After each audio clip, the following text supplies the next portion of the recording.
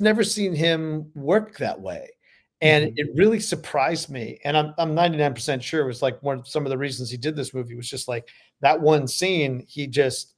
We haven't seen him do that. So if you're a Don Johnson fan, you're looking to, see something different. This is the one.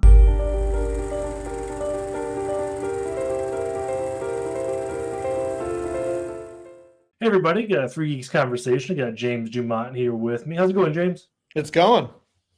Good to hear. You're an actor. What kind of got you into acting? What kind of sparked that That's a bug? good question. Yeah, I was a kid actor. Actually, it started even earlier than that. When I was my mom, there was these contests for the Gerber baby bottles.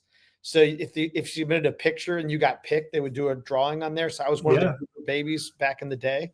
So that was like my first kind of gig as a child. And then I'm originally from Chicago, and so Chicago had a lot of great. It's where McDonald's started. So there was Sure. McDonald's commercials, and Marshall Fields was there, and a couple other, so I started doing commercials as a kid, and then I did lots of theater. Did like musicals and stuff. I think it was John and Peter Pan back in the day, part of the Jack Awesome. and Jill Players in Chicago, and went to a performing arts high school called Whitney Young. Okay. Yeah, that's where Michelle Obama was a year ahead of me, which was kind of wild. Like who was at your Yeah. school? And Yeah. then both Larry Wachowski and his brother were both the Wachowski brothers were at my school, and their sister was there as well. So a lot of people kind of came out of that school, which is pretty cool. And Yeah, so that's good. Yeah. I did a performing arts high school. Then I went to Evanston Township, where I graduated from Evanston Township. And again, a year behind me was John Cusack, and my year was Jeremy Piven. 2 years ahead of me was Joni Cusack. So that was kind of cool. Cusacks were there. So I always had these kind of like places where people were performing. I did improv at Second City when I was in high school. I was an intern at the Steppenwolf Theater Company. And then I got a scholarship to go to Boston University. Ironically, I'm working on a show here in Boston that I can't talk about. But so I'll tell you about it later. Our next interview. Please. Yeah, please. Then went to school at BU for a couple of years, and then I went to New York and did like 200 plays in New York. One of which was 6 Degrees of Separation that got me to Broadway. And then it did a national tour, which got me to Los Angeles. And then I spent 20 years in Los Angeles. Last 10 years, I've been in New Orleans, back and forth between New Orleans, New York, Atlanta. There's this like little kind of triangle work that's going down, but mostly working the East Coast. That's been my thing lately. That's awesome. I was just in New Orleans last year for the Jazz and Heritage Festival. Yeah. What a great, I love the city. I was only there for a couple of days, but what a great time. My recommendation is next time come back for French Quarter Fest, which is after Mardi Gras and before Jazz Fest. And French Quarter Fest, all the concerts are free. They're outdoors. You go from stage to stage. You can make a donation if you want. But it's like you can walk around with your drink. We have an open carry law, concealed carry guns, but open carry beer. So when we go all, no conceal, then it's going to get really crazy. It's like the Wild West. But French Quarter Fest is one of my favorites. It's right around 420. It's usually like around that second week in April. Sure. And you can literally it goes from Thursday to Sunday, and you just go from stage to stage, and you get a hotel in the quarter, and you just drink and eat and listen to music crazy for 4 days. It's pretty fun. And I love Jazz Fest, but it can get very, very hot and really crowded. Everybody's stuck in one place. Yeah. It's like we just saw Dave Matthews Band last time. That first night, right? Was he the first night or the second weekend? Second night. I think it was that Friday. Yeah. So we went, we saw that, and we had a great time. We really did. I still enjoy it. I just feel like it's just too crowded and too expensive. That's why I like French Quarter, because it's literally you're not paying for anything other than the food and the drink, and they're all there. There's food booths there, but it's not everybody's on top of each other because they're moving around from place to place. So it's one of my favorite festivals. Yeah, that sounds incredible. It's exactly what I would want out of the Jazz and Heritage Festival. Yeah. I went to, you probably know exactly the place I'm talking about, but I went to a very small Italian restaurant above an apartment Yes. Like it had like a club, but not a club. That's not the right way. You're right. It's on Frenchman Street. I know exactly where you went. Yeah. Yeah. It was the best. It was so good. It was so good. I know exactly where you were. And then my favorite bar in the entire planet is just one thing over, which is the Spotted Cat. That's my favorite place. I walked by there. I did not go in. Oh yeah, that's awesome. Next time go in there, or DBA across the street. Like it's a good time. That's awesome. Yeah, well, we're not here talking about New Orleans, but I would talk about New Orleans more because I really did enjoy my time all day long. Exactly. But tell me a little bit about Unit 234. Yeah, Unit 234 is a really great, tight thriller with Don Johnson. And we also have Isabel Fuhrman from the Orphan movie, and movies. And then Jack Huston from Mayfair Witches, but also he was in Boardwalk Empire as well. Yeah. He just directed his first feature, which is awesome, about boxing. And it's a really tight script written by Danny Steiner and Derek Steiner, rather. And our director is Andy Tennant, who directed Hitch and Sweet Home Alabama. Not known for thrillers, but man, he put together a really tight film. And the joy for me is I play Leon, who is kind of like Don Johnson's driver, right-hand man, enforcer, bodyguard. I'm everything to Don. And we shot it in Grand Cayman Island. What an incredibly beautiful place to work. Yeah. And I was there for 6 weeks, so I had a really great time working on that film. And what I really love is we released it for a week in movie theaters in 5 cities, and then it went right to video on demand. So it's on demand right now. You can get it on Apple, you get an Apple, you get an Amazon. It'll permanently reside at a streamer. They haven't announced which one it is, but I know we have a streaming deal. But for now, I would say to people, man, if you're looking for a good, tight thriller with a lot of twists and turns, this is the one. And Jack Huston, physically, the work he did was just extraordinary. And Isabel Fuhrman was just a little badass. It's just like, fun. And Don, there's a scene, I was just talking about this in a previous interview. It's like, there's a scene in the movie that Don does that I've never seen him do before. I've never seen him this incredibly emotional and vulnerable and very innocent. And I just never seen him work that way. And it really surprised me. And I'm 99% sure it was like some of the reasons he did this movie was just like that one scene. We haven't seen him do that. So if you're a Don Johnson fan, you're looking to, see something different. This is the one, and it's just tight. There's also, I always make the joke. It's like, you see the trailer and it's like all the good scenes are in the trailer. Yeah. Our trailer is good. It's a tight trailer, but the movie is better because there's these 5 other little plot twists in there that like people just, even in the audience are like, oh my God, so it's really great to if you're looking for that thriller just to kind of curl up and you like a good story, this one's 90 minutes, like just tight as good as it gets. And there is that kind of like cat and mouse kind of thing. Just when you think you know what it is, then there's this other twist and the other twist. And you can't put that in the trailer because then you're like spoiling the movie. So the good news is the movie's better than the trailer. And a lot of people say they love the trailer, and I love the trailer. But that was and I forgot certain scenes. It was like we shot it 3 years ago. So I really wanted to go to LA and be there for, in the theater experience. And I'm really glad I did, Yeah, that's awesome. Now, Don Johnson's big for me because I was a big Nash Bridges guy growing up. I watched a lot of his stuff. Do you have a specific moment in the movie you're like, man, I get to work with Don Johnson, or was it never like that? Because you're with him so much. I haven't done, I don't do fanboy too much. Fair, although, deep down, I'm like, I kind of keep it into myself. I think one time I kind of had that happen where I was doing Ocean's 13. Yeah. And there was a scene that I was, Al Pacino was in the movie, but I originally was mostly with Al Pacino. Yeah.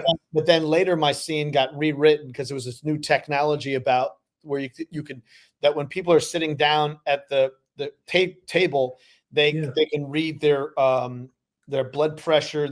So they're not cheating. So there's a way they can look at their see if they're dilated, or they're using like technology to kind of like. So there was a new system that they had to do. So they had to so I did the scene. The first scene I did was with Al Pacino, and I did it. I was like, I got this. And then literally he walked by me, like in the beginning. He's in like a $10,000, like tuxedo. Easy. $10,000 watch. And his cologne, I was just like the whiff of his, I was like, it's Al Pacino. Oh my God. I had to come. Whoa, James, whoa. Just another actor in a scene. You're just working together, relax. But yeah, I had a fan. That was my big fanboy moment, was with him. And, it turned out that my sister knew my sister's kid, my niece and nephew, or my niece, I think, would play with like his kids. And so I like was able to kind of drop a name and like some artist that he was like a big fan of, and have another conversation about art with Al Pacino, which is kind of wild. So that was one of those fanboy moments I had where I just kind of like, and I didn't have that with Don. I think that the difficult challenge we had was our first day of shooting. Sure. It was announced that Bruce Willis had his very close with Bruce. In fact, he got Bruce's first kind of job on Miami Vice, and so that was hard. Our first day of work was just him really kind of getting his head around hearing that news, because he didn't know that information. And so it was just kind of a difficult way to start. I think we got time to work a little bit, but no. And you made me think about the other time that I kind of did a fanboy thing is I did the movie Speed. I'm in the opening scene of Speed, and Dennis Hopper like stabs in the head with I think it was like I think it was just a screwdriver. He just gives me a screwdriver to the head and like takes me out like immediately.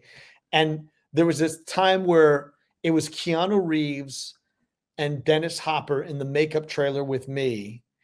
And the two of them were talking about a visual artist for some reason. Because I guess there was a painter that was going to make his first feature. And Dennis really was a collector of art, all different kinds of art. And it was just like Keanu Reeves and Dennis Hopper talking about art. I was like, okay, this is awesome. Like, no one's going to believe that these guys are so, that they are such they know their art. Like, they know art history. Like, no one would believe, dude. Yeah, that's the thing, man. Like, yeah, man, that's the thing. It was just like, that was one of those kind of fanboy kind of moments too. And a little bit, I've had a few more than one. Sure. That's incredible. But you mentioned kind of being on a really cool location, and it's not a terribly large cast. Were you able to kind of hang out with your co-stars at location? Stuff?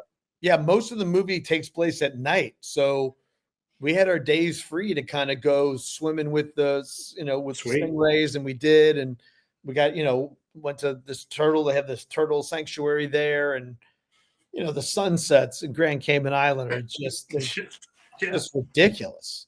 Yeah, it's like the sunset takes an hour. Like, it's not like other things like, oh, okay, it's gone. It's like, no, it goes this color and then another color, and then it stretches out, and then it's orange, and then it's burnt orange, and then it's yellow, and then blue, and like it's just I kept putting them up on Instagram, and people just kind of hating on me. Just like, look, listen, I do 50 to 100 job interviews a year. Okay. To maybe get 1 or 3 jobs, and then when you get one of these things, it's like, you have to enjoy it, like all of it. So everybody's like, oh, great. James is another sunset. Great. Thanks, James. I'm stuck in my shit job, it's like, but it was one of those things where, I try to do this as much as I possibly can. It's like, it's not so much about me.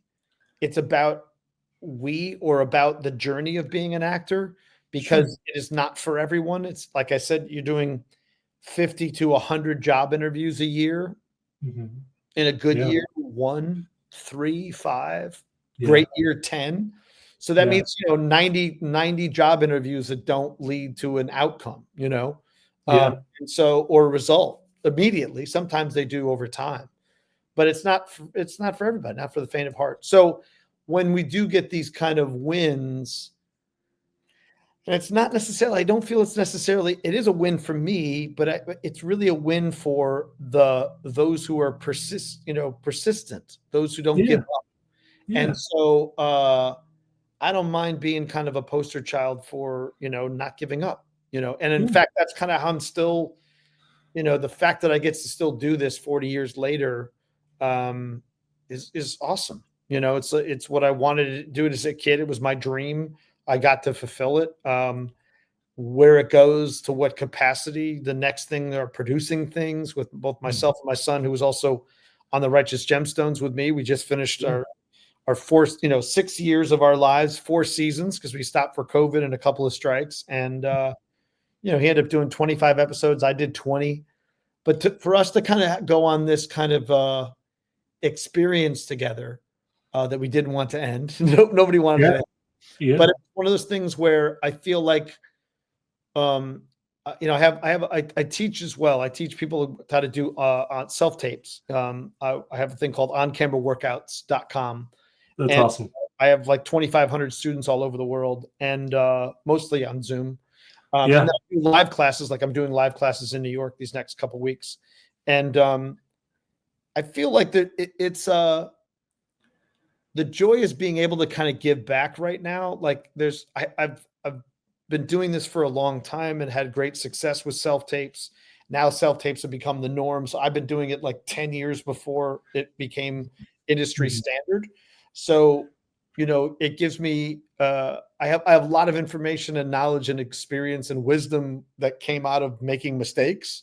And so I feel like it's kind of my responsibility to share as much knowledge as I can and try to help people to avoid the pitfalls of kind of falling into traps of resting on your laurels, thinking, people are going to be, that you're entitled to anything, which is a really kind of tough. I always say entitlement's this kind of like double-edged sword. Sometimes it's your sense of entitlement that can get you into trouble, but also your sense of entitlement can kind of force you to not give up a little bit, so there is this kind of, I try to instill and share as much as I can about the process of being an actor. And when it comes to, look, for example, this job that I'm doing right now, it's like I auditioned for this same casting office for 4 years, and I did 33 auditions in 4 years. I got 14 callbacks, so almost half I got called back. And then 4 times they put me on a pin, which is between me and somebody else, or availability, checking my availability. Sure. And then finally I break through with this one job. So it's like 33 attempts, 14 coming close, 4 times coming really close, and then finally booking the thing. And it's it's not, again, not about my ego or anything like that. It's just a matter of reality of what it takes to kind of continue to fight, to continue to try to do what you want to do, and to tell stories. And so, and I know we're at a difficult time where, funds are being cut from the arts, which is like artists are going to be, and we're finding ways in which to kind of cut back on things that are, that I think are necessary and mandatory. What's very funny, it's like when COVID hit, what did everybody do? They were voracious for listening to music. They watched billions of hours of content. So at a time that we're all facing this life, death, plague, what do people do? They turn to us, storytellers, the artists. And so, we weren't as essential workers as people in the medical field, that's for sure. But we were pretty essential that when people really were looking for some solace and kind of peace, sanity in the insane time that it was, which I also believe helped the planet for, give us more time here. 100%. Yeah. 100%. You know what I mean? Like, there were some positives that came out of grounding planes and closing off, buses and trains and, and less pollution in the air, but we're back at it. So I mean, can't keep it down. Yeah. Stripping away those regular, just let them poison in water. It's no big deal. Just let it happen. You'll drink it. Maybe humans aren't supposed to be on the planet. I don't know. Maybe the planet's going to be fine. Humans on it? I'm not sure. Yeah. Oh man, that was a joke, right? Oh man, what was his? Oh man, I remember him. Oh, that's all right. But no, he was an epic comedian. He had a very similar thought. I forget. More than likely it's George Carlin. There's no two ways. Yeah, 100% of George Carlin. 100%. It was definitely George Carlin. And George Carlin's like, yeah, the planet's gonna be fine. Just people on it, not so much. Yeah. I mean, you know, don't worry about the planet. Planet's not worried about you. They're just getting poisoned. So figure it out. Because I remember there's a lot of things. I saw George Carlin's show. It's a great one to watch. It's on YouTube. It's called The Big Club, and he did it when the first Bush, I think it was 90. Yeah, 1990 when first Bush was in office. Mm-hmm. He did the thing called The Big Club. It's a big club, and you're not in it. You know, it's like yeah. And it's as if he would have done it like just yesterday. Everything. This is from 1990.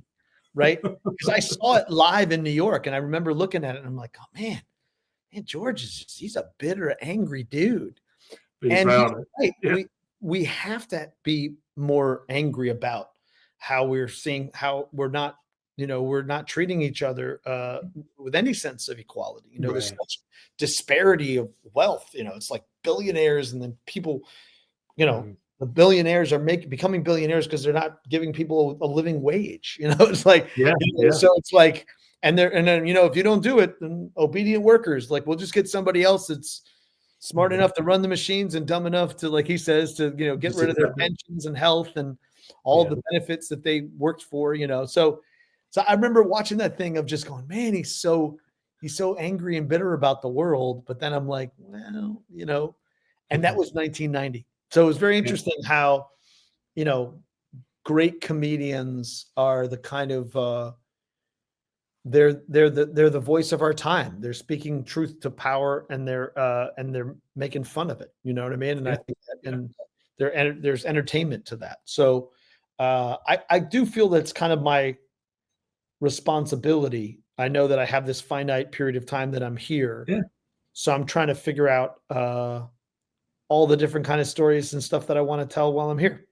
Sure. No, that makes a ton of sense. Yeah. And we touched on a lot of stuff that I want to kind of poke at, but go ahead. I did want to ask about the Righteous Gemstones and working with your son. Like, how cool was that? Like, that's something I was reading about, and I was like, man, that had to be really super, either really cool, or there's something was like, man, I'm with my dad. Like, I don't know. No, really cool. I mean, there was none of that, but like we have this ongoing fun with it, which was, I got cast first. I had to remind him, like, I got the job first.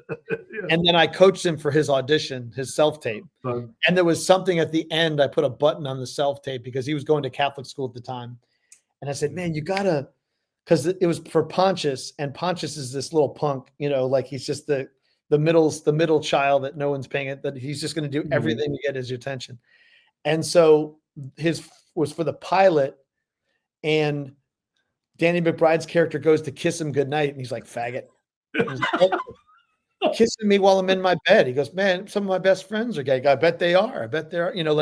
And so then he kind of punishes, you're going to get a timeout. He's going to give him a timeout. So there was a scene about getting a timeout and doing something. And it's because Danny's character had done, like, if you watch the show, Danny's character had, like, I'm not spoiling anything, but in the pilot, Danny's character was totally hypocritical. Like, so he was coming down on Pontius, and I said, look, man, you got to come up with a Bible quote that's something like, he who lives in glass houses shouldn't be throwing stones. It's like, you should not be, you're not any holier than I am, So I was like, so he had, like, he came up with some, like, Bible quote. And then, like, within days they called up and they go, yeah, Danny wants to meet Kelton, to do like a little improv, to know each other. So they flew us out to Charleston and we met with Danny. And then I got to meet him because I've been trying to get on there since Eastbound and Down and Vice Principals. Yeah. And I've been wanting to work with this dude forever. And then, he had his call back and I got to meet Danny. And at a certain point, Danny was in the trailer one time with Kelton and I, and he's like, man, I got 2 DuMonts on my show. He was like so enjoyed by that. And we were just, we spent Father's Day together, working on. Oh, that's fun. Yeah. So, it's kind of like, it's one of those things when I've said this to Danny many, many times, how appreciative I am of just having this experience with him, but then to do this with my son and have my son grow up, as his dad, his TV dad for 7 years. Yeah. And, because he started when he was 14 and he finished when he was 21. So it's like, it's been crazy. Like your teen years are documented on a TV show. So yeah, now the deal is I have a feature that I wanted, that I'm going to produce, that my son's going to be the lead in, and I have a supporting role in that.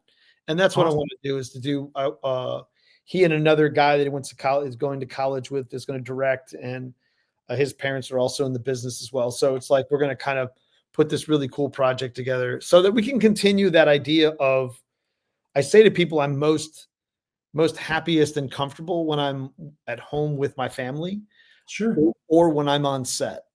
And the fact that I got both of those, it was just like joy of joys. Another project I did with both my kids, Steven Soderbergh was directing it, and for HBO. And then three of us were in like we're doing this really cool TV show together. All three of us are on this in the thing with Steven Soderbergh behind the camera and directing. And I was like, guys, do you understand how amazing this is? Like, right. That we're all on the same project, and we're working with this Oscar-winning director who ironically went to the same high school with my wife. And so it's like, it was this kind of a crazy. Fun.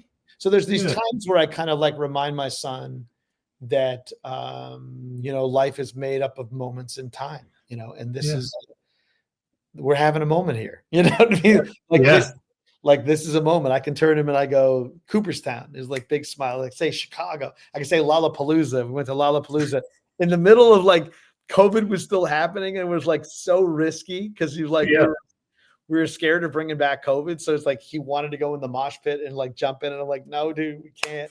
Yeah, we got to come in, you can see Tyler the Creator, but we got to go back. Like we can't. Mm-hmm. And then we get to set, and it's like Joe Jonas's driver gets COVID. We're trying to avoid it, and here we are. We're getting it from the chauffeur. Like it's being passed from the chauffeur.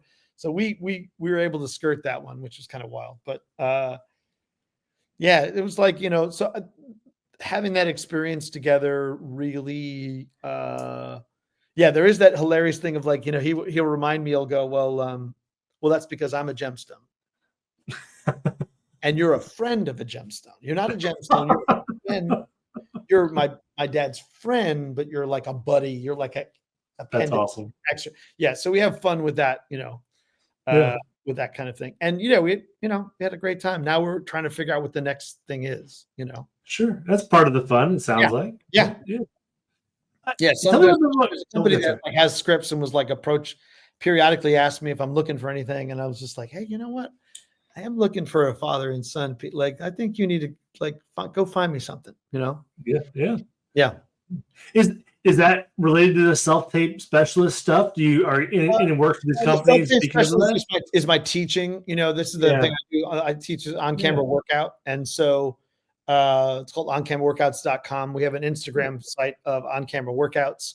And I wanted people to learn it is the way it is in the 21st century now is, the economic environmental impacts of putting everybody in the same room to make casting decisions doesn't make sense anymore.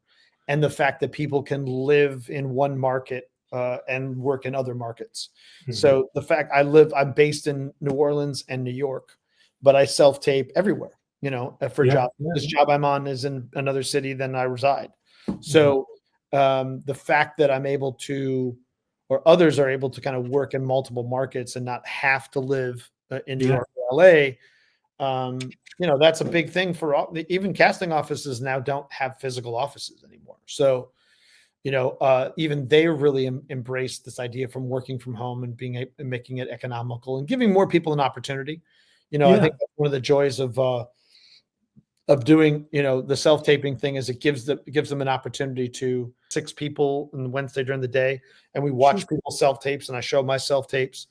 And then I do a live class for like 8 on-camera people, and then as many observers as we can get. Mm. And then I do another live class. I do core work where I teach people a 3-week class where it's from script analysis to eye lines in terms of the frame, in terms of bringing the bringing the nouns, person, places, things, and events that are on the page to some visual life, because film and television is a visual story.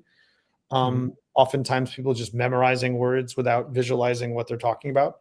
And I feel like that's the difference between a good self-tape and a great self-tape. So I try to share, and on Instagram, on our on-camera workouts, I throw up my auditions next to the scenes that I did. And this for Unit 234, I have my audition still, and I have the now I have the whole movie, so I'm going to be able to kind of like show you the self-tape that led to the job. And so, those kind of things I think are valid and important, because everybody's going through a particular process. And now self-tapes have become such the normal entryway and ways in which the people can continue to work. I'm teaching from my on-camera experience from being on camera. I think there's other people teaching. Casting directors have been really helpful in kind of the likes and the dislikes and the things that their subjective tastes, but the other side to that is they're talking about curation of art as opposed to creating it. So being able to watch self-tapes is one thing. Being able to coach somebody on how to effectively have a self-tape is something else. So, I offer something like actor to actor is really kind of what I offer.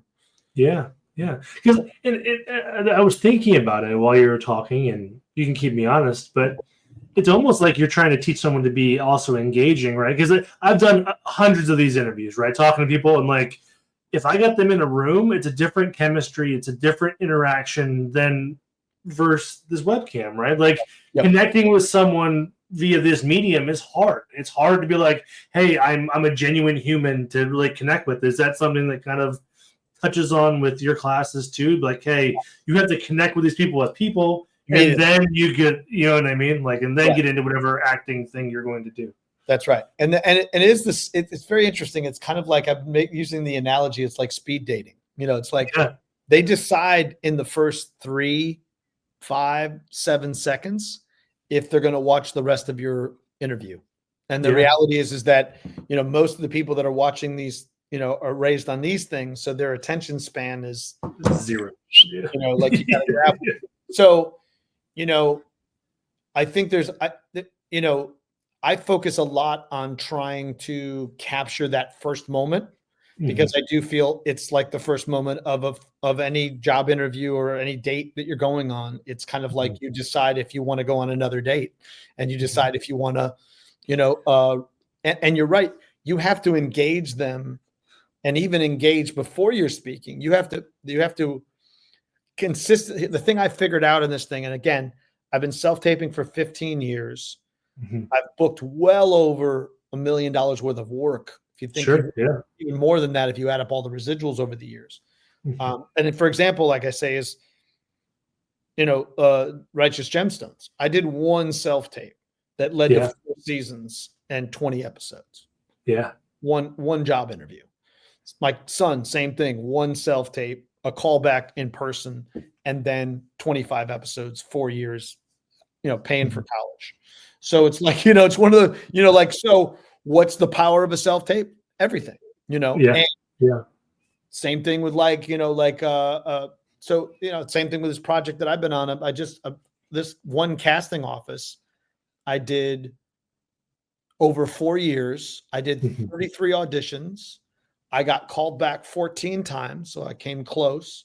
And then 4 times it's called a pin or a veil. A pin, it's between you and another person. They're pinning you. So, and then a veil is just, we just want to make sure your availability for this time period or when we're shooting.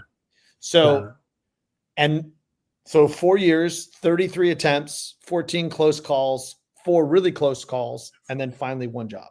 So that's just one office, and there are hundreds of offices all over the world.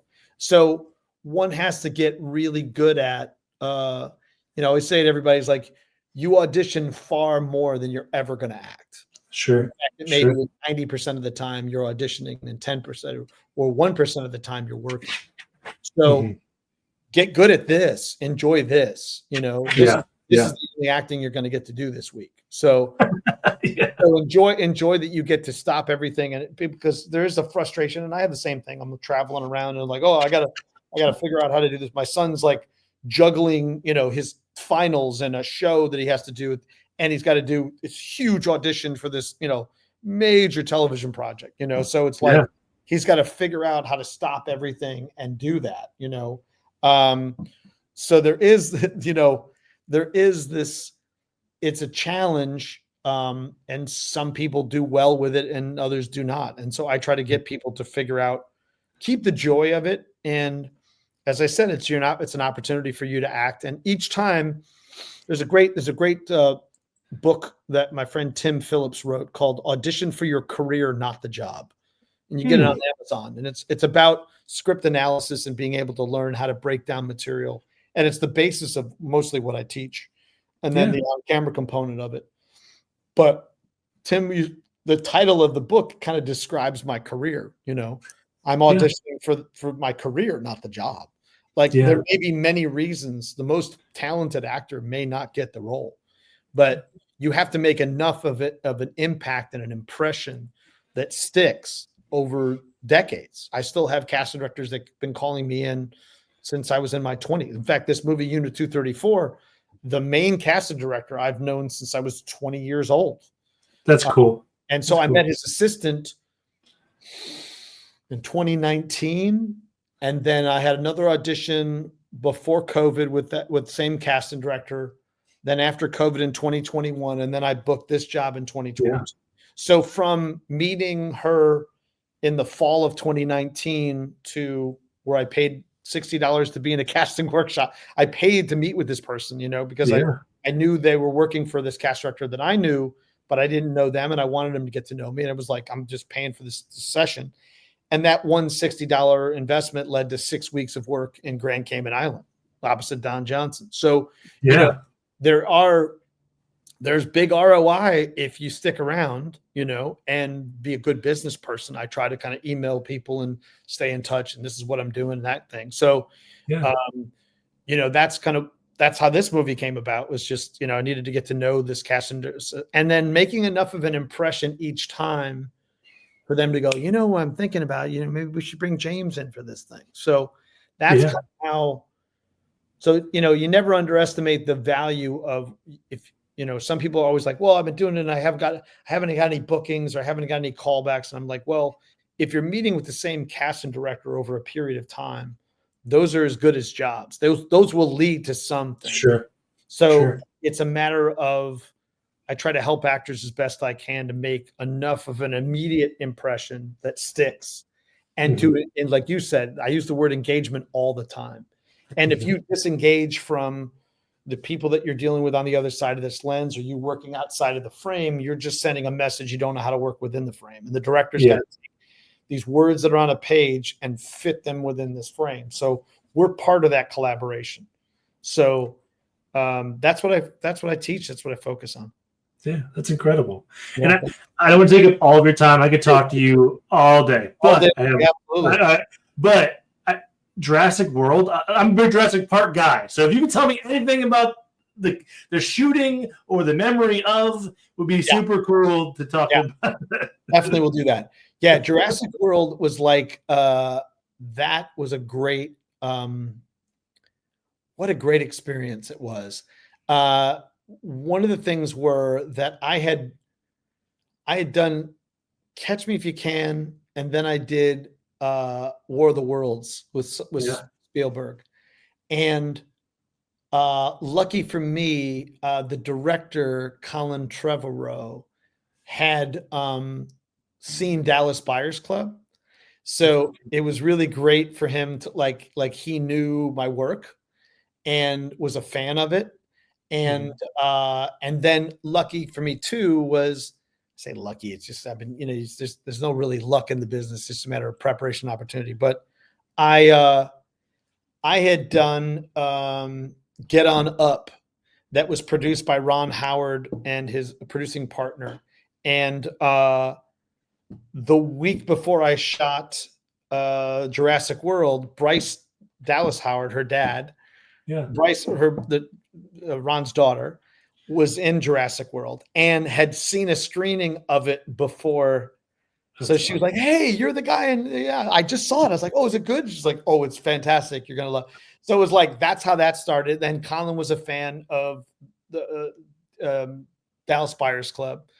And so that was a nice way to kind of start off as, people familiar. And then Colin had a very hilarious thing that he did that I teach everybody now. It's like, because I didn't take the best advantage of it. When I do self-tapes, I always say to them, give them a second take unless they insist on one. Give them another one. Have another one ready to go.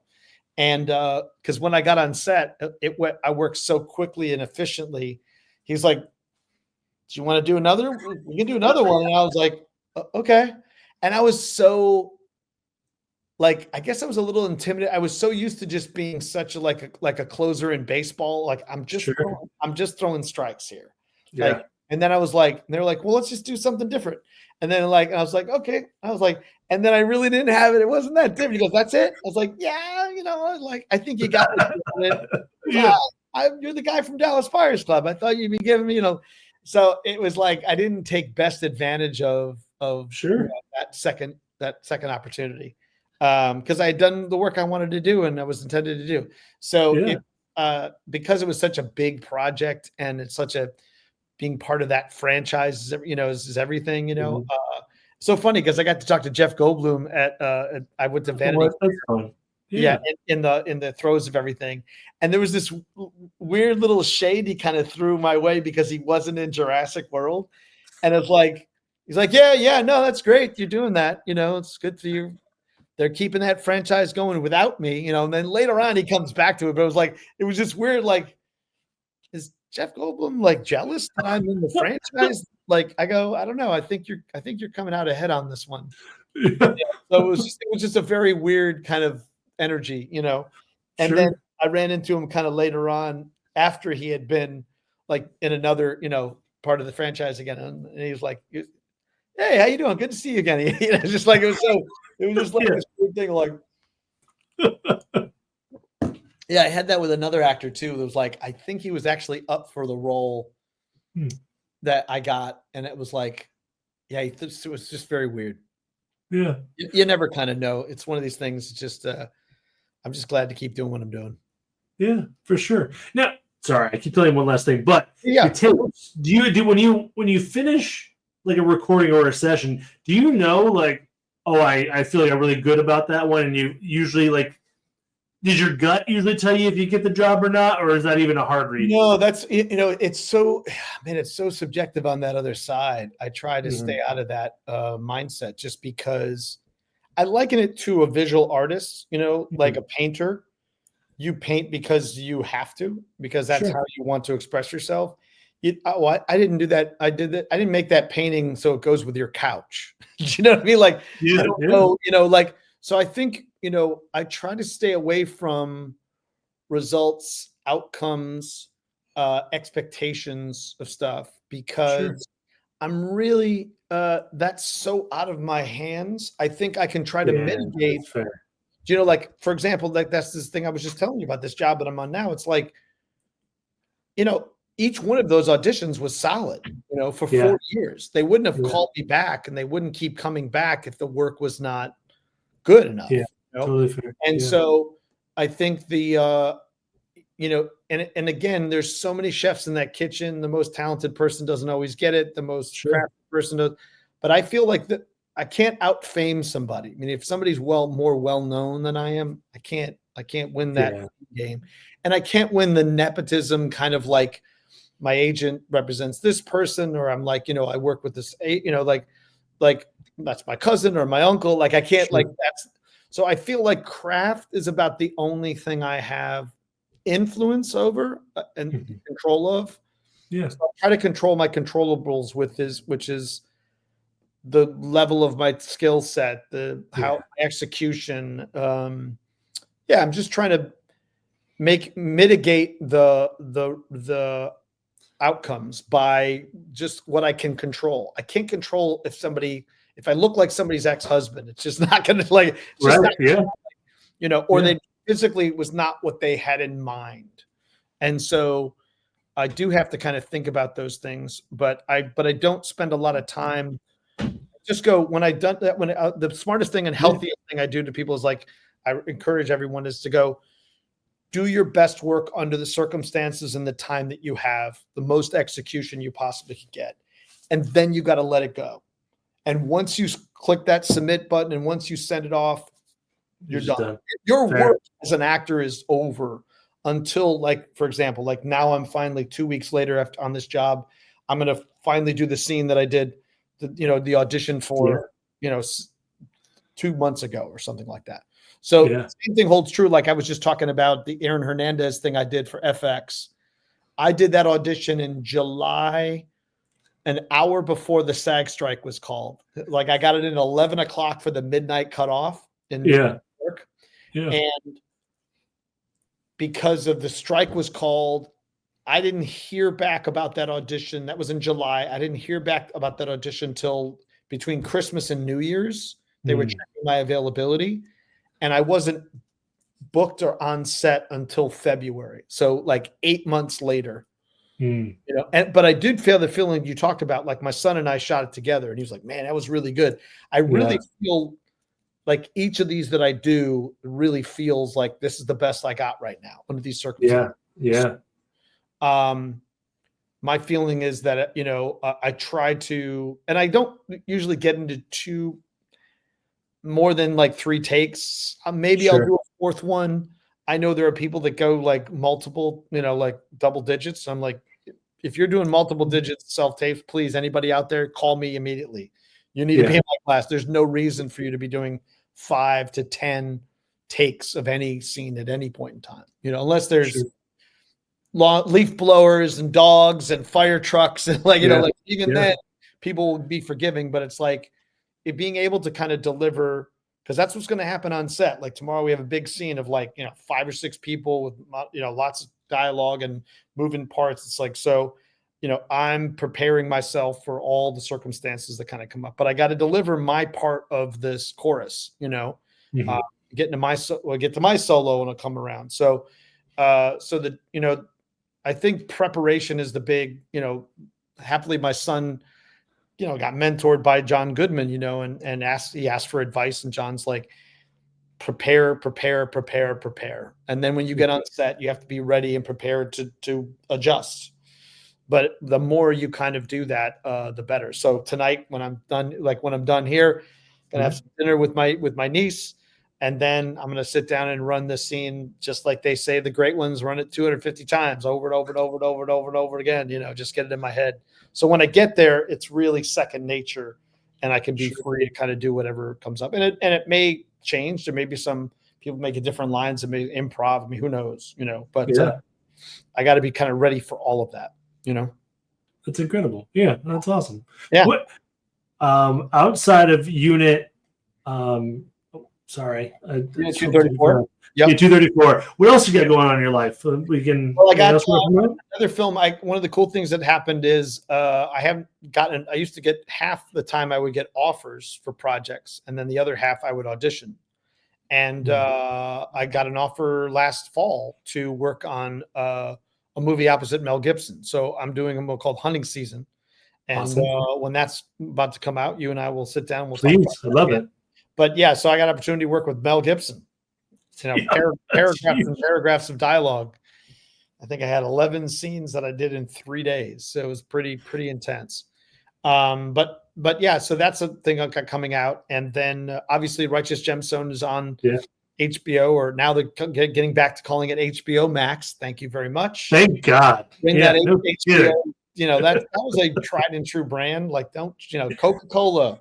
Let's change the brand. I was like, no, let's not.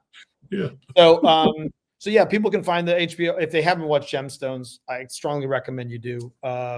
Season 4 is a great way to go out. But we got Bradley Cooper in our first episode of season 4, which is amazing.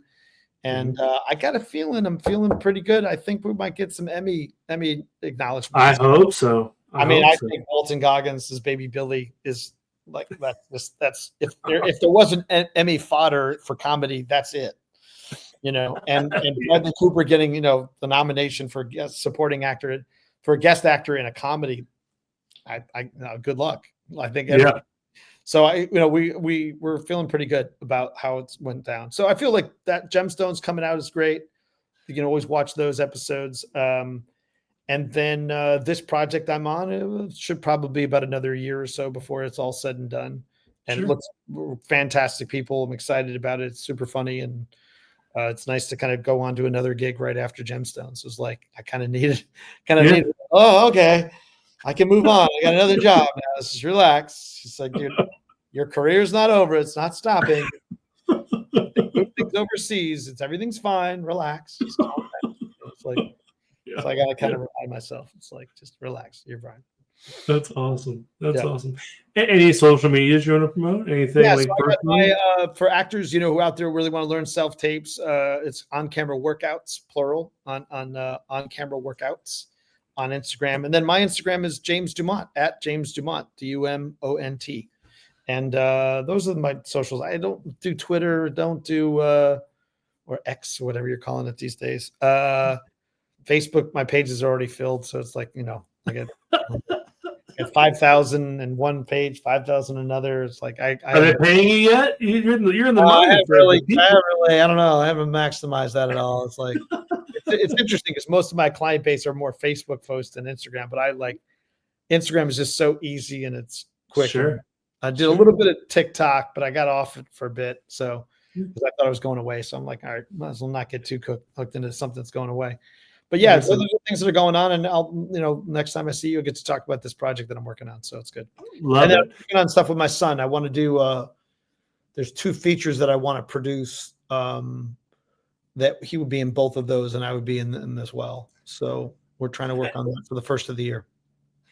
Is that your first foray into producing? I produced 3 features before. I did one called Cellar Door. If you're like a big horror fan, that was a cool little movie I did. This little torture porn. It was just a little. It's just too much fun. And that's one that I produced with some other my partners and stuff like that, and I'm in that as well. And then I did another one called Statistics, and then another feature. So I did 3 features total. Awesome. And so the other 2 I was for hire. I think I did 1 role in Statistics, but it's just a small little cameo role. And then so that's what my focus is. That's kind of what I'm doing these days. Is I want to start to produce things with my son. In it. Love it. So we're doing stuff together. Love it. Yeah. Do you have other children, other family members you're trying to bring in too? My oldest was an actor, and then has now been writing, and kind of like they did the Bonnie and Clyde miniseries. I did the same. I was in the same one. Yeah. And then we all did stuff together on a HBO project with Steven Soderbergh, where all 3 of us are in the same project, which that was pretty fun. Yeah, that's awesome. Like more want to write and do more community action stuff. So cool. That's going to be the focus. But yeah, so it's my son and myself for now. Awesome. We're the on-screen folks. So love it.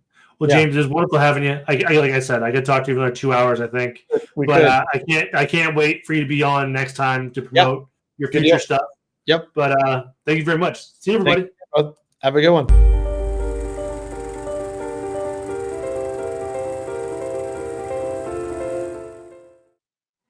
What is going on, everybody? I am super excited for our guest tonight, Ernie Altbacker. How are you doing? Good. Thank you for having me on, Jason and Justin. So we formed the 3 Geeks. Is that it? I'm the yeah. That's correct. Our magic rings enter the circle and become 3 Geeks. Wow. That's good. All right. Mm-hmm. I'm honored. Thanks. So before we get into your career, I want you to take a moment and tell us about your Kickstarter. All right. So it's called Area 51 Studios. And basically everything you know about Area 51 is wrong. It's actually a soundstage where alien producers make galactic reality TV. So it's kind of like if you like behind the scenes shows, like the Larry Sanders Show, or more recently Seth Rogen's The Studio, mixed it with Men in Black, and also some weird Monty Python-esque bits of, the kind of Monty Python-esque violence is in there too. So if that type of thing, if you like Please give it a look. I'm also going to say for anybody that listens to this later, I mean, I guess until the Kickstarter stops, but if you buy something printed, the novella is also there, and or a printed issue number 1, we will give you exclusive stickers if you leave a comment on the Area 51 Studios Kickstarter message board with hashtag 3geekspodcast. So we know to give you stickers, but it's got to be something printed. I don't want to, I know that it's kind of a tough time for everybody, but even if you want to just leave a comment or a social boost, that would really be very much appreciated. Heck, if it was a choice between me getting somebody a donor for $20 or getting $21 notice, donors, and they would each leave a comment, that would juice the heck out of the algorithm. Actually, I would much rather have the latter than the former. But I met the artist Josh White at Comic-Con. So how geeky is that? At the Comic Connection? I'm sorry, the Comic Creator Connection, which is a panel that they have every year, and it's kind of like speed dating for comics, for people who want to make comics. And so I met him there, and we kind of teamed up to do this. So that's awesome. Thanks. So judging from your work, have you been a big comic book fan for a long time? I have. Yeah, that's probably my gateway drug into the genre stuff that I love so much. Comics and books, but when you're a kid, that visual is like really great. There's nothing like a rampaging Hulk. You're like, oh my God, this is so good. The books come a little bit later. What was your first comic book?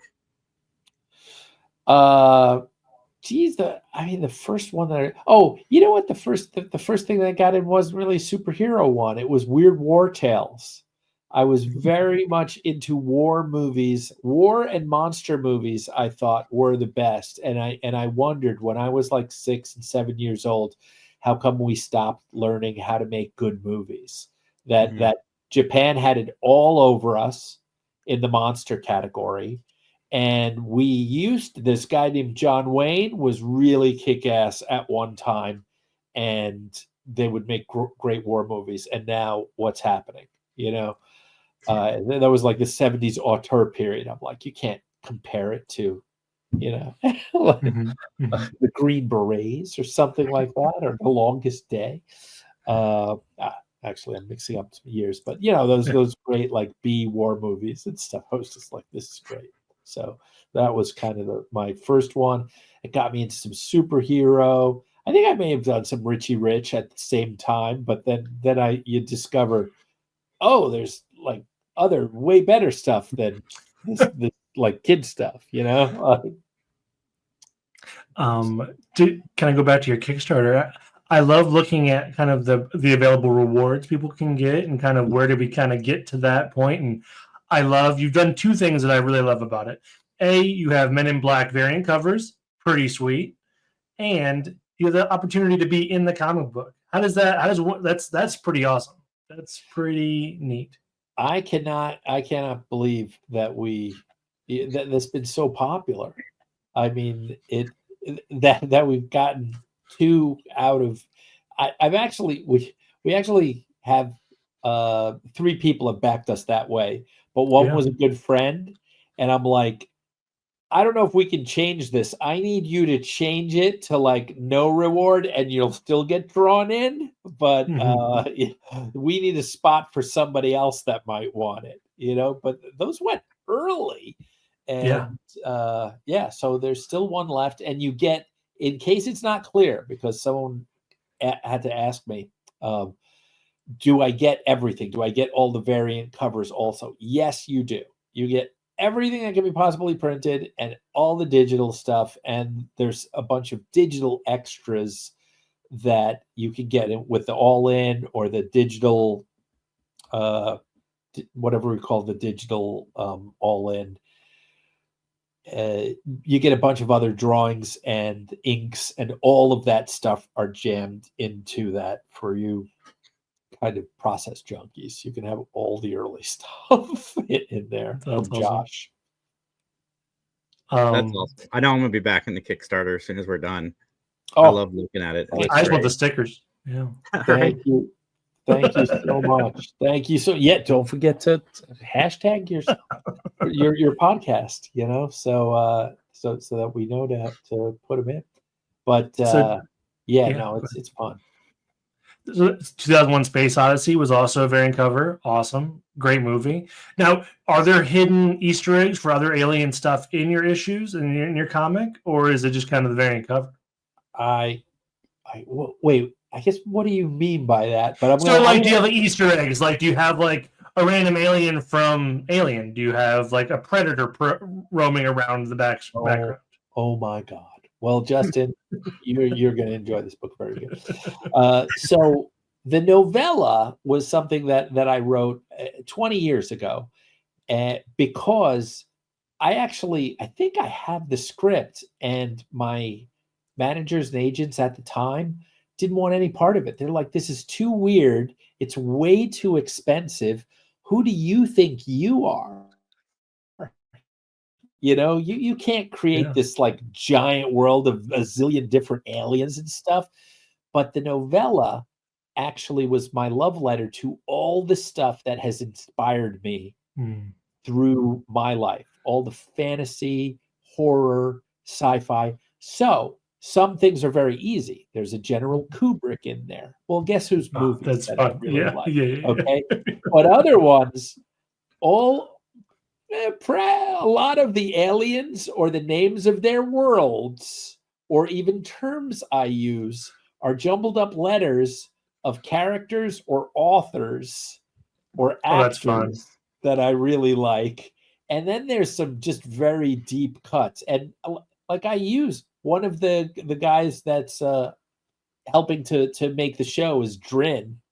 I think you can see him in some of my posts, right? He has got like the ill-fitting bodysuit, but hanging off his thing, including things that I make up, like a morphing wrench, right? So it morphs into different sizes, like the Amazing Changing Man or whatever. Is he's got the sonic screwdriver. He uses it. I just like name check everything that I enjoy, and then it gets into stuff that is really deep cuts, like from Cordwainer Smith, which is this sci-fi guy that was also a secret agent in China during World War II, and he wrote sci-fi on the side. But his stuff is really good. It's really smart. A bunch of short stories and a couple of other things, but he's got a complete world, and he liked the characters like 5-6.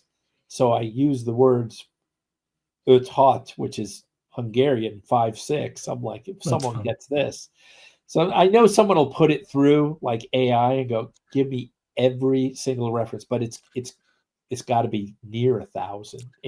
That's awesome. That's so good. Yeah. In the novella. Now I'm not sure if we can get all of that in the comics in the 4 issues, but we're getting a lot of it in there. And background characters. It's like, what's that? What's that? Is that Yeah. There's a lot of stuff. It's incredible. We got to talk to you about your career. Your first 2 things that you wrote for television were Ghostbusters and Spider-Man. Like, you came out of the dugout swinging for the fences. Like, how did you get involved with those projects? Well, I'll tell you, I owe most of my early career, and what am I saying? There's several people that I owe my career to. One is John Semper, who was the showrunner of the Amazing Spider-Man cartoon in the 90s. But the person who got me in front of John Semper so I could be hired by John Semper is Jim Krieg. And so I've co-wrote that Ghostbusters with Jim Krieg. And I was on staff Spider-Man with Jim Krieg. And in fact, he was the overseer of, let me see, I think Batman Hush, but the later ones, he took over for Alan Burnett. If you know, take a look at their resumes, and it's quite amazing. But he recently wrote all of the Crisis on Infinite Earths trilogy movies. Mm-hmm. Like he wrote those. That was and Flashpoint and a bunch of others. Gotham by Gaslight. So yeah, I've written a bunch, but it's through those two guys giving me these assignments. You know, I had to earn the first one with like nobody knowing me, but then after that, yeah, I've known Jim for a long time. We went to film school together. Oh, nice. I was going to ask you, because you did some directing and producing. Is that something you hope to do more of in the future? No, I'm too old to get into that new hobby. I mean, I'm getting into comics. That's what I'm doing. I like this. I like this kickstarting thing. I got a lot of great ideas and stuff that I didn't get to pitch, like DC or Marvel comics, and I'm gonna just switch them over because the stories are so solid. Make them, different thing, and just create my own little universe. But I did enjoy the directing. I don't think I'm the guy for directing. I like it when I leave a project and I get to go do 5 more things. The people that your great directors, they can target lock and focus, but they're with the project 2 more years after. They might be juggling several projects, but they're with it for 2 years. I write this thing in 3 to 6 months, and most of that isn't on me. It's waiting for notes, because people have a lot of time, or a lot to do in the exec positions. They're giving notes on 1,000 things. So you just go into the queue. And then when you finally get it, then you're like, right, fast. And then you give it back, and then you wait a while. So I get to do like, a lot of different things, and then have a lot of different, credits. But directors, they're like, they got to make all these I there's meetings. I don't like too many meetings. I just I like being in my writing hole and writing. I can either make stuff or you take all those meetings. One of the two. That's it. One of my favorite things in life is The Wizard of Oz. I liked Wicked. I liked Return to Oz. I even liked the Sam Raimi movie. What is Lost in Oz? And how did you get involved with that? That was an Amazon show. It was pretty cool, but I was called in at the very end to do a couple episodes. I think 2 out of the last 6, along with another writer, talented guy, Gavin Hignett. And I think it was just to shore up some story, or it needed to be speedier to finish on time. So it was just like calling in. It's like, here's some pros for you guys that have made this show that we like, but you have to be faster, and they're going to be your hands. And so I didn't really like have a lot of creative stuff on that at all. It was run very well by the people who ran it, whose names I'm forgetting. That's fair. Yeah. What was it like working on Constantine? I was lucky enough to chat with Matt Ryan for like 10 to 15 minutes last year for a bit, and every time I see him in a project, I always like to ask about it. So I was working on Constantine. Oh my God, so I did the House of Mystery, Constantine. Yeah, and also Justice League Dark, where he appeared. Oh, I forgot he was interweaving in there. Yeah, I forgot. Right, yeah, you're right. And then he's also very much in Justice League Dark Apocalypse War. So he kind of resets the universe. He's a great guy, very fun. He's the voice I always hear now when I'm writing Constantine dialogue. He really gets it. He can do all different types of Constantine, and all of them are valid and fun. But I like his more serious Constantine, as opposed to like kind of the really goofy and comedic stuff. How League of Legends got at the last season or something. Like I like the first season's a little bit better, and the show. The show, I was like, oh, make it more gory, right? Make it more horrible. Like, let's get some Garth Ennis Hellblazer stuff going on here. That's what I would like. But he's my favorite character to write, actually, Constantine. That's why I use him as a little head. That's awesome. Yeah, the Avatar. So when you get on a DC project, are you handed like, here's a rough outline of where we need the story to go, or how much freedom do you have as a writer in those types of shows? No, we have to pitch. Well, it depends. Is it on is it based on an existing property? So obviously we use that as the lodestar, and we try and get in, contrary to opinions, we try and get in everything we can. But the animated movies are far shorter than usually the comic runs. Batman Hush is 12 issues. There's no way. Plus, they're not infringed, but kind of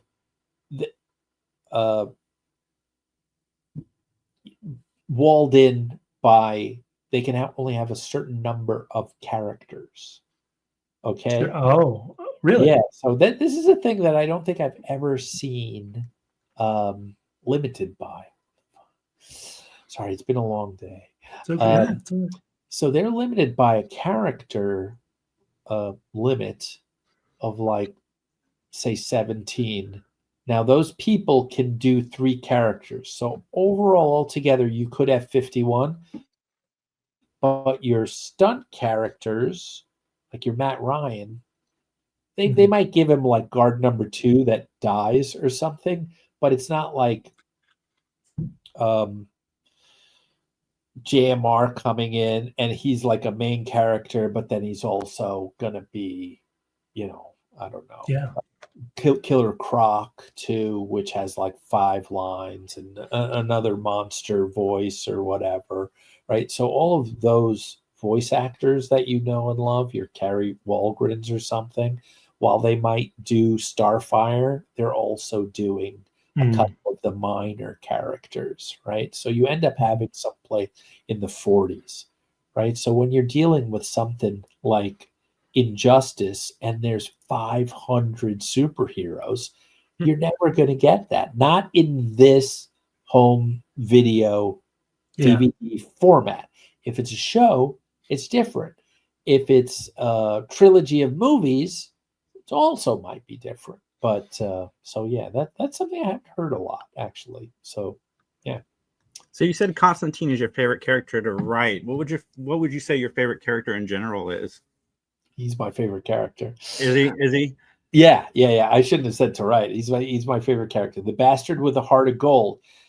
Close by, more heart of gold, less bastard, but they're very close together, is Guy Gardner. Oh, fun. Yeah, so those two I think have he's on the dark side of that. Say we have the neutral line. So Constantine on the dark side, and equally away from that line is Guy Gardner on the good side. Okay, everybody likes to write Batman. I love to write Batman. He's great. You can't. It's fun. And Hush must have been awesome, right? The Riddler, everything about that. Oh man, that's probably a lot of fun to get involved with. You like they kind of don't want you to write jokes for Batman. Like he never really does a joke, but he might say something that's so serious it turns out funny. So they were constantly busting me for that on this. Like, come on, he can't be like setting up and like, oh, that was great, Constantine. Good effort. Like they're like, no. But then I got one in there. Or it was Alan Burnett rewriting me, where it was like, I think Orchid was mind melding with him and going, your life is patterns of darkness and pain. How do you deal with it? And he's like, I have a butler. Like that's about all you can get as far as like there'll never be well, I mean, I guess the Jim lean in Adam West. The Jim Carrey Batman. True. Yeah. I mean, I'm sure there will be. Yes, you have Batman 66, but not in usually in the comics, I don't know if DC would like. That's fair. Here's zany Batman. Maybe in a shark repellent. Yeah. Maybe in an alternate universe, he's like Bizarro Batman, where he's like, that'd be fun. I just flew in here last night. Boy, are my arms tired. Like everybody, they're so sick of him. He's like, oh, that guy, he's always cracking jokes. Our Batman. I would love that. That would be kind of good, actually, right? Now that I'm saying, I'm like, oh, I could write the crap out of that, actually. Yeah. Well, as a Guy Gardner fan, are you excited to see Guy Gardner on the big screen in a month? Oh, and the show. When's that Peacemaker coming out? Oh man, soon. Yeah, I can't wait. I'm so excited. And I think it's man, is it this week? I want a new dance thing. A new dance. They didn't fill in as Guy Gardner. Maybe that because we all wanted him as the regular Hal Jordan Green Lantern, but then that didn't happen. Obviously, Ryan Reynolds, I guess, to his dismay, scooped that role away. and but maybe this is the one. Maybe he's like the perfect. I didn't put it on him that he would be as good as whatever little clips we've seen that has him of being Guy Gardner. His whole face is screwed up. He doesn't look as handsome as he usually does, like in Castle and shit. He's a hell of an actor. You know what's funny is one of the things I like about James Gunn is he will lean into the comic books, and that is like Nathan Fillion has the bull cut. He looks ridiculous, but it's Guy Gardner from the comic books. I know that one, the bowl cut one, is just fantastic. That's like Bruce Timm when they did Justice League. They're like, no, I want bowl cut God. Yeah. Okay. I didn't get to write for that one. I was like, what's one of your favorite projects? Sorry, excuse Justin. me. What's one of your favorite projects that you've done? I really like I love doing Batman Hush. I really like the first Justice League Dark, but just for I think I got like for a second there I had the Dark Prince, the Reaper reputation from Justice League Dark Apocalypse War, where we were just mowing down characters. Part of that was James Tucker too. He was like, I'm going to be like a bad hotel guest and make that room unlivable. The bad tenant leaving is just like, ah. So he was a willing partner in it. It wasn't only me, but hey, it was an Elseworlds. We love the characters. That's awesome.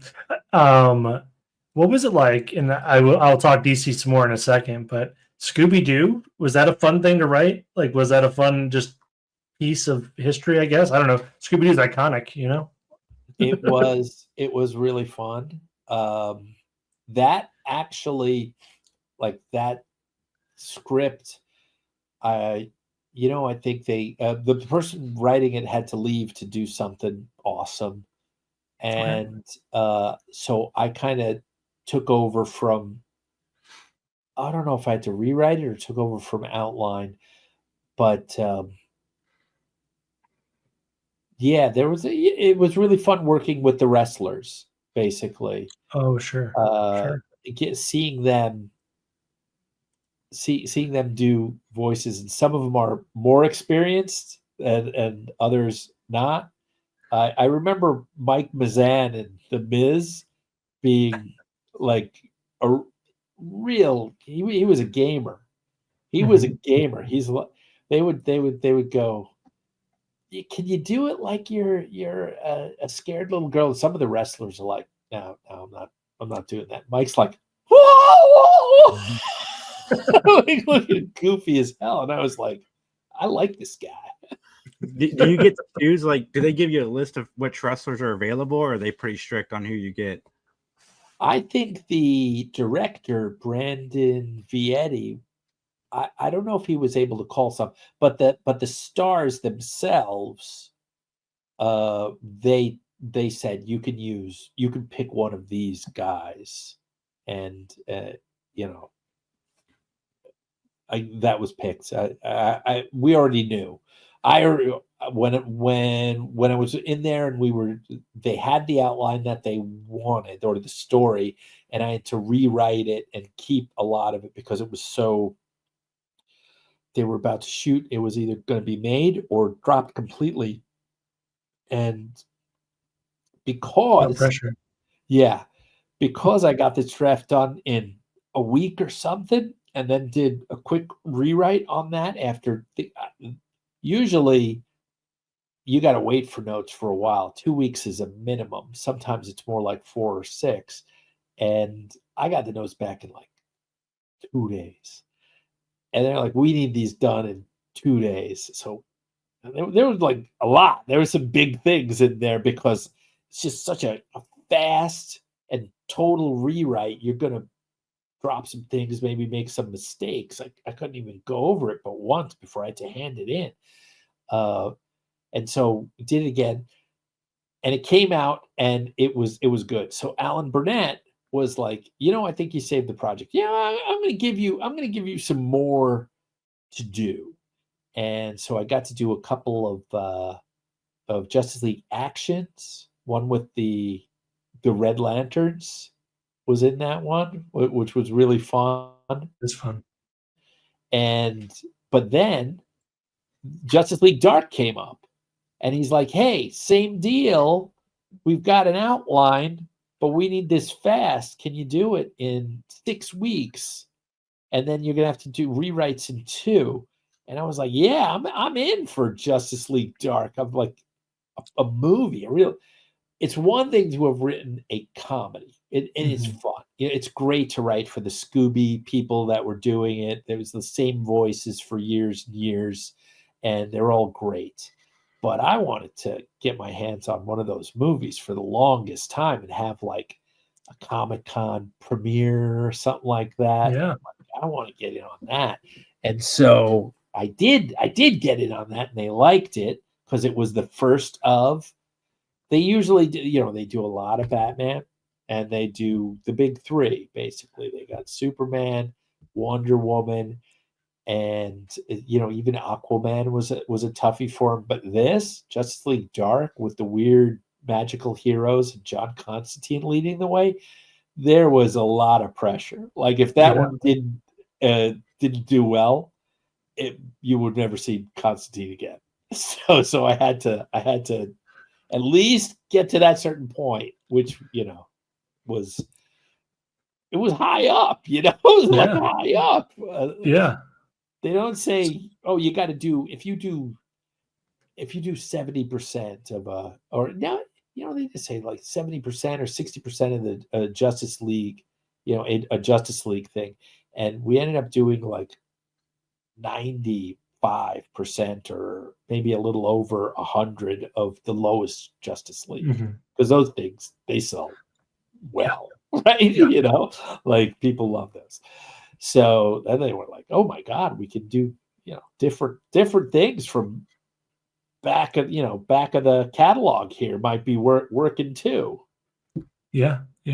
So with DC animated stuff, like it is like the pinnacle of animated like movies, in my opinion. Like for the long run of being like the most regarded thing, in my opinion.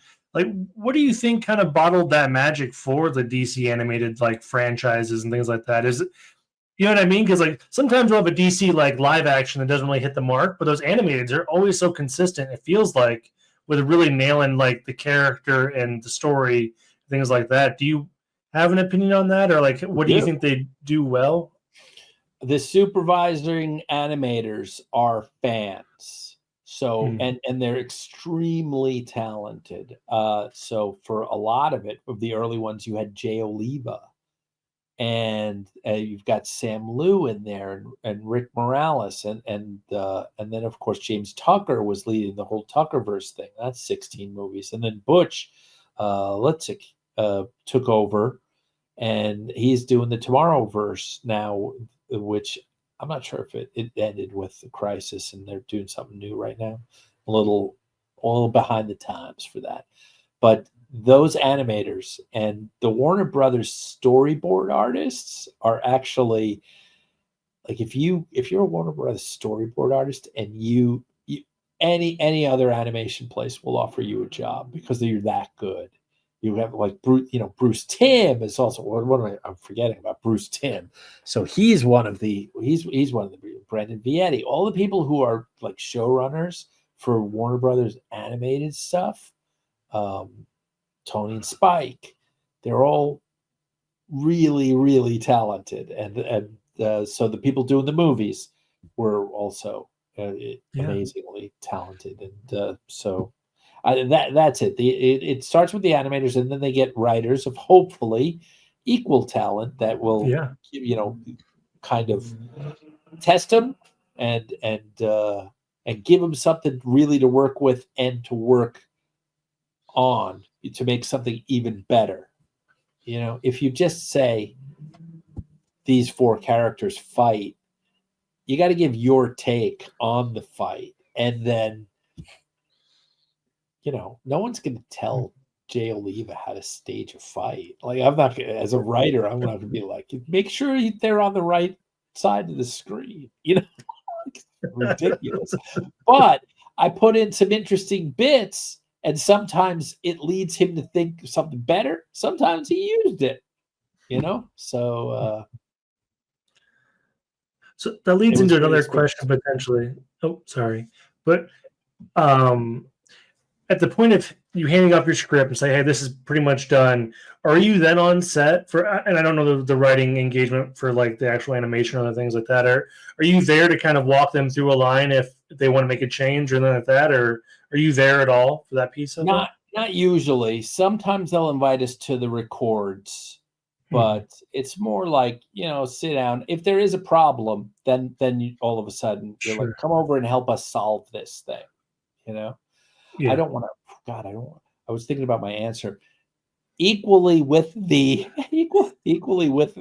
animators, but that's the visual style. I mean, that's what everybody sees. Then it's Alan Burnett or Jim Krieg. It's the people guiding over the written part of the projects. So there is also a division of them. It's not them always picking individual writers. Alan Burnett kind of oversaw those for quite a while, and then Jim Krieg took over for Alan. So, and they're both insanely talented. As I said, you look at their IMDb and see how much they've done. Yeah, for sure. Well, Ernie, I want to thank you so much for coming on. Where can everybody find you and your Kickstarter? Well, it's on Kickstarter, but I think I'm on. I mean, there's my name, Ernie Altbacker. So I'm at Ernie Altbacker on X, Facebook, what do you call it, Instagram, and LinkedIn. So there are apparently, I think I'm the only Ernie Altbacker in the United States. So you can usually find me that way.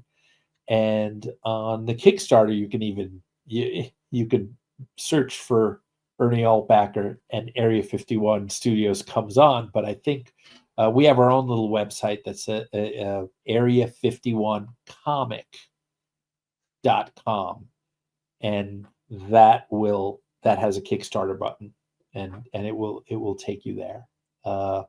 See, like, that's so hard. Like, no one can write that down. No, it'll be in the description. You're right. Yeah, I'll have everything down below, everybody. Make sure you click #3GeeksPodcast so he knows we sent you. And Ernie, thank you so much for taking the time to talk to us. It was a pleasure. Remember, if you want your stickers, you got to buy printed something, and you got to write #3GeeksPodcast on the message board there. And yes, what do you call it? A comment would be nice, but you only need the hashtag for now. All right. But thanks a lot, Justin and Jason, for having me on, and it was really cool. All right. Awesome. Everybody, like, comment, subscribe, and we'll talk to you soon. Good night, everybody. Tell us your two.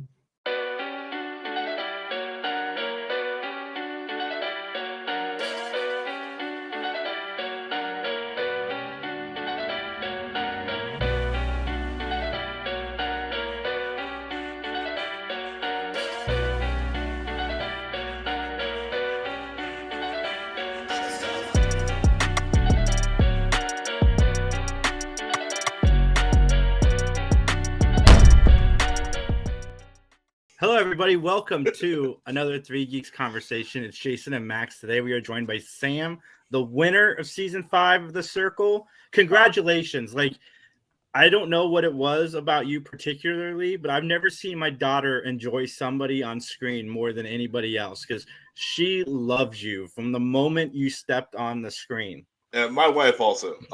You were her go. She had your name from the get, and you ended up winning. It was amazing. But yeah, welcome, and thank you for being awesome. Everyone loves you. Your daughter has good taste. Your wife has good taste. You guys did good. I think what makes me appeal to women in general is that I say the things that not a lot of women say out loud, like the whole shaving the big toe thing. Like that's supposed to be our dirty little secret, and I don't care. Now, you definitely had lines for anybody that was on the show, but what was the experience like? Like, what was the auditioning to being on the show? I talked to Brian last week, who was Brittany on The Circle, and he said that you guys went through like almost 5 weeks of isolation with the COVID stuff prior to being on the show and then being on the show. So what was that like for you? So it took them about 4 months to pick me. Like my audition process was really stretched out. We had to quarantine while we were in our hometowns. And then we got to the UK and then had to quarantine then. And ironically enough, you can go to the UK and that still doesn't guarantee you a spot on the show. They film your intro. Hey, my name is Sam. I'm from New York video. And the Circle gods will sit and watch all of the videos and see what would work. So even if I went there, filmed that, they could have said, yeah, no, it's okay. Go back home. So like I found out the night before the game started after being in that apartment for like, I think it was like 16 days. It was a lot. It was a lot. Huh.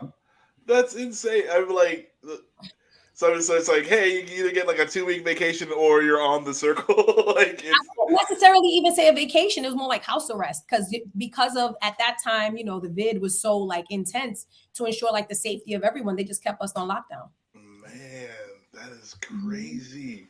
I really liked watching you, Chaz, and Raven play because you guys brought back that feeling of season 1.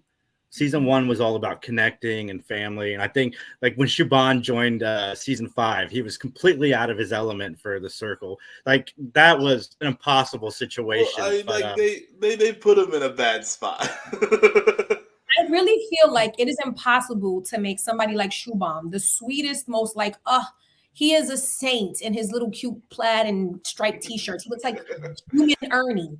It is impossible to make someone like Shubham be me. And it just didn't work out. And even he'll admit to it. Like he just couldn't do it. It's not in him. As far as Chaz, Raven, and myself, they never show this part. But the minute that we first viewed their profiles, I looked at Raven and said, she reminds me of my friends from home. I love her. They'd be like, oh, but you haven't spoken to her yet. I'm like, no, I like her eyebrows. I love her. And then Chaz had me as sticky wings. The minute you even resonate to anything that reminds me of home, that's it. I love you.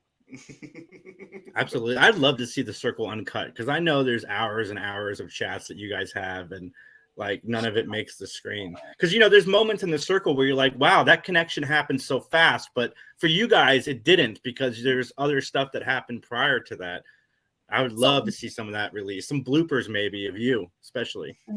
Reading some of the tweets and the feedback from the show, a lot of people are like, oh, this is BS. How could these people connect like that? They do leave out a lot of the final edit. The final cut is disrespectfully short only because I feel like there are private conversations that I had with Tom. They're like, I had the most private chats with Jennifer. No one would ever know that. Like, that's why I was so pissed off when everything took off. Yeah.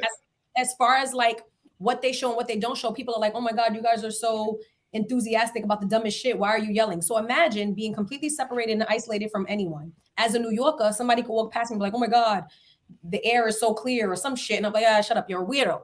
Here in The Circle, oh my God, I love to inhale. I love to inhale too. Like, it's a different thing.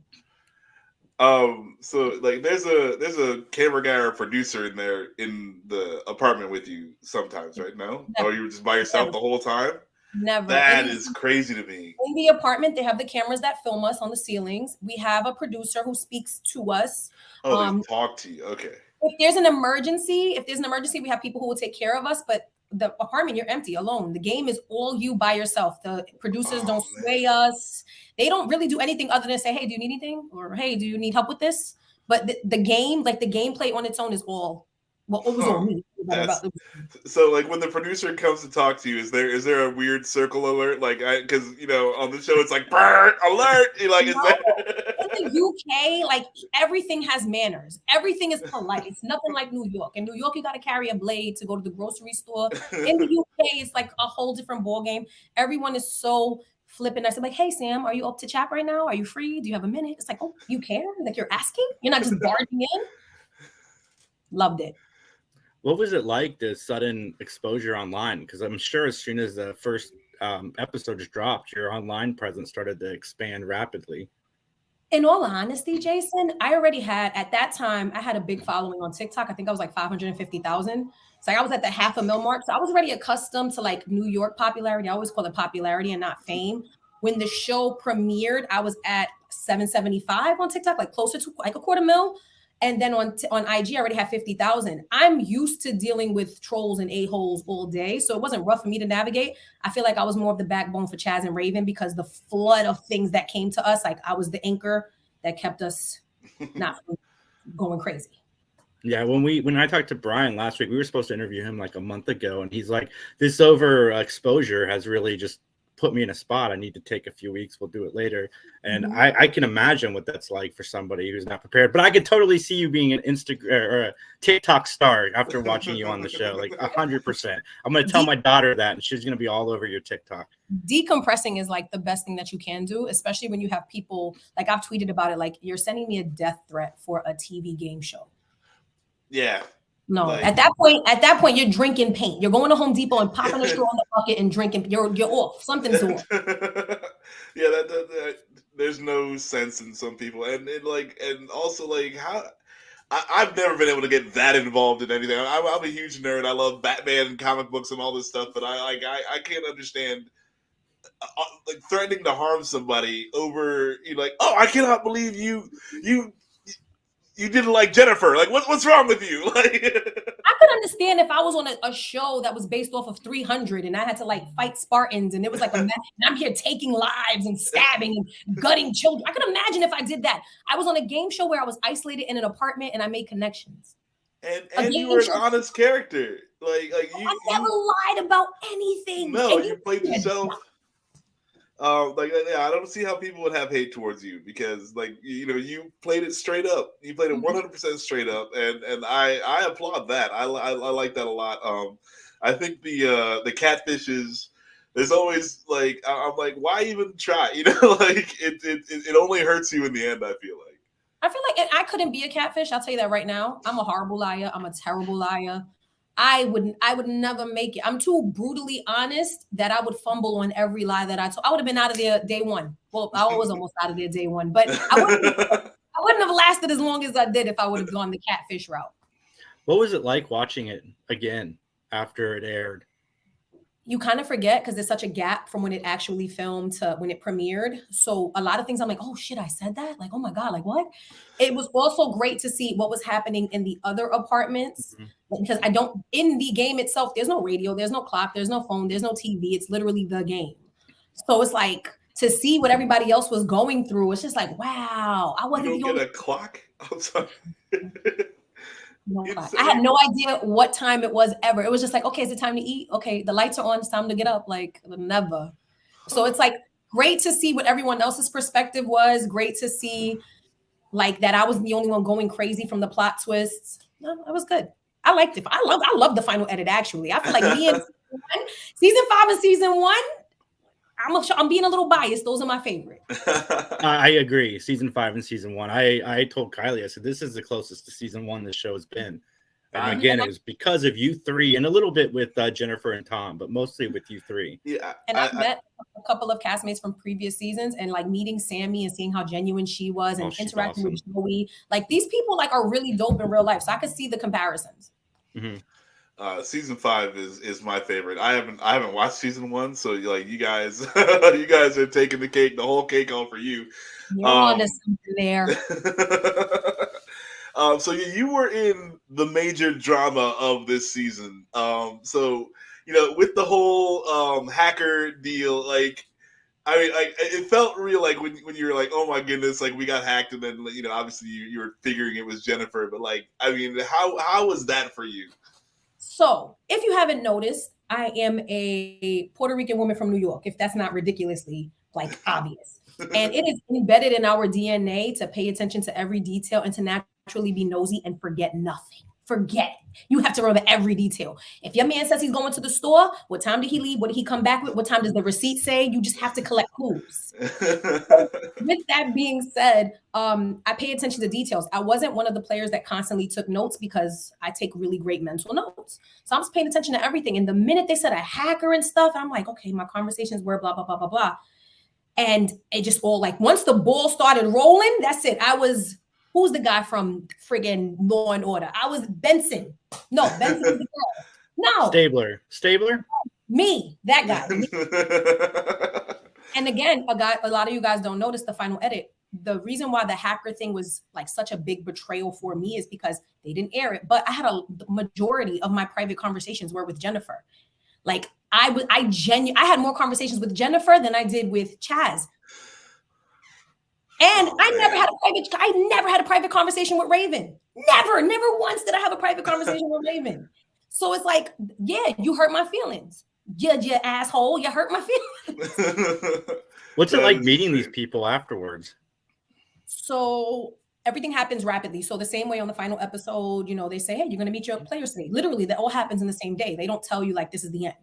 So they were like, you're going to see people. To go from isolation, then to go being in the game and being alone, to now you're going to have to be around with people. It was very overwhelming. I think I had like 3 cry breaks before because I'm like anxious. It is nerve-wracking. When they put you at the table for the final dinner, I was the first person in the room. They don't tell you like, hey, there's nobody in there or there's someone in there. They just let you go. And to be the first person is like every time that door opened, I felt like I was just going to shit a mountain. Like I was just like, all right, this is going to be the moment. I'm going to shit on national TV. Yeah,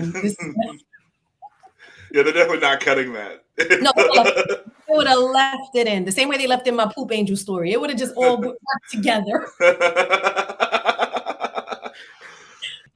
Actually, no, I had to make sure I was here for this interview. The last interview I was supposed to do, I had almost a Poop Angel incident myself. My wife was like, I don't care if you crap your pants, you're doing this interview.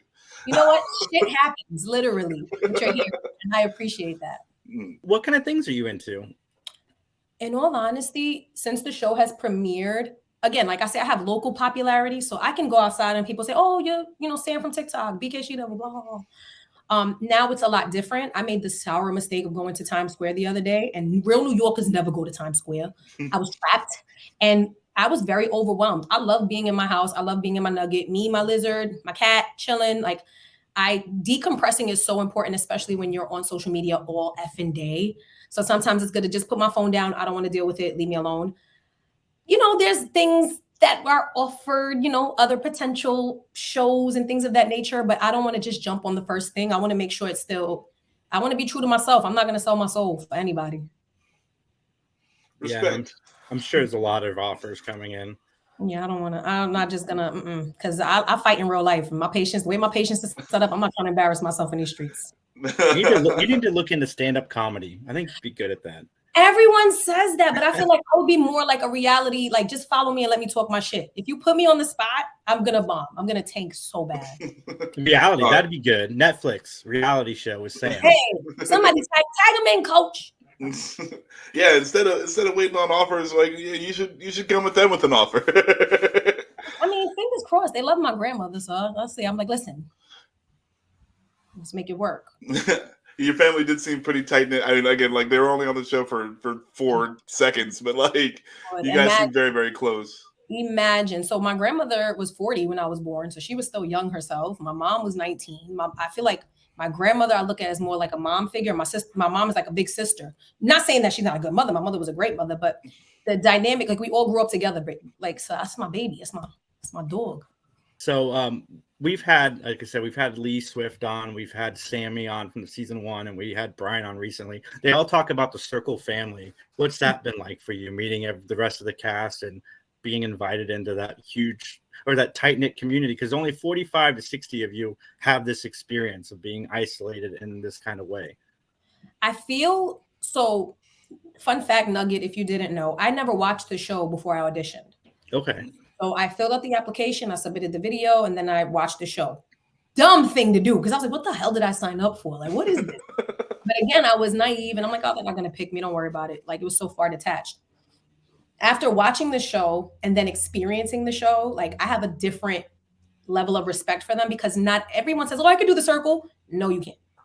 I'm going to tell you right now, it is not easy. Don't let the little cutesy wootsy sound effects in the background and the games and the parties and the eggplants fool you. It takes somebody who is mentally strong to endure that type of isolation. It's not easy. It's not easy. I love my castmates. I haven't had any bad hiccups with anybody. Thank God. Everybody's been really welcoming. Joey is a gem. Sammy's a gem. I could go on and on about every individual castmate, but I'm biased. Like, even watching Perfect Match, I don't care what my circle friends are doing. Those are my friends. That's it. Don't talk about my friends. Yeah, I want to watch Perfect Match because there's everybody from the circle that's on there. Have a lot of wine. Jason, I don't know what's your poison of choice. Have it. It's wine. Wine would be my drink of choice. Have your wine.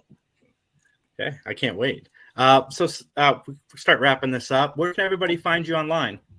Everything. BK She Devil. BK like Burger King, but it's Brooklyn. She Devil. You can find me on any platform. If you want to see my daily shenanigans with my family, TikTok is where to find me. That's where I'm the most active. And if you want to hear my opinion on random shit, Twitter. Awesome. I'll make sure I put the links to all of that in the description below, everybody. Thank you guys for checking this out. Also, Jason, I'm so sorry. I have a YouTube. It's BK She Devil, and I posted 2 videos on my preparing to go to the UK. So if you want to see what I was doing before going to Manchester, go crazy. Oh, that'll be on for me and I'm my gonna daughter check tomorrow. That out. But sure. Again, thanks everybody for tuning in. You guys can follow us at 3 Geeks Podcast, me at 3 Geeks J, Max at 3 Geeks Max, and we'll see you guys soon. Bye. Cycle your droids.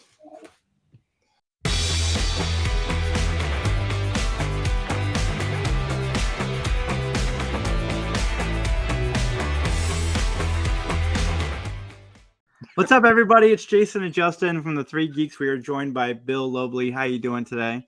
I'm doing great. How are you guys? Doing well. Fantastic.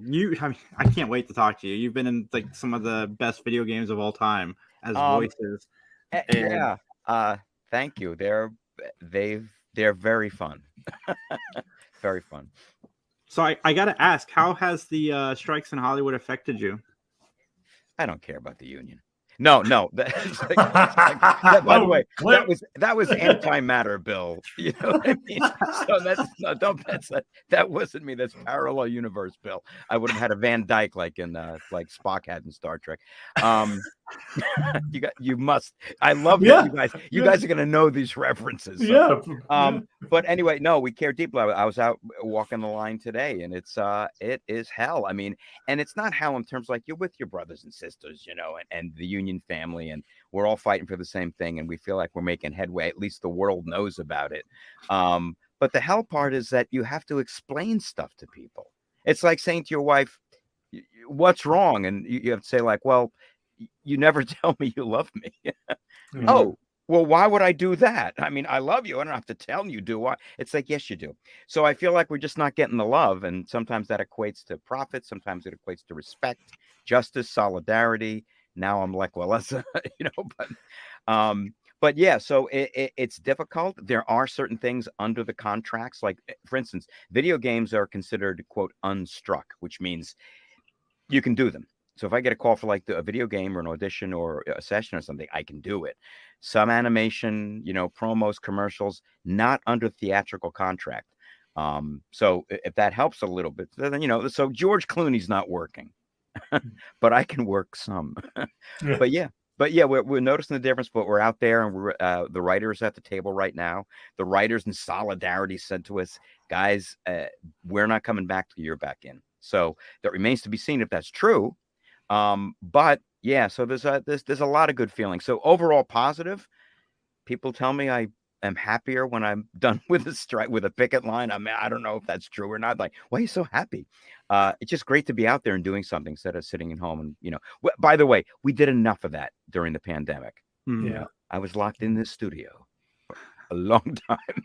And then to come out and see people, and people really effectively you haven't seen in, could be years for some people because, we were locked away. And then home studios became so prevalent, and it's like everybody's got one now. I mean, some people are in closets, some people are out of the closet.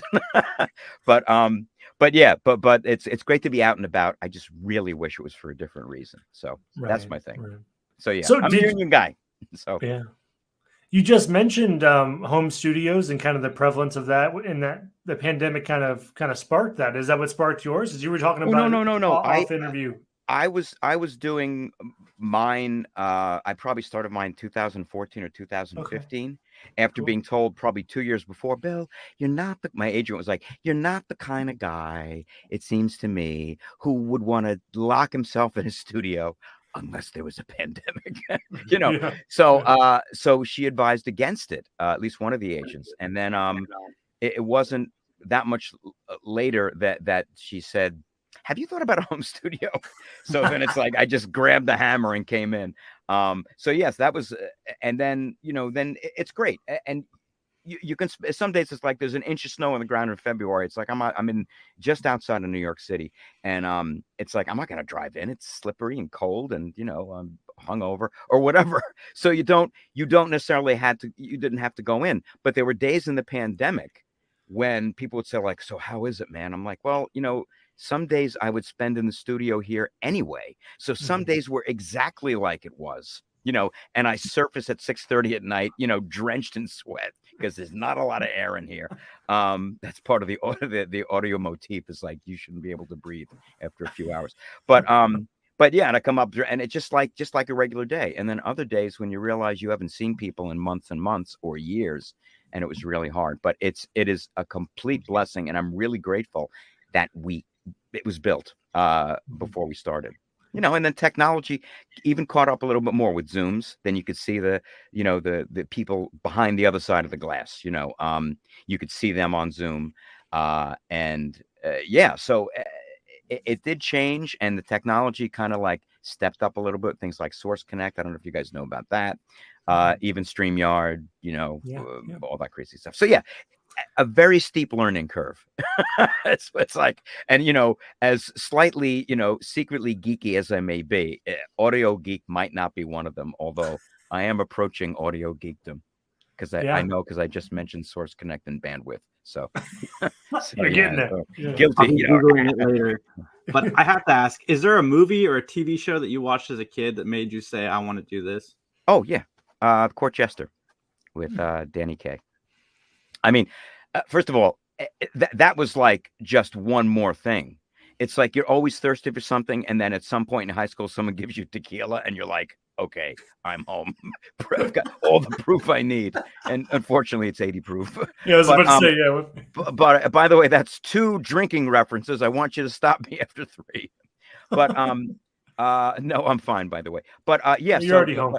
Yeah, thank you. But that's true. That's true. It's like I didn't put a bar in the studio, so it's like real good news. I did put a TV in. My wife said, "So it's an audio studio." I said, "Yeah, it's soundproof, double-walled, insulation, mass-loaded vinyl. I got this guy mixer, blah blah blah." She said, "What's the TV for?" And I was like, "It's like editing." And good save. She bought it. Yeah. But I watched the Court Jester. I don't know, when did you watch TV as a kid? It's like no one's around, you're not doing anything, your parents are out. It's like you're gonna watch a movie, and then in the New York area it was Channel 9 or Channel 11 that would run all those old movies, maybe Channel 5, and there was Danny Kaye playing 2 different roles. And I don't know if you know the movie, but it is a keeper. And that just kind of solidified anything that I was thinking, and and it's just a dynamite movie. Really, really probably one of my top 5 if I don't mention it in one of my top 5, someone has done some strange category, not comedies, So, but yeah, that'd be the one. Did you get a chance to meet Danny Kaye? Never. I almost had an audition. A friend of mine said, "What are you doing?" And I said, I'm auditioning. She said, "You want to do Danny Kaye and blah blah blah." At this point, I'm in New York, and like, "Well, where is?" She's like, "New Jersey." I'm like, "I'm not going to New Jersey." So proof again that I'm a real New Yorker. I'm not going to New Jersey. Say, yeah. But yeah, I would have played Danny Kaye in what was going to be I'm sure it would have come in to New York at some point. And yeah, do I regret it? I won't say, but yeah, I never got to meet him. You saw him on the Cosby Show and things like that. But yeah, really one of my favorites because Danny Kaye. It's like, why do you think Cary Grant is suave? It's like for the same reason I think Danny Kaye is funny, because he is. Do you know what I mean? Yeah. So That's So yeah, awesome. definitely in the category of like my top 5 like actors too, and not all. I gotta ask this: was the puppeteering before you got into voice acting, or was it during? I really think it coincided because the way that I got to starting puppeteering, there was an animation technique in the 60s called anaforms. I don't know if you remember this. This is even before my time, but a show called Winky Dink. It's like I know it sounds like kiddie porn, but it wasn't. But yeah, it was on the screen. It was like this cartoon character that would like talk to kids, but it was an odd kind of line drawing, but apparently they were involved with that, so they started to pioneer this live animation technique where you're basically puppeteering, but the technology is such that it appears as a line drawing, black outline, on like the old, pen and ink stuff, but it looked like a cartoon. Anyway, I was looking through Backstage one day, and the ad was, Backstage was like the trade paper, and I would have to drive in. My family was in New Jersey at that point, and I was born in Bronxville, then they moved out to New Jersey, and I would drive in an hour and a half just to get this one newsstand on 48th Street in Manhattan to get my copy of Backstage. I know from being a New Yorker, there's newsstands all over the city. For some reason, I thought, like, I'm going to 48th Street. Why not drive into Midtown? So and I'd get my paper from this blind guy named Eddie, and I did pay him. I said, "Eddie, a quarter's on the counter." No, but it's like, where's the damn quarter? So and then I would come back and I'd pour through it. And then at one point, I think at that point I'd moved to Queens, and there was an ad for talented, humorous young men. And I figured, well, 2 out of 3. Yeah, right there. So yeah. And you wind up, we were like trained with, to use this puppet and then do trade shows, industrial. I have a friend that I did it with. He's retired in Maine now, but he was one of the senior guys. And he said, the best thing about it was, he goes, it was vaudeville. We were doing 6 or 7 shows a day, every couple hours, every 45 minutes, whatever the client wanted. And we're just doing all the bits. And he said, it's vaudeville. You don't understand it. This is what the comics did. They're in the theater all day, just doing the bits over and over and honing them. And there was writing involved with that. And then as I got into that, it was actually my wife I met my wife. It was a friend of mine. I met my wife through this thing called Groundlings, which is a big LA improv company. They're still around. Pee Wee Herman was a groundling. And they moved east to New York. And this other friend of mine said, you should try that. Oh, well, what is it? She goes, well, it's improv. I was like, what? I think I know what that is. And started doing it, loved it. So now I'm doing cartoon characters and characters. I'm traveling. I'm taking classes with them. You get into the performing company, but along the road, one of my teachers was my future wife. So yeah, it's like, well, this is working out. It's like I got a new career thing and a wife. So definitely a good move. But then it started from there. And then from doing improv, one of the girls, who probably someone you should talk to, her name is Lori Allen. She's the voice of Pearl on SpongeBob. and awesome. she does Family Guy, and she was just killing it in commercials. Not so much animation at that point, but she was like, anyway, she brought one of her agents to one of our live shows, and they jumped me. And I'm not bragging. They did. It's like, you have to come sign with us. And then I started doing commercials, and then from there, then then commercials, animation, on camera stuff, but yeah, so it was an interesting road. It wasn't necessarily that curvy. One thing led to another, but it was a lot of blessings along the way, put it that way. So that's awesome. But yeah, the puppets were frickin', talk about laughing your ass off all day. Puppeteers are funny. Puppeteers are very funny. That's very awesome. funny people. So you worked on like one of my favorite TV shows as a kid growing up, Celebrity Deathmatch. Was that fun? Do you have a lot of fun memories with that? Oh my God! Well, it just cracked me up as a kid. Like that was my favorite thing. First of all, if you look at IMDb, it's got me listed as like it does. 2, but I use pseudonyms because at that point it was MTV was weird. They wouldn't pay, and they weren't necessarily union. But a lot of people did the show because it's like I got to do the show. This is great. So but yeah, so I'm listed as I think, what was my name? It was Colin A. Favor. Get it? Colin A. Favor. And then another pseudonym was my first son was just born, and his name was Sam. So I made it Seamus Dodd, Sam's dad, Seamus dad. So awesome. So I did a couple like that, and then I said, well, use my name, whatever. So if you look at IMDb, there's a couple, but it's like you would call up on the phone to audition. Hey, you're gonna do Steven Tyler. It's like, oh, really? You just got to scream, and just a lot. Can you do Kramer? And you're like, then you do, I think I might have done Jerry Seinfeld. I did so many. I did Warren Beatty once. What does Warren Beatty sound like? You got to do better. We got to do better. So yeah, so a lot. So, but they were just really fun to do. The guys were great. I can't think of the guy's name, but the funny story, one time I was in there walking around, you record your stuff, maybe you did 2 or 3 voices, and then of course you get your arm ripped off. Whoever it is has to scream. I might have done Owen Wilson screaming, ow.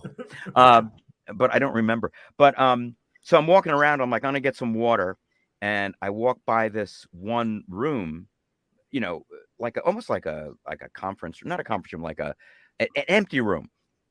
And it was just like a scrum of people. You play rugby, it's like a huddle. Yeah. But there's a scrum of people, and I keep walking by this room. Then I went to the bathroom and walked by again. I'm like, what the hell is going on? They're probably making a human sacrifice. It's like to the MTV gods, like Bob Pittman's bodies. And so finally I walked by and I just looked. And as I looked, someone felt me looking, and the little crowd of people parted. And there in the center of the room was this little teeny ring, this big, with the 2 figurines on it. It was stop motion. So the camera was there, and they were like moving it. So this is like, there's no CGI at this point. So they are doing like flat out move the little animated clay characters, claymation, stop motion. It was unbelievable. I think they might have added the mouths in or something. I'm not sure if they did or not. What we in the trade call lip flaps. But how you doing there, lip flaps? It's like the audio guys like just kind of roasting each other. Hey, here comes lip flaps. So anyway, but yeah, so I'm like, oh my God, I saw the magic. I saw the wizard behind the curtain. You know what I mean? And then it was very clear that I should not have been there. So I said, well, I'm doing voices for the thing. I'm running, So, but yeah, Celebrity Deathmatch was a pisser too. And then they brought it back. They did it for a little while. It stopped, and they brought it back again. I think I was in both. I might have started to use my real name at a certain point, or change the pseudonym. I don't know. But yeah, really fun. For the different voices, was it hard? Kind of, because I assume you did multiple voices in one day. Is it hard bouncing back and forth, or is that just? It really depends. I mean, sometimes and I'm not saying it's like a circus trick. It's like, well, the secret is, it's like there's another hand in your pants. It's like, what's that hand? It's like, that's not mine. That's and this one with a.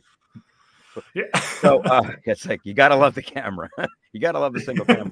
But no, it was like there was sometimes it's like it's required. You got a crazy character that gets, some kind of alien abduction, and he goes from one to the other. But it would depend on how, I guess, on the situation. So in some respects, the answer would be no, and some it's like, well, that's a little trickier. You're going from Welsh to Scottish, or like Basque Spanish to French, and you're like, boy, we're on the border here. It's like, upper Minnesota and Canada, Windsor, Canada, so it's, it's really, and Detroit, it's like, you're really close, kind of. So it can be hard, or, it's all based on the situation, I think. Sure. What you just said kind of sparked a different kind of thought in my head around, do you have to be careful around, like, I don't know if you smoke or not, but like, I know like certain things you do can affect your voice and your vocal cord. Like, are you very cognizant of that? Is it just like, I can't do it? Or like, hey, I want to be have more whiskey in my voice later in life. Like, you know what I mean? It's really interesting. When I was first doing the cartoon character, we were the guys that were doing the cartoon, who's just kind of a smart aleck, kind of a wise guy, talk like this all the time. Hey there, buddy, that's the worst toilet technology I've ever seen in my life. It's never going to flush, and the speaker would be like, well, it's interesting you brought that up, like a devil's advocate thing. We have a new toilet technology. So sometimes they'd be like, okay, we need some guys to do some voiceovers for like the Candids module, or this thing. So come in, and it's like the guys that are doing the the Continental Railroad is meeting, and we need this golden spike, and all that stuff. So they bring just voice actors in, but also I'd be like, guys, like, well, you're on staff, come on in. So, but I went there once, and they said, Bill, how about somebody older? And I said, oh, I did something a little bit older. And the technician says, it wasn't bad, kid. He goes, but I got a suggestion for you. I said, what? He goes, bourbon and cigarettes. And, I'm like, I'm 25. And I'm like, well, I don't know about that. It's like, I'm just legal 4 years ago. But, so, but I think, like an athlete in a way, if I could just, ingratiate myself to the world of voice actors, if the training is right, you can do it. And then some people you hear, like they're ordering at a restaurant, you hear like, my wife and I are going to have the Chardonnay, and you're like, the room is shaking, and you're grabbing your glass, like, this is water, by the way, so this is not alcohol. This is number 3. My adult swim glass. I don't know if you can see that. But awesome. But it's like the room is shaking. This guy's talking, and then he's like, yes, I've always wanted to get into voiceovers, but he talks like that all the time. Character people are a little bit different, and some character guys, I worked with Billy West once, and he's just like a regular guy.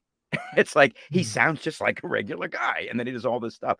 So yeah, I mean, but preparing for something like that, I guess it really depends. I mean, there's been things that I've recorded very early in the morning that it's like, Bill, it's kind of like a movie trailer guy. I'm like, well, that's good, in the world, So it's like, suddenly it's like, it's a good time in the morning to be doing that. But a funny thing is, when you're doing video games, they always save the screaming. Usually most video game characters at some point have to die, especially the bad guys. So sometimes it's like in your contract, or your agent rips him a new one and says, if you make him scream, he has 2 things after this. He's done with you at 2:30. If you make him scream, I'm coming after you. So let's say, well, can you do something at 4? It's like, okay, end of the day. And then even then at the end of the session, they'll do your screaming. Because, those people who do Call of Duty, I've talked to some of those guys, and they're like, be prepared to yell, Bill, because you scream your, get over, Corbin! You're screaming all the time. So, but you got to protect yourself, Yeah. So in that respect, also like an athlete, it's like if you're gonna run the big 5K on Saturday, don't do a 6K on Friday. Do you know what I mean? It's, what are you, an idiot? Yeah. Take a break. Yeah. Rest. So but that's also that'd be training. I don't know where you get that training. I did take singing lessons for a show I was in once, because I felt like the character was a better singer than me, and I'm like, I better take singing lessons, because so. that's what I did. And then you learn even more about, how important proper breathing is, and and not straining yourself. So yeah, there's a lot of technique, but you meet people that are just so gifted, either just talking in their regular voices or just great character guys. Like, I never went to school for that. It's like, all right. That makes sense. So real quick, I was wondering if how much autonomy do you have, or how much creative freedom do you have in like the voice selection, and maybe some of like even maybe what you're saying in a scene? Like, do you, especially for like maybe like C-Lab, where you're in the show for like an extended period of time, or like, do you get any type of like call out, you know what I mean? Or C-Lab, as actually before you even said it, the example I was going to bring up for C-Lab was that I think they heard whatever I auditioned for, and it was Adam Reed and Matt Thompson, and in 2000, whatever year it was, and we went in and they weren't quite sure, what Sparks was going to sound like. And they were like, what do you think? I said, well, tell me about him. And you talk a little bit about him. And, well, he's a little sarcastic. And we tried a bunch of things. And then I remembered a guy that I had worked with was like the king of sarcasm. Like, Thomas Edison light bulb, this guy, sarcasm. So, and he always, Bill, why do we have to run? So he was like that. I'm like, well, a little bit low key. So I started doing that kind of thing. And then it just became like, Skip, why don't we eat babies? So, so whatever, and then he could yell. So that's the first part of the question. The second would be like, in terms of autonomy, and like, even in that framework, just like you, if someone says, can you imitate Justin? They'd imitate you. It's like, can you do Justin, when he's angry? It's like, Justin, when he's angry, he completely. I have one of my relatives, a brother-in-law. He's saying it's kind of got a little bit of a higher voice, but whenever he gets more upset, his voice gets a little bit higher. But and most people do. You have Broderick Crawford, like, hey, come on over here. It's like, so, and then other people, when they get mad, they get really deep. It's like, I'm going to kill you. And then it's like, no, I apologize. Oh, that's okay. I was really mad at you for a second. But yeah. So, yeah, you do have a lot. And if you work on a show for a while, they really get to trust you. The good news is when they start like writing for the character and you. I probably think the original, like Ted Knight, when he was doing Mary Tyler Moore, who knows what, I would love to see like that audition, and they say that's the guy, and then they do a couple of episodes. It's like, when he does this, it's really good. When he gets confused and thinks he's not confused, it's really good, and they start writing that, and he becomes like Ted Baxter, and then just grows from there. And I think any series would have that, but yeah, sometimes the people, especially in commercials, sometimes people want things very, very specific. But most times, if the director's any kind of director, he's going to be like, try one your way. That was the best thing about C-Lab, because we do it. And as we would say, and I think I mentioned this fairly recently with something I was talking about, it was funny on the page. You read the script and you're laughing. And it's like, this is great. And then, they get through a couple of takes and everything, and they go, all right, anything you want to do with that? You're like, oh yeah, So that's a confident writer director. When you get that, it's like, this is great. It's like, I love this guy.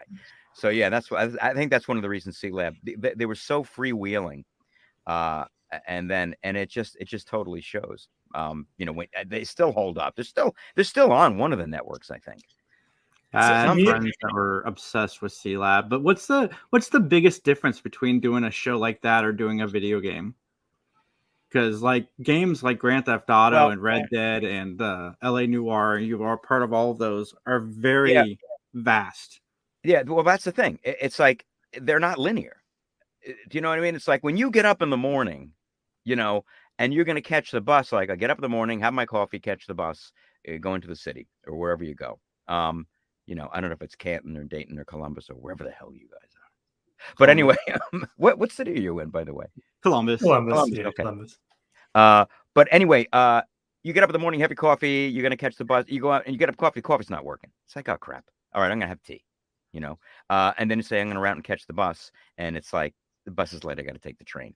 So this defines what happens with a video game. What if so and so? Now they always give you choices if it's like an RPG, or something, and off you go into a different world. So it serves two purposes. You never know what's going to happen, and also makes you want to play it again. It really is brilliant. But the construction of the worlds, and the possible outcomes, I think that's what makes the genre just so different and fascinating, and why young men love it. Yeah, right. Yeah, ladies too. But it's like when I would sign NDAs for video games, they'd be like, "All right, now listen, Bill." They'd like kind of pull me aside and say, "Listen here, you don't talk to anybody about this. You don't post about it. You don't talk about it. You don't write about it. You don't have conversations." And then they'd stop and they'd say, "I know you got kids. I know you got boys, especially the teenage boys." It's like the weak link. It's like, no, don't tell them. So, but the worlds are vast, and the really big games, like I know BioShock was like one of those huge world games.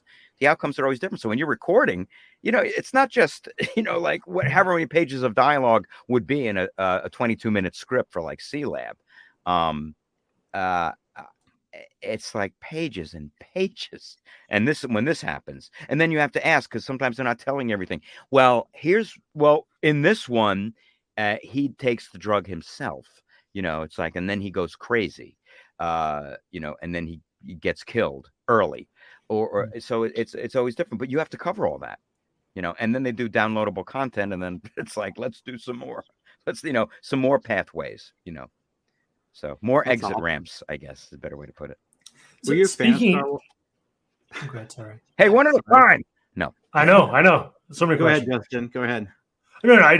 We talked about screaming, and I know how much screaming is in Earth Defense Force. Like, was your voice just like gone, or like, did you have to scream a lot for that? Because that seems like of the games I've played in that genre, all the characters are screaming like all the time. It felt like. Yeah, I mean, it can be really rough. I mean, I did animals for the zoo thing. I don't know if it's on IMDb, but it was like a zoo thing, and you had to do like angry gorillas, and it was like, "You're right." It's like, can we do the lion? I'm like, what? So the roaring lion has to scream. It's like, what? We're really layering a lot of pain on this thing. So, but yeah, Defense Force. That was one that really stands out as a lot of yelling was the Darkness, where I played this character Bragg, who was so bad. It was awful. So just the things that I had to say, I was like, what? I was like, I have kids. But that is a good game though. Yeah. So Bragg is so evil. But hey Jackie. So, but there had to be like, it seemed like I was doing it for an hour where he was not just shouting and taunting whoever it was, Jackie, I think his name was. He was doing it across a warehouse. Like he had like someone with a gun to their head, It's like, "Hey, Jackie, I got your girlfriend, come out, wherever you want, and it was just, I'm watching the levels in here. It's like, Bill, take it easy. It's like, I would show you a thing. It's just like, there's a whole mixer area over here. And I'm the engineer, you're looking at it. But yeah, and then you're screaming across, and like, no, and they'll be like, it's big. Now it's a really big warehouse. I'm like, really? That's when your agent comes on the phone and says, you can't do that to him again, even though it's generally fine.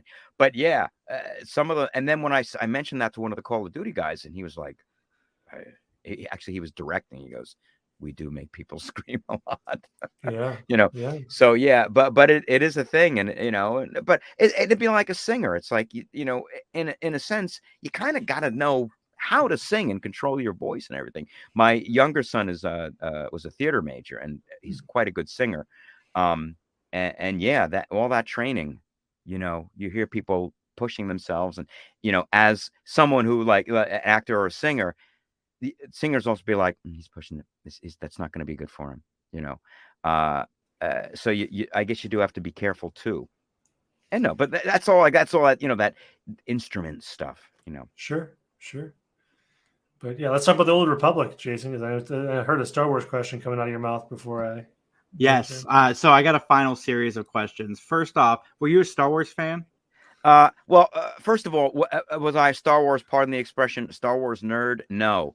But if you don't watch episode 4, and be a convert. I am, and now it's like, even if you always get the people like, Rogue One was horrible, I won't watch it. It's like, you're an idiot, because I get so swept up in the whole. Really, it's good versus evil. It's cowboys and Indians, Native Americans.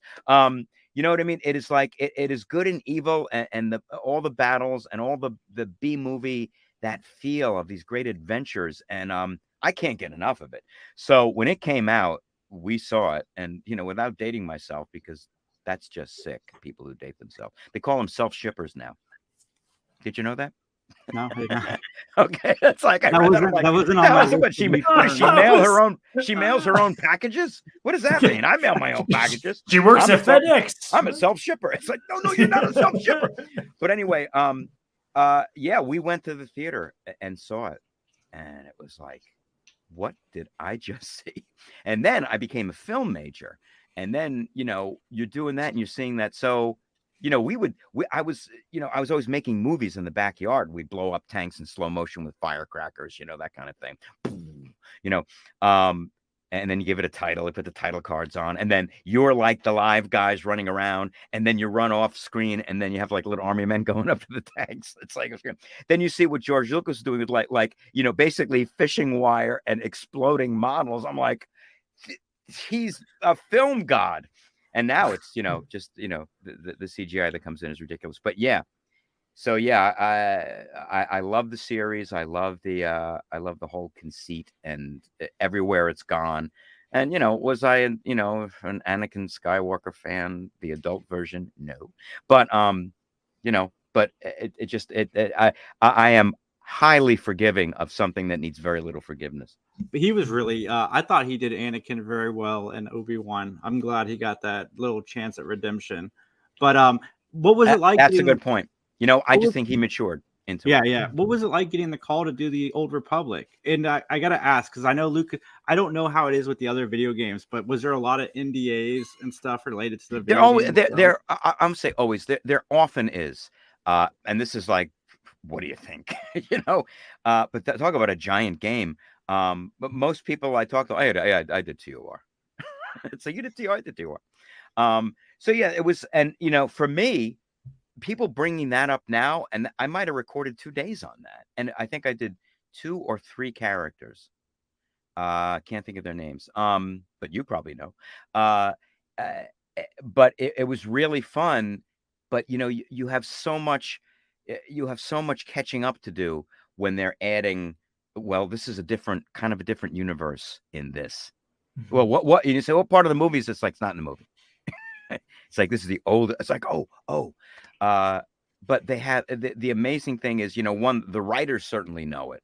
The writers all know what the history is and where it goes from, and like even with the Mandalorian, it's like just amazing. It's like, what is Jon Favreau doing? He's got to be a Star Wars geek, right?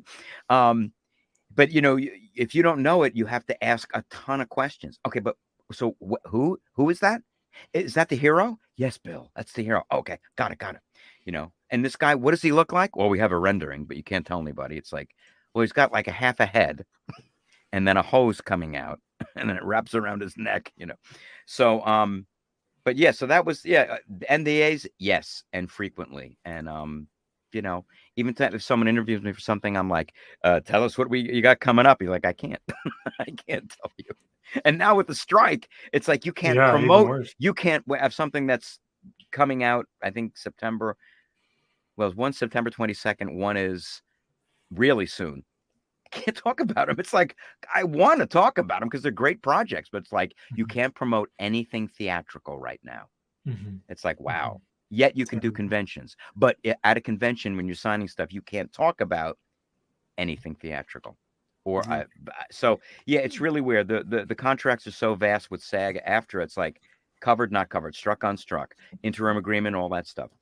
Mm-hmm. But yeah, I saw that. You can't talk about stuff. So me and my friends were all like, let's stop watching our streaming services. Let's cancel them all. And then I read on Twitter, and all the actors were like, no, don't cancel your streaming services. Don't do that. It's like they're paying something.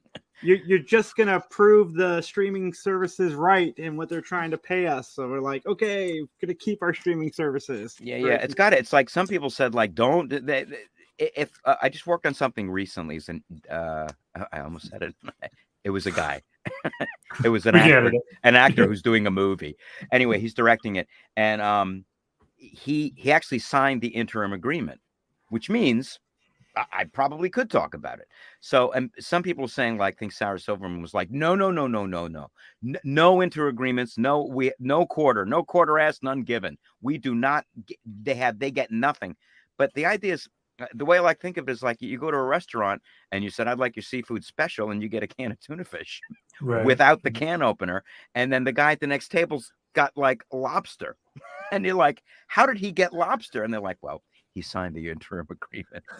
He signed the seafood agreement. So in other words, that makes me say like, well, I want lobster. So it's like, I'm going to sign that agreement. So that's the thinking. It's like, no, we want people to say it can all be yours.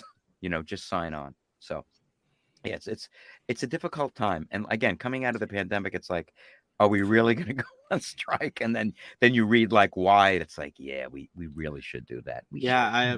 So the thing that really like put it in perspective for me is the show Suits just hit Netflix. It's like the #1 streaming show ever, and like nobody's getting paid for it except for maybe Netflix. And that just blew my mind. Yeah, it is. It's sad, and I guess the main issue, to kind of get into the negotiation weeds, is that they may say, yeah, you're going to get this percentage, and it's a fair percentage. And everyone's like, great, and they say, just let me see the books, and they're like, I'm not going to show you the books.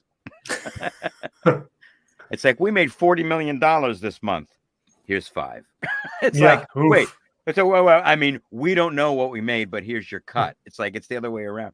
So, yeah, people say, and of course, AI, which really, there are people who are like, look, I do a lot of video games, not really concerned about the theatrical stuff. It's like, do you realize that when you go into a recording booth and you've done like all of these different, permutations of what's going to happen in a big platform game, it's like they have so much of your sound. They could probably and then they get panicked. Well, you think they would do that? It's like, I'm not saying they would do it, but I wouldn't put it past them. So you're saving them money. Yeah, it's a software thing. Yeah. But it's like the AI thing is like it's frightening for a lot of people. So yeah.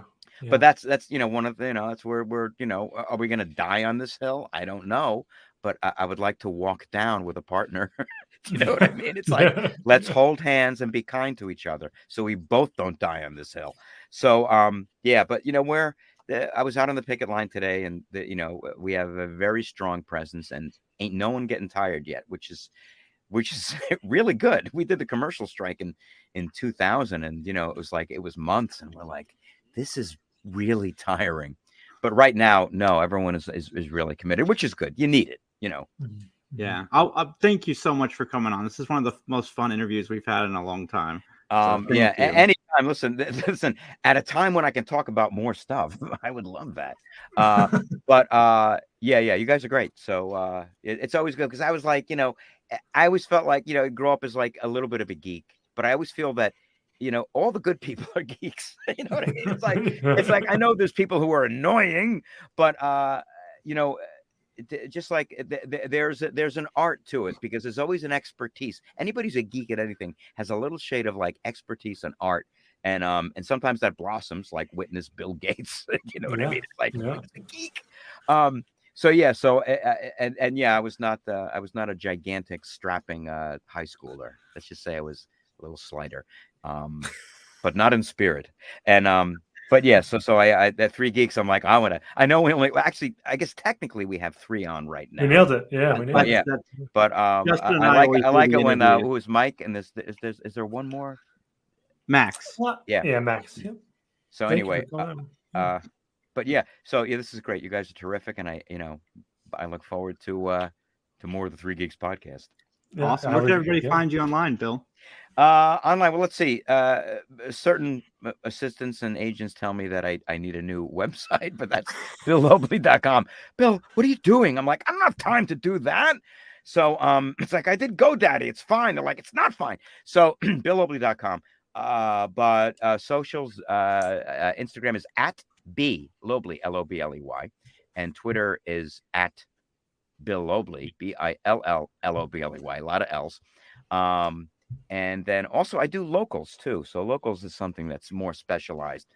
I think their idea is that you whatever you want. There's no censorship, and I don't mean dirty stuff. I mean, it's not OnlyFans. I don't have one of those yet, but ideologically, it's like, yeah, catch me on OnlyFans. Let me just get out of this tunic. It's like the Jeffrey Toobin 3 Geeks podcast, but yeah, it's like, careful. It's like, activate zoom lens now.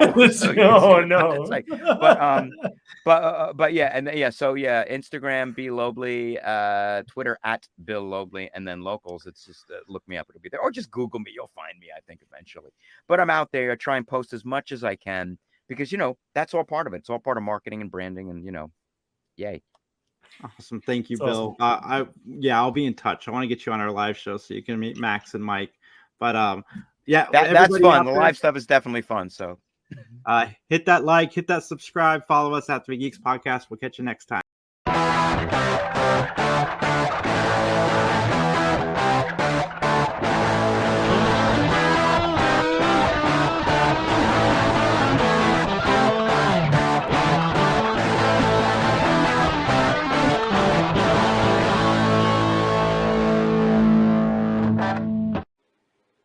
Hello, everybody. It is another conversation. No, Justin is not sitting next to me. It is Max. Yes. We are here with I'm Justin with a very, very good tan.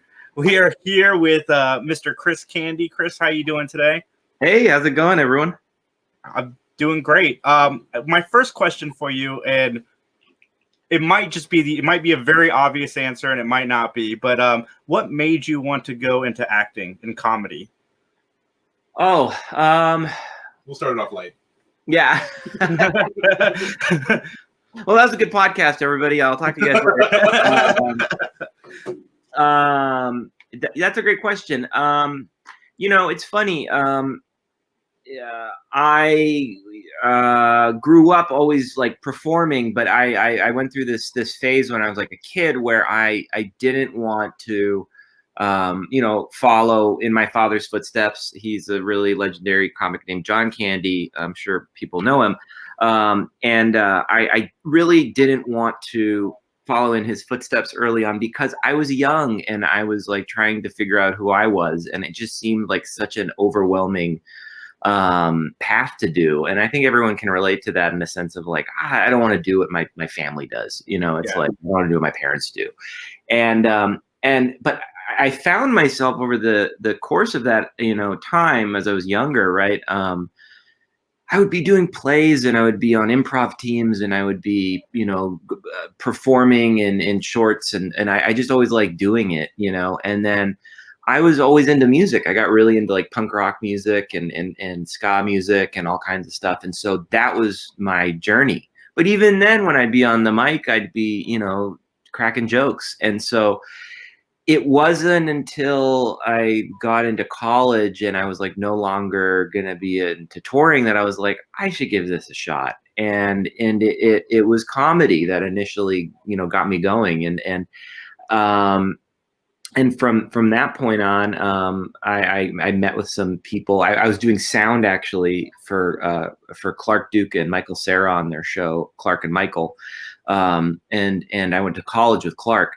And they called me up one day to do a scene on the show, and I got to work with those two guys, and they're both really, really funny guys, and I felt like I could keep up with them. So in the beginning, I was when that had started, I was like, okay, I think I could do this, and I was so fucking green. I was so green. I had so much learning to do because I thought that I was just gonna I had my only ceiling was like college plays, so I'm like, oh, I'm gonna book every commercial. And I went, I think like 6 years without booking a commercial. So but that was really where it started. I think early on it was like a long journey of like dipping my toe in the water, but then really when I look back on it, I had been doing it the whole time. What's crazy is I can relate to that because I'm not on the same scale, but when I used to work for the company that my dad was really high up at. Everything I did there got compared to him. Like, because he's known throughout the whole company. And so no matter what I did, you know, I had that shadow hanging over me. And it's like, I don't want to be like here, everybody like trying to relate what I'm doing to what he did or what he's doing. Right. Yeah. What kind of work is it? It was in Napa Auto Parts. He was like really high up, and cool. I was working as a driver, but everybody had something to say that kind of, you know. Yeah, it's difficult, right? Because like you want to, you really want to be your own person, and then it gets creepy as you get older, and we all, you know, they look like their parents, we look like our parents, just slowly, and you're like, oh my God. It's an interesting journey, but yeah, that was I can relate to that wholeheartedly. If I have to say, excellent mustache. I'm really digging that. It's very well done. Thanks, man. Congratulations you on that. Like, you did a great job growing that. I say on the podcast, there's only like 10 people that can pull off a mustache, and I got to say you're definitely one of those 10. You made the list. Congratulations. Yeah. If I grew a mustache, just a mustache, I'd look like a guy driving a big van. Yeah, you know, like, that you want to keep your kids away from. Creep so bad. 7 on the mustache, but no, you pulled off. I'm digging your mustache for sure.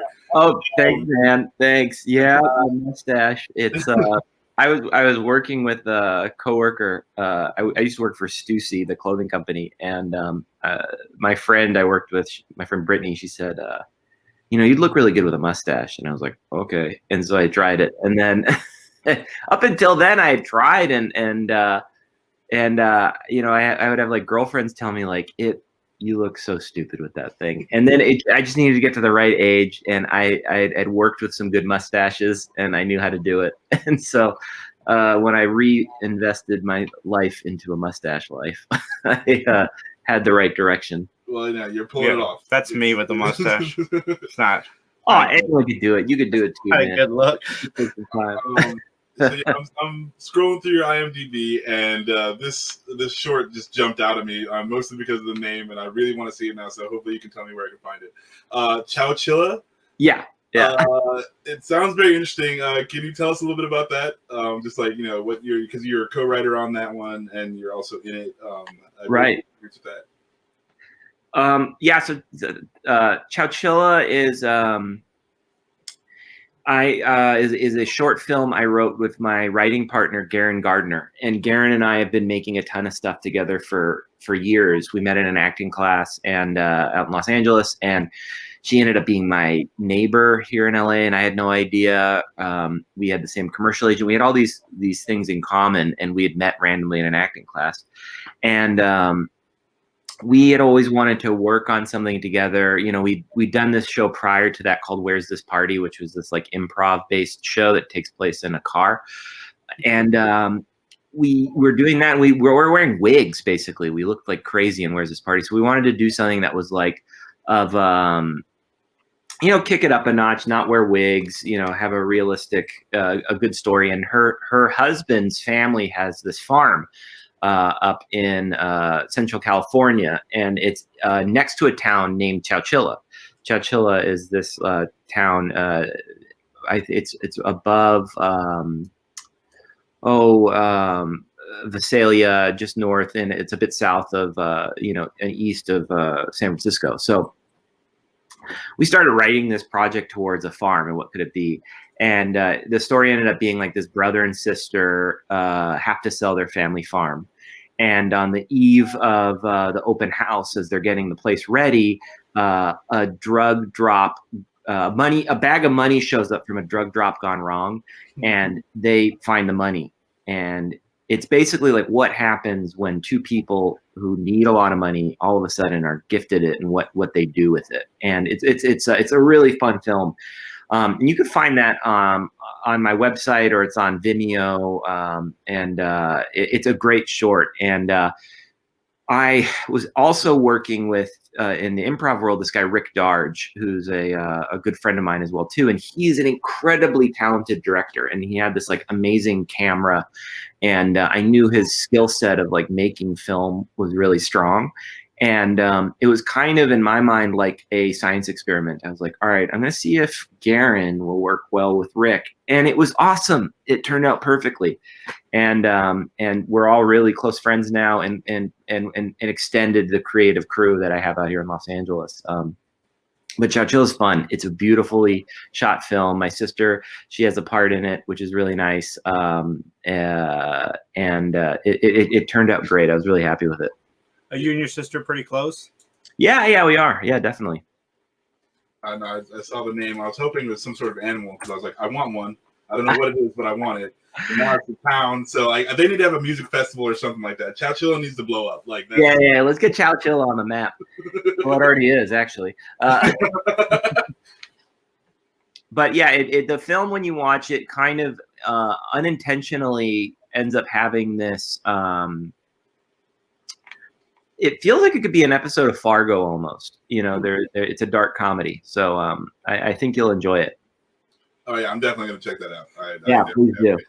Short films have always been super hard to find until recently. Amazon and Netflix have actually been buying up a bunch of them, so I've been getting into short films, and there's a lot of short films that you've worked on. Do you enjoy the short film format?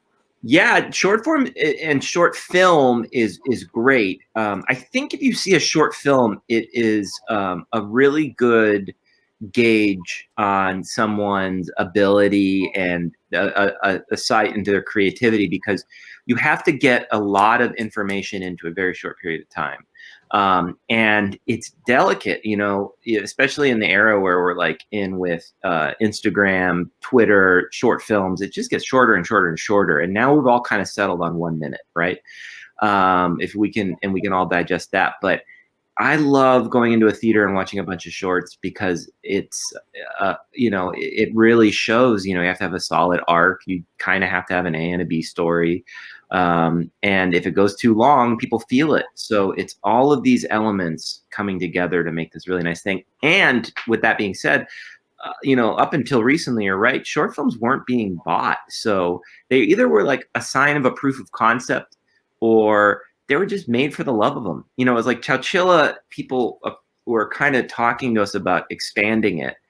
And it was kind of like the bold move at the time, to just say, maybe it's just a short film. And that's rad. Like, that's super cool. Like, just let's let it exist in the world of film as a short. That's it, as opposed to like, oh yeah, well, maybe it exists and we tried it. And it just feels like you're taking an idea and, stretching it too thin almost. To go back real quick to what you said earlier, I could tell we're in the same generation because you referenced ska music. Oh yeah. But that's super awesome. I was just on a rant on the last podcast we had about like, it's okay to make something and have it end, and it exists as the thing that you made, and if people love it, great, and if they want to like wonder about what happened after and yada yada, they can do that. But like, if you didn't have a plan for after or before, then you don't need to scramble to get a plan and patch everything together and make your thing worse. So no, I much respect to you for you guys are like, what, it exists as this, and that's all we need to do. Like I just appreciate the shit out of that. Like that is really what I feel like people just do too much. Is like they're like, oh, I can make more money. Well then, let's do this thing instead of just making a good piece of art and letting it be itself. I'm just really impressed. We recently interviewed a short film director who made We Die Alone. And I was just really impressed with what people who make short films can fit into 22 minutes. Like you said, I watched that 22-minute movie and I'm like, this is almost like this could be part of an anthology TV show, but it's so much, it's more than what an anthology episode of television would be. And it's so much is fit into 22 minutes. It is so impressive because it's really hard to introduce characters, have a full arc, and then end the story relatively well. And I respect short film. Yeah, it was a world that I knew very little about. I think if I would be on like a flight to Canada, I would see a couple short films that were like on the in-flight visual system or whatever. But And when you make them, you get into the film festival world, which is wild too. But it is really cool when you get on like a rad block and you get to see all these filmmakers doing something. And it reminds me of being in a band and playing, and you kind of jam out and meet other bands, other filmmakers, what their style is, what they're doing. And there's just, it's rad when you can have that mutual respect from like a creative level, because it's an art form at the end of the day. And at that point, it feels very much like an art form. And as you climb further up the ladder, it's harder to hold on to that memory, and the best people are able to do that and hold on to that creativity. But it like we're talking about, it can get like sucked away, and then the final project could be pretty thin. So let's backtrack a little bit. Where's this party about? So, and again, where can we find it? So Where's This Party is on a website actually called where'sthisparty.com. You can also get all my stuff on it's christophercandy.com. Is I have kind of like a main hub where you can kind of get everything that I've kind of worked on. Again, it was my friend Garen, who I worked with. We were in this acting class and we just gelled as friends, and it was like, let's do something. And it was just like, that was the question. Let's just do something. And I obsess over very weird details, elements, tones, and growing up in LA and it kind of being exposed to like, a glitzier side of LA from time to time, I would see like the bizarreness to what Beverly Hills is. Like there is this bizarreness to it where it's like on the outside looking in, it's like, oh, it's the fanciest neighborhood in the world, right? But there's all of these like, what's the right way to put this? These like weird lowlifes who kind of also like all hang out at like hotel bars there, and they've got the fake tan, and maybe they like, know the producer of, Under Siege, or, they're like, it's like very rooted in the 80s and the 90s. And I was like, what if we did a show with like these two Hollywood low-life producer director types? They're a couple, and the show is they're going and they're meeting someone at one weird Hollywood event, and they're driving them to another Hollywood event. So they pick up a wardrobe, wardrobe stylist at a SAG-AFTRA event, and they're giving that person a ride home, or they're heading to, an after party at, Mickey Rourke's house or something like that. And what would it, and then what if these two were trying to get something out of the person in the back seat? So we had it where these two were, Richard and Lou were the couple, and Richard had written a movie called Red Rover, and Red Rover was about a dog that witnesses a murder, and they're trying to get whomever it is to invest, be a part of it, get them in touch with Tom Hanks, get them whoever it is to get them access. And so I went and I went to a tanning salon and got a full tan, like a full, like, I think that I said, I went to this tanning salon called Ibiza Tan in Los Angeles. It's not there anymore. And I said, I'm doing a comedy and I need the ugliest looking tan I can get, like the craziest one. And they said, you must mean the Mediterranean look. And I was like, okay. So we know the one. Yeah. They spray tanned me, and I was like, it looked insane. And then on top of it, I had like a Caesar wig, that like a George Clooney kind of Caesar wig. And then my partner, my wife in the show, Garen, she was Lou, and she kind of looked like a Kardashian, like a Kris Kardashian kind of look. And the guy's kind of like, listen here, buddy. All right, when I was working on the movie, when I was up at Mickey Rourke's house when we were doing shots, I didn't see you there, and it was just very smooth talker, really fucking insulting. Like, this is all pre-Trump stuff too, and there is stuff pre-Trump, pre-Me Too, everything, and it was like me at the time going like, these people exist and they're so insulting, and it's all for comedy. I don't know if those characters exist at the moment right now, but at the time I was like, oh my God, this guy's like a Trump almost. He really is. He's so nasty, but he's got a heart of gold.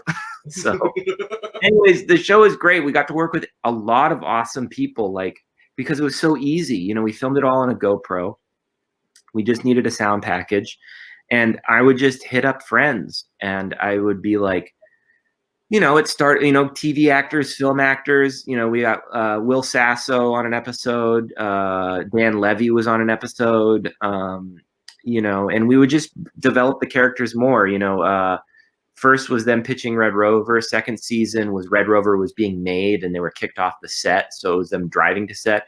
The third season was they don't have a pot to piss in and they're drivers at the Burbank International Film Festival, you know, and then we did a holiday episode. So, you know, we just I followed the arcs of TV shows and just, you know, that's what it was.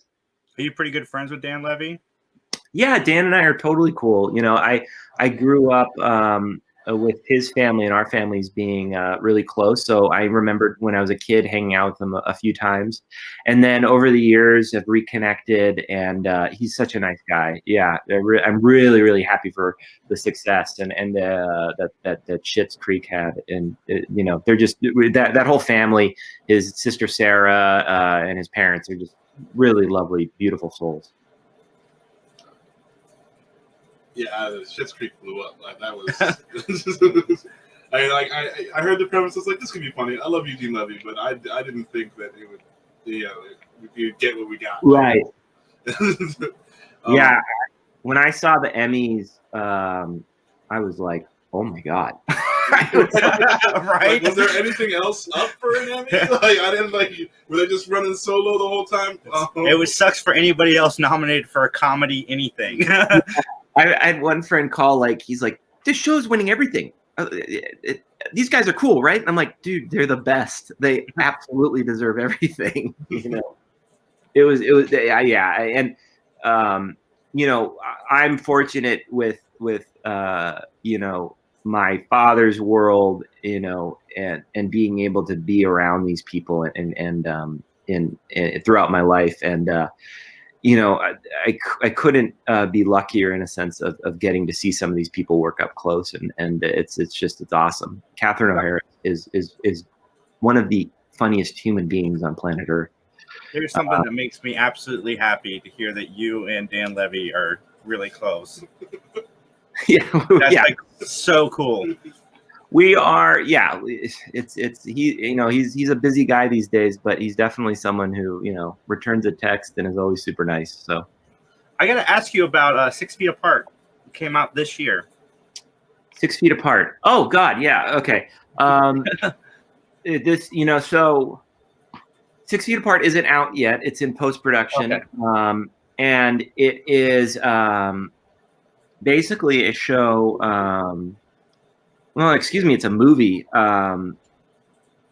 This project, quarantine happens, and you know, we all go into lockdown. And about 2 weeks into the lockdown, my friend JJ, she texts me and she says, "Are you interested in doing a feature film during the lockdown?" And I said, "Sure." No one can come in here. I live in like a pretty small studio in LA. And they said, no, we're gonna drop a camera off, a lighting package and a sound package, and we're gonna do this film. It's gonna be like 2 weeks. It'll be awesome. Okay, cool. So I meet this woman, Jessa Zabruka, I believe that's how you pronounce her last name, and she's a writer director, and she is really, really kind, really, really talented. She says that her partner, her boyfriend, has this production house in Los Angeles with a ton of gear. Are you interested? Sure. What's it about? Well, it's like a rom-com about a couple that live in the same building and they fall for each other. They matched on a dating app and they never followed through with it. And then they realized they live in the same building and it's the day before lockdown. Yeah, sure. Let's do it. My character is myself, more or less, but a very, very nervous, germophobic hypochondriac, always getting in his own way. Character's name is Chris. And I embarked on what was like a 6-month process of making a film, because I had to do everything. We had a DP and a director on a Zoom call. And then I had to set the camera, set the shot up, make sure it was in focus. I would go around and I would, videotape with my cell phone, the image that I had pre-recorded to set up the shot. It would take maybe an hour and a half to set up a shot sometimes, and you get 1 or 2 takes. And it's a functional kind of film in regards to the medium. We use Zoom recording, cell phone recording, and very nice camera film or digital film, and it all hybrids together. And so I'm really excited to see it. I think she's right now just finishing. I know the edit's locked, and I know she's in sound and color right now. So that's something that we're hoping to get out pretty soon. That's a great film. I was happy with that one too, because I got to put some friends in that one, people I worked with in acting class. Nanan Visser, I think that's her last name. I'm saying it, but she was on Star Trek Deep Space Nine, I believe, was the show. Yeah, so got random people in it, but it was all like labor of love, super fun getting people in the mix, and ended up getting a feature film out of quarantine. So. That's awesome. I've been really digging. People have been really creative with the format of Zoom. Totally. Yeah. It's in a time where everyone was like not sure what was going to happen. We all figured it out. We figured out a way to talk to people, communicate, make things. And that's really cool too. Like you said, it's very multi-formats, but you had to do. Now you're wearing 4 hats because you got to set up all your own stuff. So like. That's really interesting to me. Like, do you feel like you've grown more from that? Like, just because you had to do all these things? Sure.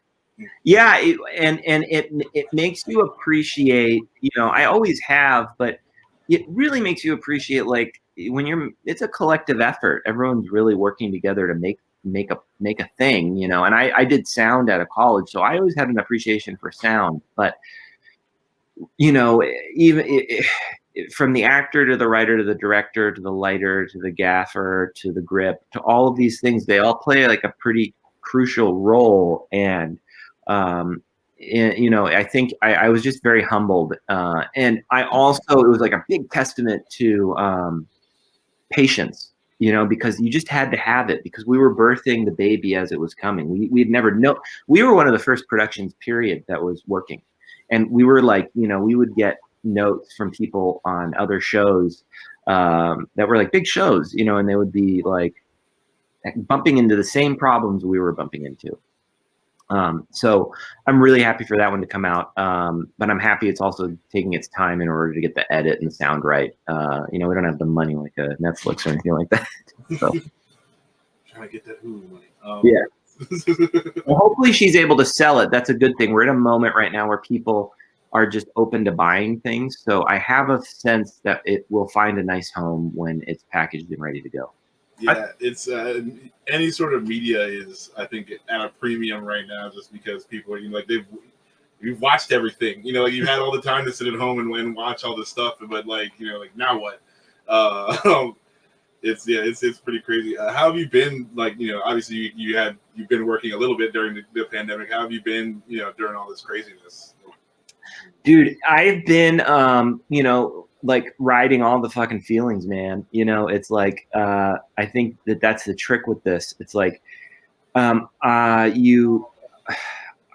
runner. So I'm like, once I felt and figured out how to like do that safely, and I realized I could run with a mask on and all that stuff, I was able to that was crucial, just get out there and hit that up. And then, we're in a surge right now in LA. So it's like, it's a little different right now. Like everyone's a bit more precautious in regards to how they're getting out there and what they're doing. A lot of people aren't doing Thanksgivings together and all of that.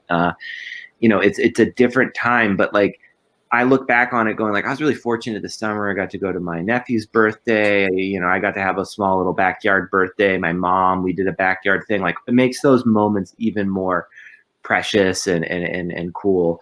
But then dude, the first couple months were brutal. It was and I was just fortunate that I kicked into writing mode and podcast mode and film mode to do stuff. So are you doing your own podcast? I do, yeah. I have one called Bumper to Bumper with Rick Darge, the guy who directed Chowchilla.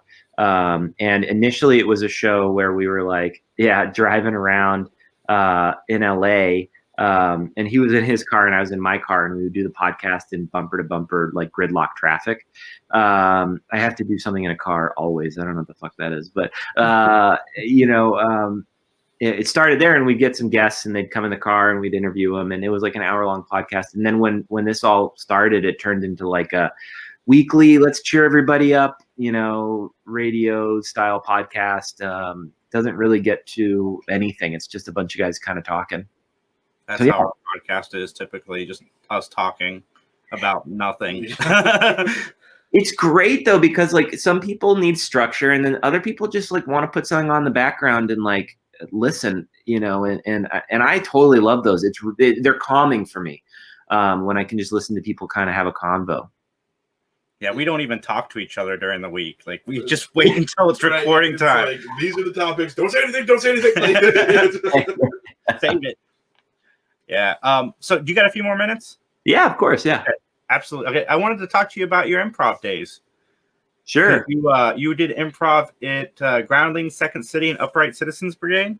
Those are some big places. Right. So the main school I went to learn was UCB, and they have a 4-level program over there where you basically learn how to do the Herald. And then I took class over at Groundlings. I just took one class over there, and primarily on my IMDb, I just put that there just so if casting directors see it, they know that you're trained or have taken classes. And then with Second City, I've been over there prior to all of this going through, and I was on a couple teams over there, and I was getting coached by coaches over there on this team Dazzle, and then I started my own show over there called Live from the Hollywood Room. So I was performing over there pretty regularly. But I studied there, but I remember I had this improv coach, this guy named Johnny Meeks, and he was my kind of first improv coach I had, where I was able to just kind of ask him, like, how do you do this? Like I know how to be in a band because I've been in bands forever, but how do you do this? And he just said, this is what you do, man. Take the class and then find a team and start in practicing, get a coach maybe, and then do the Herald like 1,000 times. And then basically when I reconnected with my friend Rick Darge, he said, I have a practice team that's going on. And then we started a team called the Beach Bunnies. And it was, a bunch of friends, and we started an indie team basically. And I cut my teeth pretty hard with them because we had tried a bunch of different coaches, and and we just played all the indie spots around LA. And for me, that was a very awesome time. It was like 2 years of my life where it was like every Saturday night we'd go play this one show and then go to bars and hang out, and it was super duper fun. And I really learned a lot just from getting up there and doing it like a billion times, kind of like what my teacher had said. But up till now I was at Second City, and I was just exclusively there playing with the Dazzle team, and then with Jason and doing Live from the Hollywood Room. What is the Herald? So the Herald is basically it is a structured improv where it's got several beats that are going on in it. So it's like you have your first beat of a scene. So it's a specific structure. So it's like 3 leveled, or I guess 5 levels, and it's like 3 first beat scenes, a group game. The second scenes are revisited in the second beats, basically. Then another group game, and then the third beats. And the third beats, the scenes can tie anything together. So if I'm in the first round of a scene and I start a scene where I am a chef and I'm cooking, and I'm arguing with my brother, we could take that argument, we could take that relationship, we could take the same characters, and in the second beat, develop that same scene, or have another scene about fighting brothers, or have another scene about whatever, and that would be the second beat. And then the third beat, I could take anything from anywhere and try and connect those dots. I don't know if that makes sense, but basically it's a way of structuring story. And it's just one way to do improv.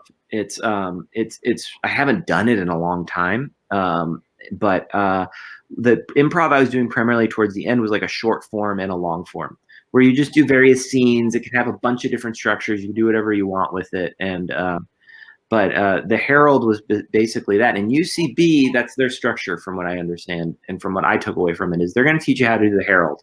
And you go through 4 levels of learning how to do that. And then there's their theaters, you know, they'll have a Herald night where you get to see a Herald perform, or they'll have a short form night or whatever. And so, yeah, I've kind of, you know, it's fun when comedy was really up and going before all of this. It was nice to bounce around to a bunch of different theaters and perform and do all kinds of things. That's what I miss most during this pandemic is comedy. Max and I, we braved the storm to go to the comedy club here to watch Josh Wolf. And yeah, I realized like how much I actually missed it because it got me out of the house. I have not really left my house since this whole COVID thing started. Yeah. I'm pretty much home. I don't want to get sick. My mom just got over cancer. So and she still insists on seeing me. So I'm trying to keep my distance from as many people as possible. But I couldn't not go. Like I wanted to go to the comedy club so bad.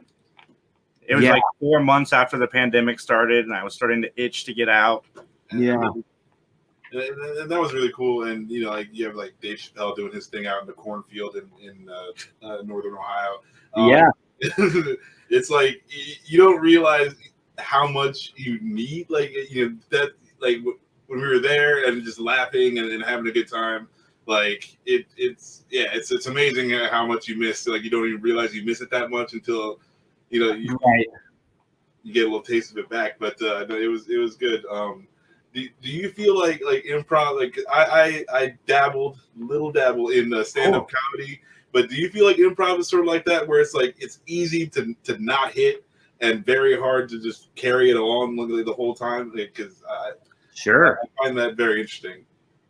Yeah, I agree. I think improv and stand-up are both very different things. Right. You know, a lot of people think that there's a similarity to them because it's under the veil of comedy, right? And I think I hosted a comedy show once where I had to write jokes, but I realized that I'm not a stand-up, and I really respect stand-ups, you know, because it's like they dedicate their whole life to this art form. And it's the same for, you know, improv too. Like you have to dedicate, you know, I always say that improv's like a yoga practice.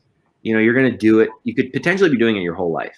So it's like, there's going to be times, even when you're like at the top of your game, that your hips might still be super tight, you know, because you haven't done it in a while. So yeah, you could be like really good and still suck, you know, in improv. And that's kind of what I like about it. And that's, I think, the same in stand-up. I think from what I understand with stand-up, it's like you got to get into the rhythm and the beat of your jokes and the architecture of your joke and all that and your set.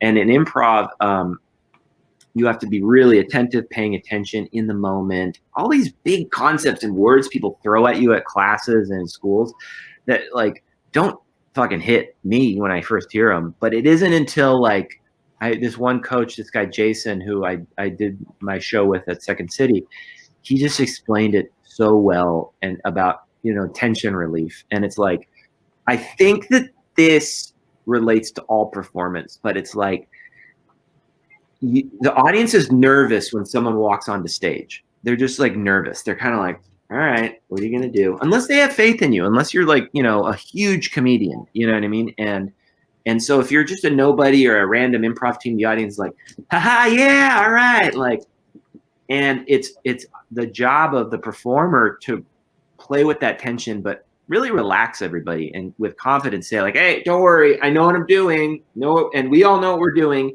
And in improv, we got each other's backs. We're going to watch out for each other. We are going to do our very best to make this funny.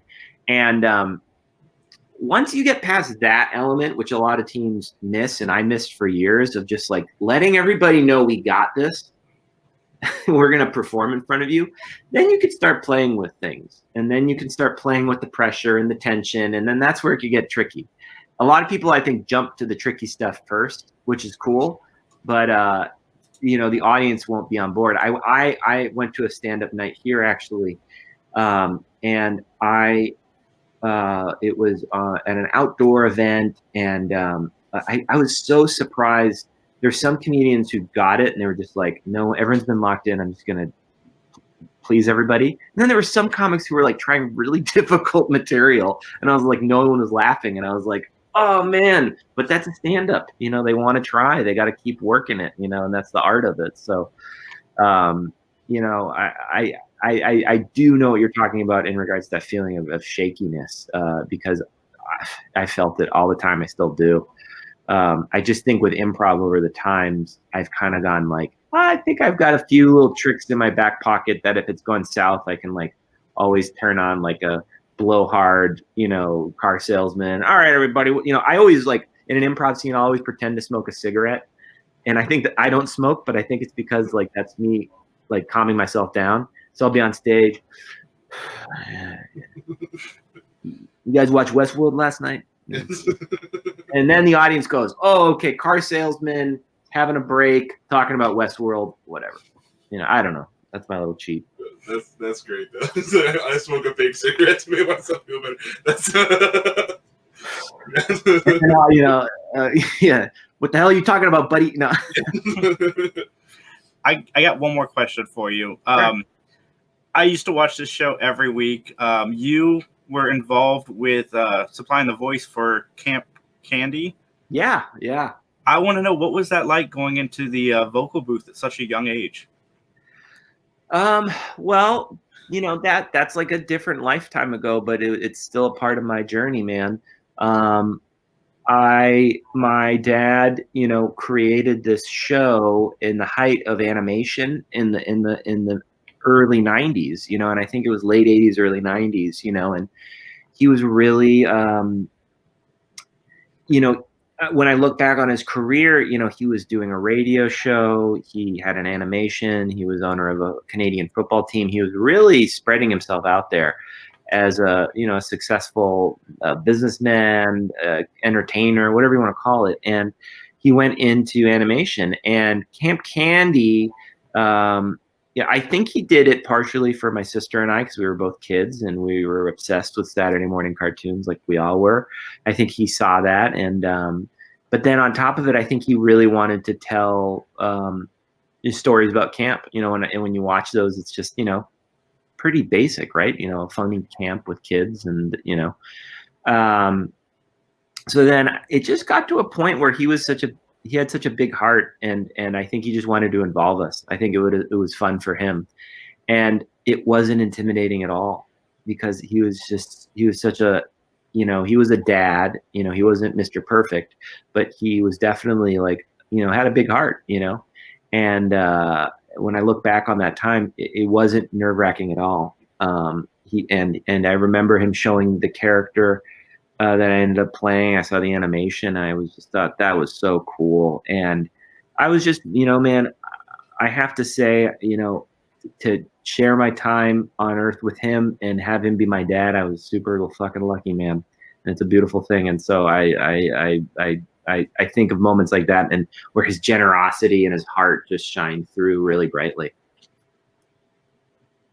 Yeah, I love that show, and I was really happy to find out you were a part of it and your sister was a part of it. I think that's really cool. Yeah, we had a farm up in Canada. I mean, we still have land, but there's no house on it anymore. But, you know, he would film the bumper spots on the property. So he was always very much trying to, and I understand that, but he wanted to ground his productions in his reality around him, and make involve people, and be open and helpful and collaborative with people. So he bought this farm with my mom when he was doing at a Second City, and you know, this was before anything. And then next thing he knows, he's filming spots for Camp Candy there in the early 90s. So he was cool that way, man. I respect that, and I love that. But yeah, it was a fun show, Camp Candy. It was. I was flipping through YouTube the other day, and somebody had it on there. Dude, one of the funny things I was noticing with that was It's a part of the Marvel comic universe. Is it? It's a part of the MCU because they did Camp Candy comic books, and Camp Candy is part of it. And I was going like, in the end scene of Endgame, I'm like, oh man, that would have been fucking real deep. I think I tweeted something like, the only person to survive the Thanos snap was the Camp Candy. Oh man, that'd be awesome. Super. Yeah, I just realized that. I remember my friend pointed it out actually. Fletcher. I'm gonna start that Twitter thing. Hashtag Chris Candy for the MCU. Yeah, dude, get that. I think, it didn't trend, but I noticed. I was like, whoa, okay, interesting. Anyway. Max, did you have any questions? No, I'm just like awestruck a little bit. Like it's I'm just very appreciative to have you on, man. You've been super cool. Oh, dudes, yeah. I when you reached out, I can't remember. Was it through some story went out or something like that? I know you all of a sudden kind of showed up. It was after your dad's birthday's anniversary. I was doing research on them, and I realized that you and your sister were in the business. And I started looking at your IMDb, and I'm like, man, they seem fascinating. So I reached out to both of you. Oh, cool. I'll let Jen know. I'm sure I'm sure she would love to hop on the show. But I have something I want to talk to you about after the broadcast. But where can everybody find you online? It's Chris Candy for you on Twitter and Chris Candy Forever on Instagram, and then ChristopherCandy.com is all my website stuff, and you'll be able to navigate through all the stuff we were talking about on those sites. Well, I think I can speak for Max when I say you've got 2 fans here for life. Thank you so much for coming on the podcast. Really respect that, guys. Yeah, that's super nice. And I love talking shop. It's so fun. And everybody, the links to all of Chris's stuff will be in the description of this audio or this video. And thank you guys so much for checking us out. Recycle your droids.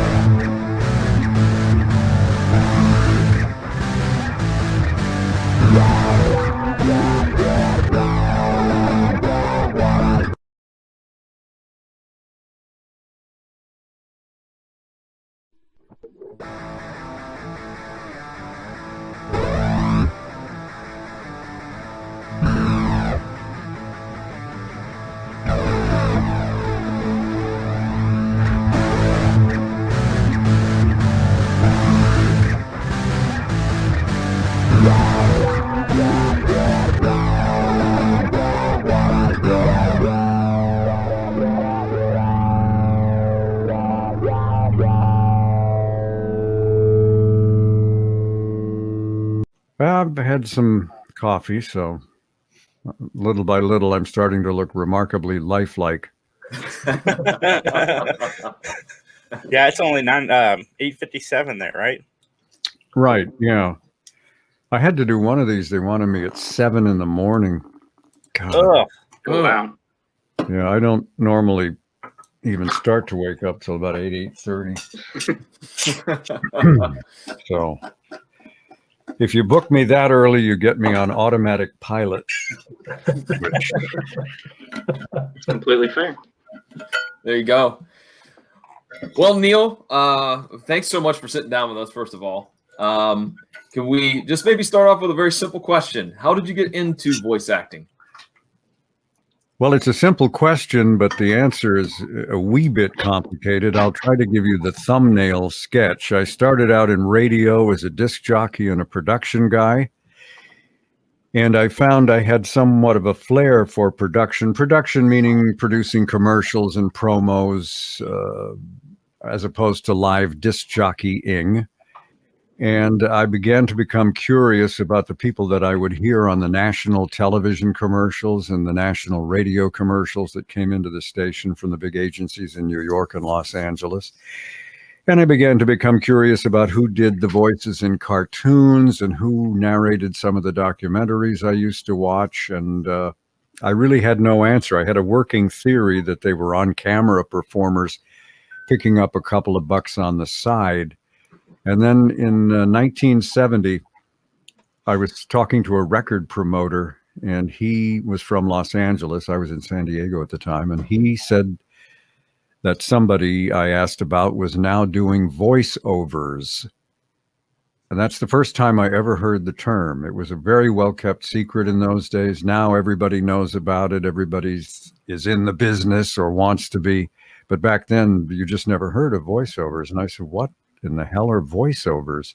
Scarcely daring to dream. And he said, oh, you know, commercials, promos, cartoons, voiceovers. I said, you mean you can just make a living doing that? He said, oh, some of these guys are millionaires, which was true at the time.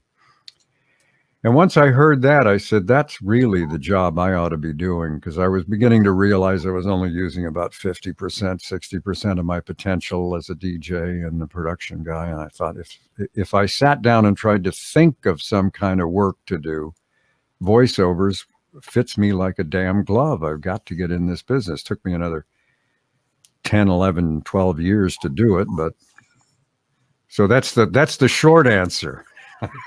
If I want to ask a follow-up question real quick. In your opinion, why do you think it was such a closely guarded secret in the industry that, you know, this opportunity existed? Yeah. So that there could be millionaires doing voiceovers. I don't really know. It sort of the business sort of evolved. It was a complete 180-degree difference then as opposed to now. In fact, if you'll indulge me, I have this book. Well, you can't really see it because of the lighting, but it's called How to Break into Motion Pictures, Television Commercials, and Modeling, and it's written by a woman named Nina Blanchard, who was a big agent at the time. She's since passed away. And she wrote just a little tiny bit about voiceovers. And thank God I read this after I broke into the business. If I'd read it before I broke into the business, this was published in 1978. I might have said, oh, it's hopeless, I'll never get in. She says, the voiceover field in commercials is probably the most lucrative, has the fewest number of actors, and is the most difficult to establish yourself in. Voiceover, where the actor is heard but not seen, is used in commercials, animated cartoons, movie trailers, promos, radio, and other television work. There are about 100 good voiceover actors working in Los Angeles, 100 in New York, 20 in Chicago. The ratio for jobs for women in this field is about 1 job in every 10, and that was an unfortunate thing. It's gotten better. It's not perfect. Actors who are considered superstars in voiceover may average $200,000 to $300,000 a year. That's 1978 money. So that's this is an area where there is absolutely no chance for the untrained, inexperienced actor. There are no exceptions to this statement. You cannot break into this field unless you are a skilled, trained professional, and even then, the chances are very slim for success. That was 1978. 100 people in LA doing it. It was this little hidden cottage industry. I think there were more than 100. I think she's mistaken about that. It might have been as high as 500, 600. But still, it was this little unknown cottage industry that just chugged along, and the folks who somehow found their way into it, some of them did extraordinarily well. At the time, there was this core group of performers who did everything, and the buyers loved them, the buyers knew them, the buyers hired them over and over and over again. Why would they take a chance on some unknown? They knew this guy could show up at the studio, nail it, and they'd have what they want, and everybody's happy. And so you had to kind of wait your turn until the day came when the guy they wanted wasn't available. And they said, well, send that kid over then, and we'll see. And you'd get in and you'd do your best. Well, it's not too bad. Well, maybe we'll call you from now on. You know, you had to wait your turn. And now it's completely turned on its head. Part of the situation back then was there were standards. You had to hit, as she indicates in her book, a certain level of performance, and nothing less would be accepted. And they threw the standards out roughly around the turn of the century. A new group of people got in. it's a complicated story, but suddenly we were hearing rank amateurs doing voiceovers. That's what they wanted. This group that came in around 2000 decided it's more authentic to use beginners. And they would send out auditions and they would say, we don't want to hear anyone who has ever done a voiceover before. We want to hear complete beginners. And it was a very strange time. It's leveled out since then. But for a while, you'd put a TV on, you'd be looking and a commercial would come on. The music would be wonderful. The picture would be gorgeous. And the voiceover is kind of not up to the standards of what you're watching and listening to. And it's like, how the heck? The first time I heard one of these, I thought they ran the scratch track by accident. Yeah. It's a temporary track and it gets replaced by the real guy. But in this case, and I realized that's impossible. They couldn't run a scratch track. They honestly want to put this garbage on the air. I can't believe it.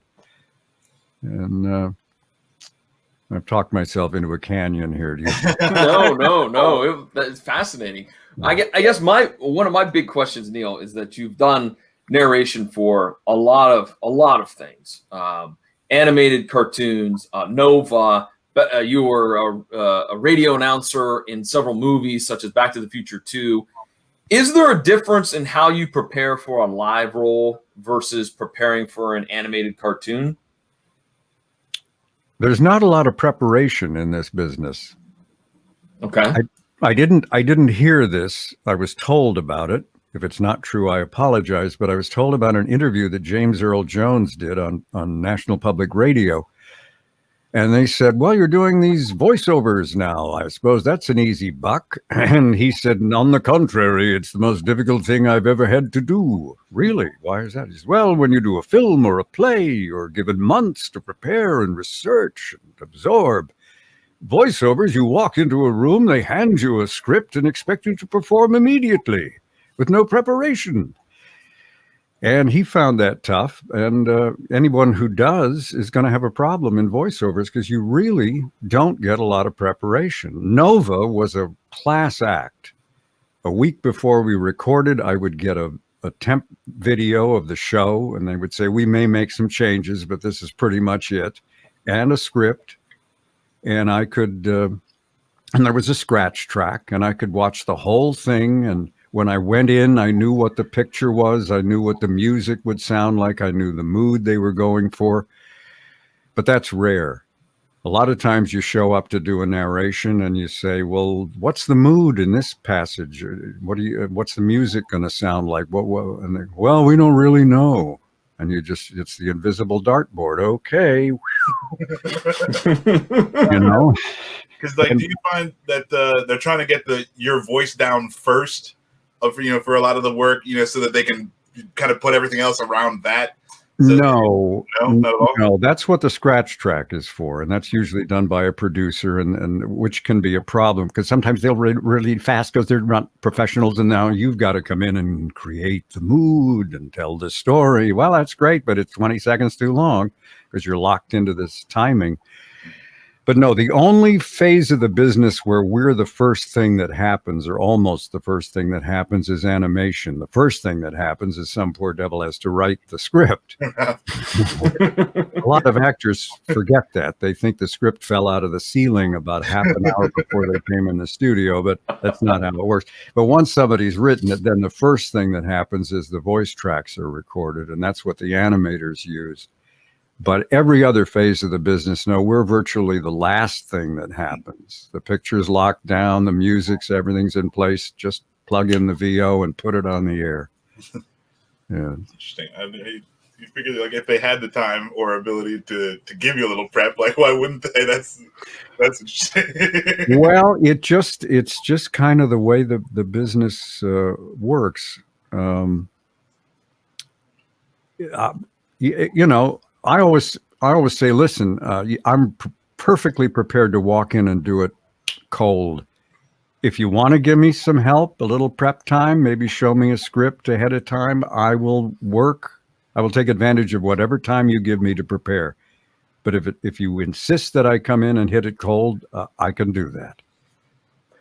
Speaking of that, I guess one of my other big questions, was when you come in to do a voiceover, and especially for a cartoon where you're playing multiple different characters, maybe in the same episode, is it incredibly difficult to come up with a very unique sound for two characters? Like, for an example, I'm just assuming, being a big G.I. Joe nerd, if there's an episode with, say, Dusty and Shipwreck, and you have to kind of have this two separate unique sounds, is it very difficult for you to do that? No. Well, of course, remember, those characters are established. I've already done them in other episodes. They may not have interacted with each other, but, it's not like I invent them on the spot. And then usually the director will give you the option. He or she will say, okay, you're playing a scene with yourself. Do you want to do the whole thing, or do you want to do one character at a time, and I'll feed you the other lines, and then the engineer can glue it together later? And you just, sometimes I'll ask to do it one way. Sometimes I'll feel confident enough to do it the other way. It's one of the stories that I tell in my book, which I'm going to plug at some point, hopefully. Well, you probably won't be able to see it with this lighting, but that's not bad. No, that turned out good. Go right ahead. Background. All right, the book is obviously, as you can see, called Vocal Recall: A Life in Radio and Voiceovers, and I tell a story about I think it was Transformers, and Frank Welker was doing a scene with himself. Two of his characters were having an argument. And there's a thing in animation where they don't want actors to overlap. In other words, they don't want the guy who's coming in to jump on the last syllable of the other actor, because they want to be able to separate them and maybe slide them around a little depending on picture considerations. So generally speaking, no overlaps. So Frank is doing a scene with himself, and we're watching him, and he is going back and forth between these two voices. I mean, it's just amazing. If you closed your eyes, you'd swear there were two guys working. And suddenly, in the middle of all this, the voice director, Wally Burr, hits the button, and he says, stop, we got to go back. We had an overlap. And we're screaming at him, it's the same guy, Wally. How can I have an overlap? It's not physically possible. And, no, he's that good. Although if anybody could do it, it would be Frank. And, Wally was very embarrassed. Part of the problem was Wally never looked at us. He always had his head down in the storyboard. And he'd just forgotten that Frank was playing both parts. And he thought he heard an overlap. That's how fast Frank was going between the two voices. Frank, I assume everybody knows who Frank Welker is. Yes. What was it like working with him? Well, he's a lovely guy. I mean, I always say if anybody is entitled to be arrogant and pompous, it would be Frank. But he's just not. He's the sweetest person you'd ever want to meet, and thoroughly professional. I have never seen him even appear to slightly lose his temper or his cool, no matter what the provocation. He just has a little smile. Okay, we'll do it again. No problem. Other people are prone to erupting at a certain point. I've never seen Frank do that. And it's just, he and a number of other people, it's a case of me sitting in the room saying, how did I get in here? How did I get to work with these people? They are just so phenomenally gifted. It's just a privilege to be in the same show with them or the same room. How do you go about getting a role like John Rambo in the animated series? Like, did you do a really good Stallone, or how does that come about? Well, that's another story that you will read in Vocal Recall: A Life in Radio and Voiceovers. Available on Amazon right now. Available on Amazon, or you could go to www.neilbook.com, neilbook.com, and it would direct you to where you needed to go. But yeah, just put Vocal Recall Neil Ross in Google, and it'll take you somewhere. You'll get there. I don't know where it'll take you, but what do you got to lose? The Rambo. So they called me in to audition for the part of Rambo. And they said, now we do not want a Sylvester Stallone sound-alike. I said, got it.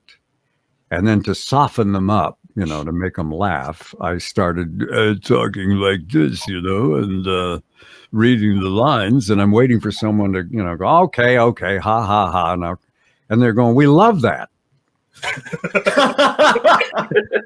And I said, I thought you didn't want a Stallone sound alike. And they said, that doesn't sound like Stallone. I said, you're absolutely right. It doesn't. What was I thinking? Because I'm no dummy.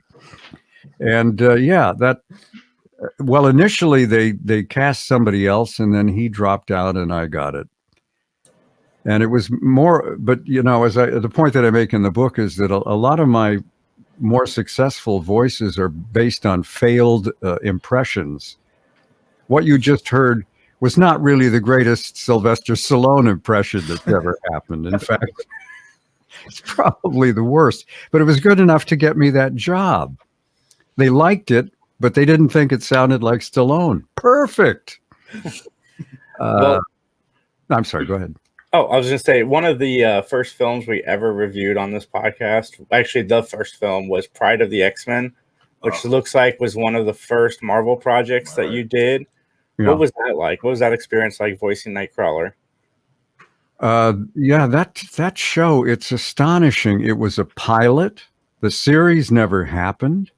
You would assume that everybody forgot about it, but I hear about it over and over and over again. And the more I think about it, the more I think they really missed something by not doing the series. Oh yeah, and they had the '90s X-Men cartoon was a great hit, and they really dropped the ball on that one. And I have no backstory as to why that happened. We were told it's all good, it's going to be a show.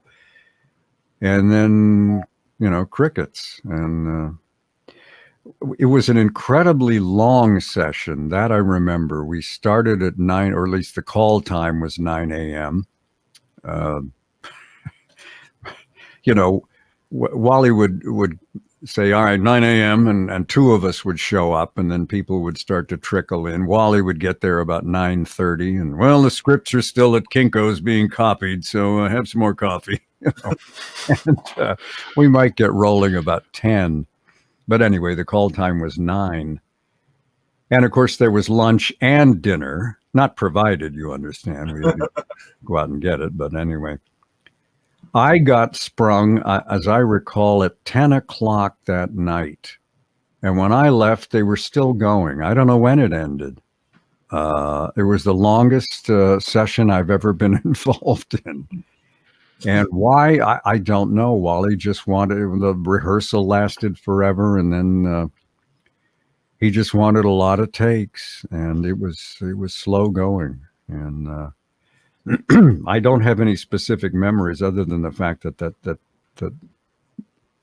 like I said, I got out of there at 10 o'clock at night, so that I've been there since 9 in the morning, and there were still actors in there working when I left. And, well, yeah, it's something based on comic books, and that sounds like what goes on with comic books. There's always delays, and it takes way longer than it should. Well, it's a funny thing. Some actors got mad at Wally. His sessions probably were the longest of any director I ever worked for, and people would make the case that it wasn't necessary. It could have been done more rapidly, and maybe that's true. But, the two shows that I'm really remembered for, the two shows that are the big reason that I get taken to or asked to come to conventions and get all sorts of adulation, would be Transformers and G.I. Joe. And both of those were voice directed by Wally, and he would be entitled to say, maybe there was a reason they took a long time, kid. And I wouldn't necessarily argue with that. It's tough to say. But his were the longest. So speaking of Transformers and G.I. Joe, you came in, you were there for the animation just boom. They're trying to sell toys. They're making cartoons for everything. How, what was that like? Was there, you said it took you about, a decade to get really fully into the voiceover business.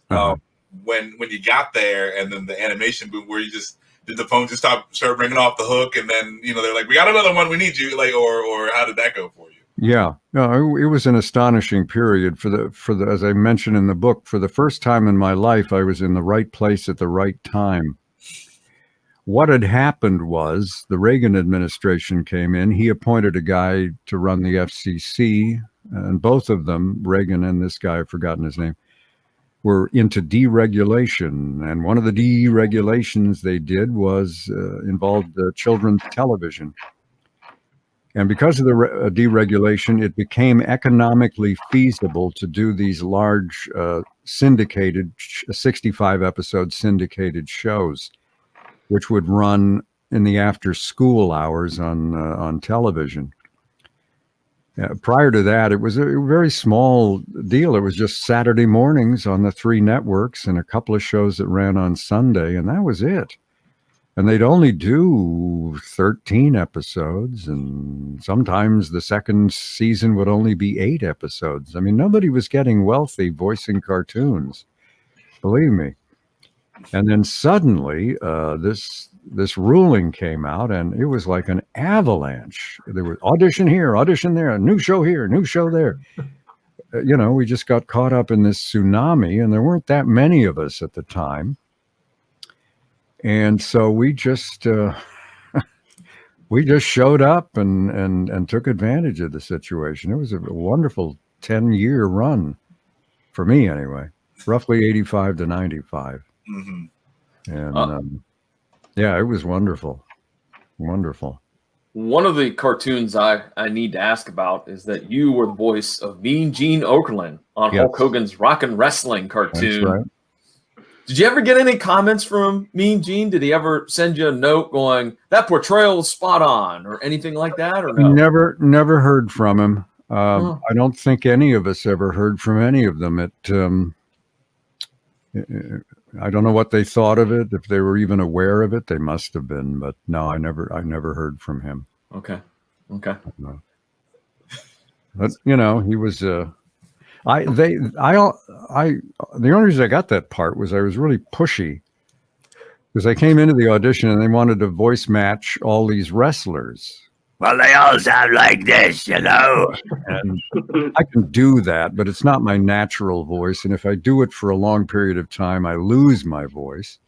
And I'm looking at these and I'm going, they need to cast people who pretty much sound like that. And suddenly I'm looking through this pile of, there's Mean Gene Okerlund, an ex-radio guy like me. I can do this. And I said, can I please read for the, don't bother. They're probably not even going to put him in the show. Forget about it. Here, do this wrestler. Yeah, okay. And I kept coming back. I kept saying, could I just do one odd? No. He's not even going to be in the show. Get out of here. Finally, they said, all right. And I got one pass at it, and they threw me out, and I got the part. I don't know if anybody else even read for it. And he was in every show. Sometimes he'd only have one line. He'd pop up out of the water or something, spit the water out, and say, "Hello there, boys and girls," and that was it.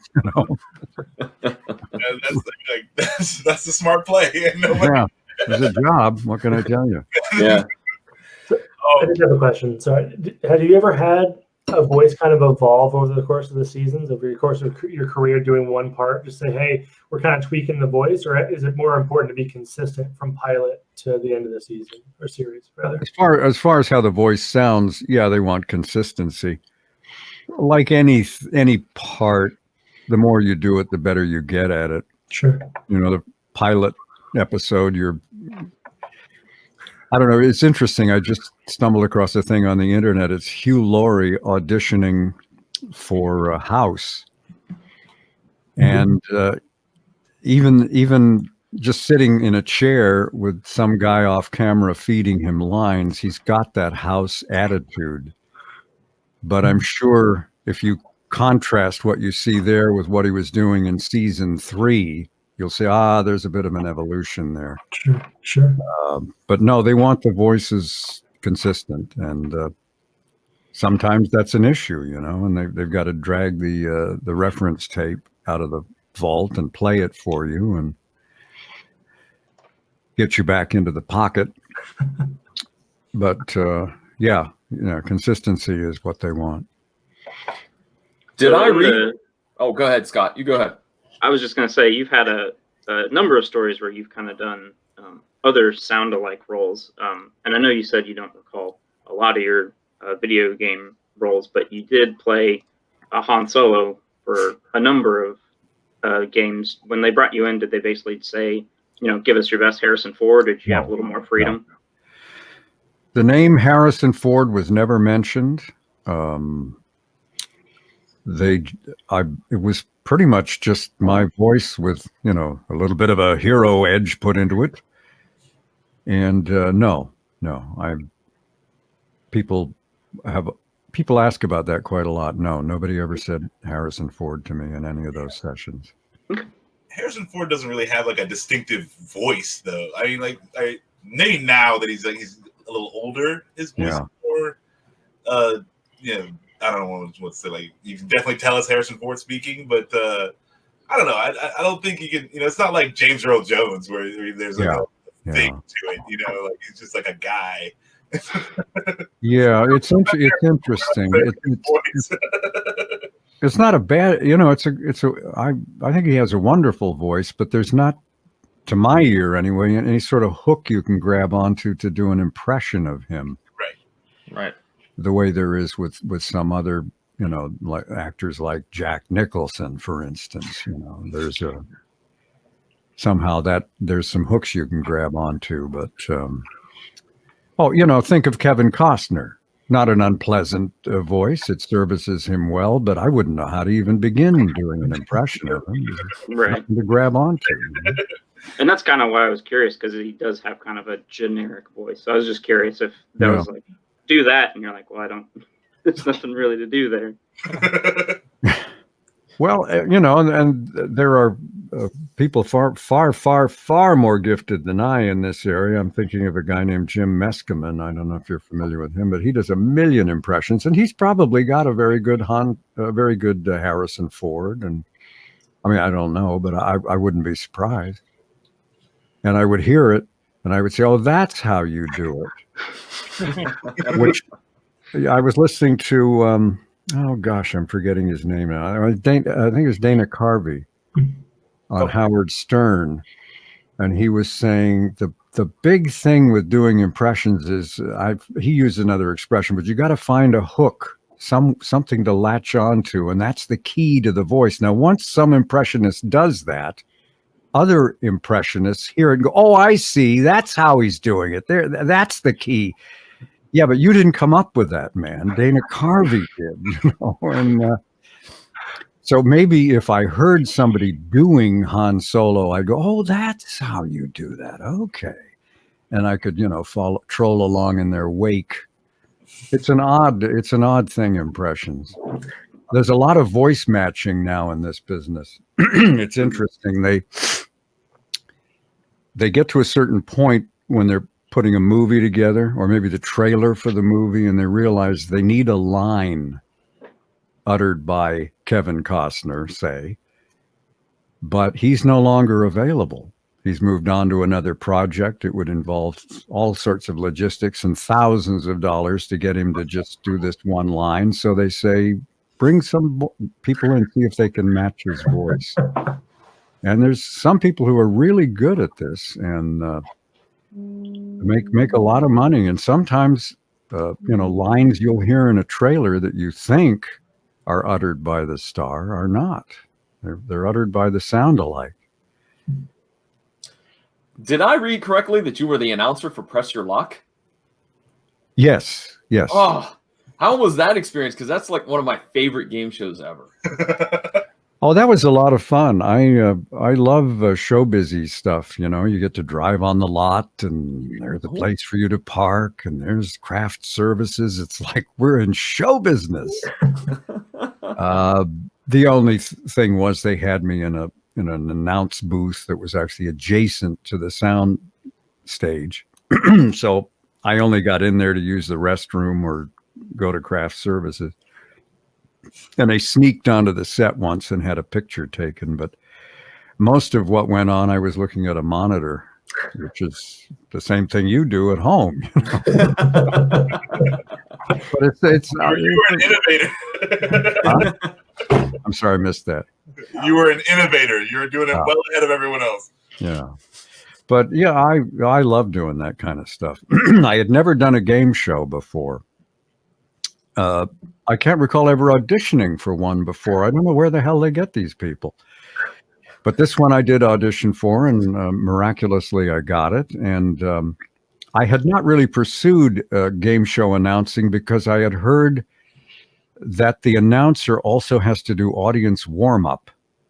And I didn't think I'd be any good at that. I watched audience warm-up people when I work on sitcoms. Sometimes I'll do a voice in a sitcom, and they'll say, we need you to be there actually for the taping. And I would watch the warm-up people and what they went through, and I thought, oh my God, what a tough, thankless job. And I thought, it's just not me to go, okay, everybody, we need you to cheer, And, fortunately, they have a guy to do that at Press Your Luck, and he's wonderful, and my hat's off to him, and I'm glad I don't have to do it.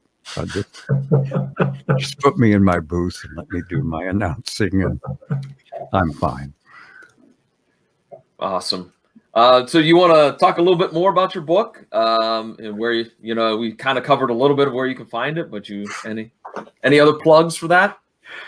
Well, it's visual aid here. It's Vocal Recall, a life in radio and voiceovers, and that pretty much says what it's about. I don't really touch on my personal life very much, not that that would sell any books anyway, but it's just my life and my career, all the stuff I experienced. And I was very lucky. I got to be in sort of the golden age, if you will, of AM top 40 radio in the 60s and 70s.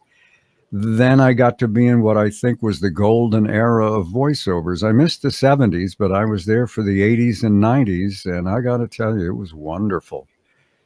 And all of that is chronicled if you're a fan of G.I. Joe or Transformers or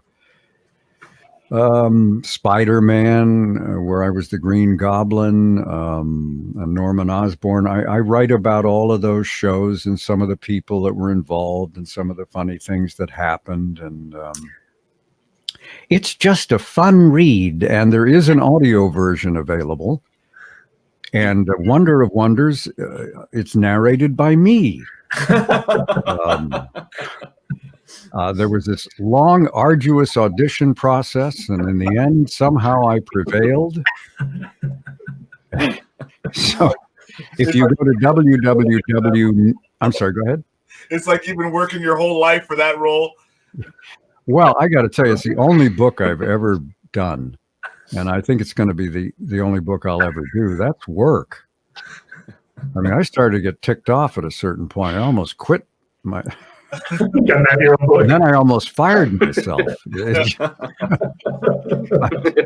Anyway, www.neilbook.com. It'll tell you how to get an audio version there. Or if you're an Audible customer, it's available on Audible. I got one last question for you. Yeah. So it says here that you were Marvin the Martian on Pinky and the Brain in an episode. Yes, I believe so. Can I hear a little bit of Marvin the Martian? Oh dear. Well, it's a long time since I've done it, and oh my, look at the Earthman. What is he doing? This is really pathetic. I would need to sit for a few hours and work on this to get it back, but somewhere in there. That is amazing. That is bravo. Thank you so much, Neil. I know that some of the guys have already started your book. Some of them may have finished. I got to go buy it right now. I'm a few chapters into it right now. So it's good stuff. I recommend it. And like the descriptions to get the book are in the description of this audio or video, however you're watching us or listening. And again, Neil, thank you so much for coming on. We appreciate it. Oh, guys, my pleasure. My pleasure. I had fun today. Thank you. I hope you did. We did. Thank you. Yeah. Thank you. From crazy. Max, Justin, Scott, and John, 3 Geeks Podcast, PVD Cast. Everybody have a great day. Thank you so much, Neil, for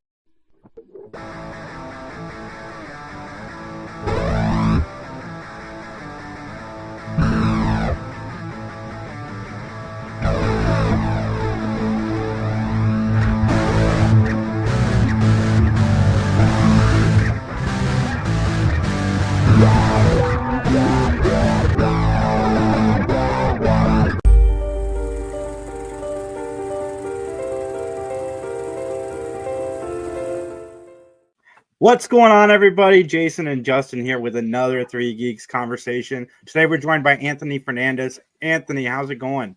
Man, I'm beautiful. I'm blessed. It's great to be on the show. Thanks for having me, guys. I can't wait to talk to you. You've been in like everything over the last like 10 years. It's been quite a ride, let me tell you. What made you want to get into acting? I think now that I'm older, I look back and I say movies were always a part, like movies and television, always a part of me growing up. I grew up always moving from place to place, single mom with 2 sons. So movies were always a comfort. But somewhere along the way, I started, dabbling in the streets and getting into trouble. And that kind of loses you. You think more about realistic things like the money and so that kind of left me, but I was always creative. It turned into rap music, and let's just fast forward to 99. I'm kind of at the spot I am in life saying that I went too far into the street life. It was to make some moves and choices, and so I came back to LA, and I was bouncing at a nightclub called the Boogie in Anaheim. It's where they filmed the opening scene to the original Roadhouse. Great club. I ended up doing real well there. I was a manager. Fast forward again, 2006, they closed the club, and I was making racks. I was single. I had a studio. Definitely going to be the next rapper. And that same year, I had an instant family, a new baby on the way, new son to raise. And so I had to shift gears real quick, and I didn't have any real skills. I've always been intelligent, but there's nothing documented. No professional skills, I could say. So I had to figure out what I could do. I was bouncing at other nightclubs, but I was slowly sinking. And so I decided to go to community college for a business degree. I said, I give up. Let me just try this regular guy thing. And along the way, I rediscovered acting. I just took it as an elective to say, okay, if I got to give everything up, that's for me.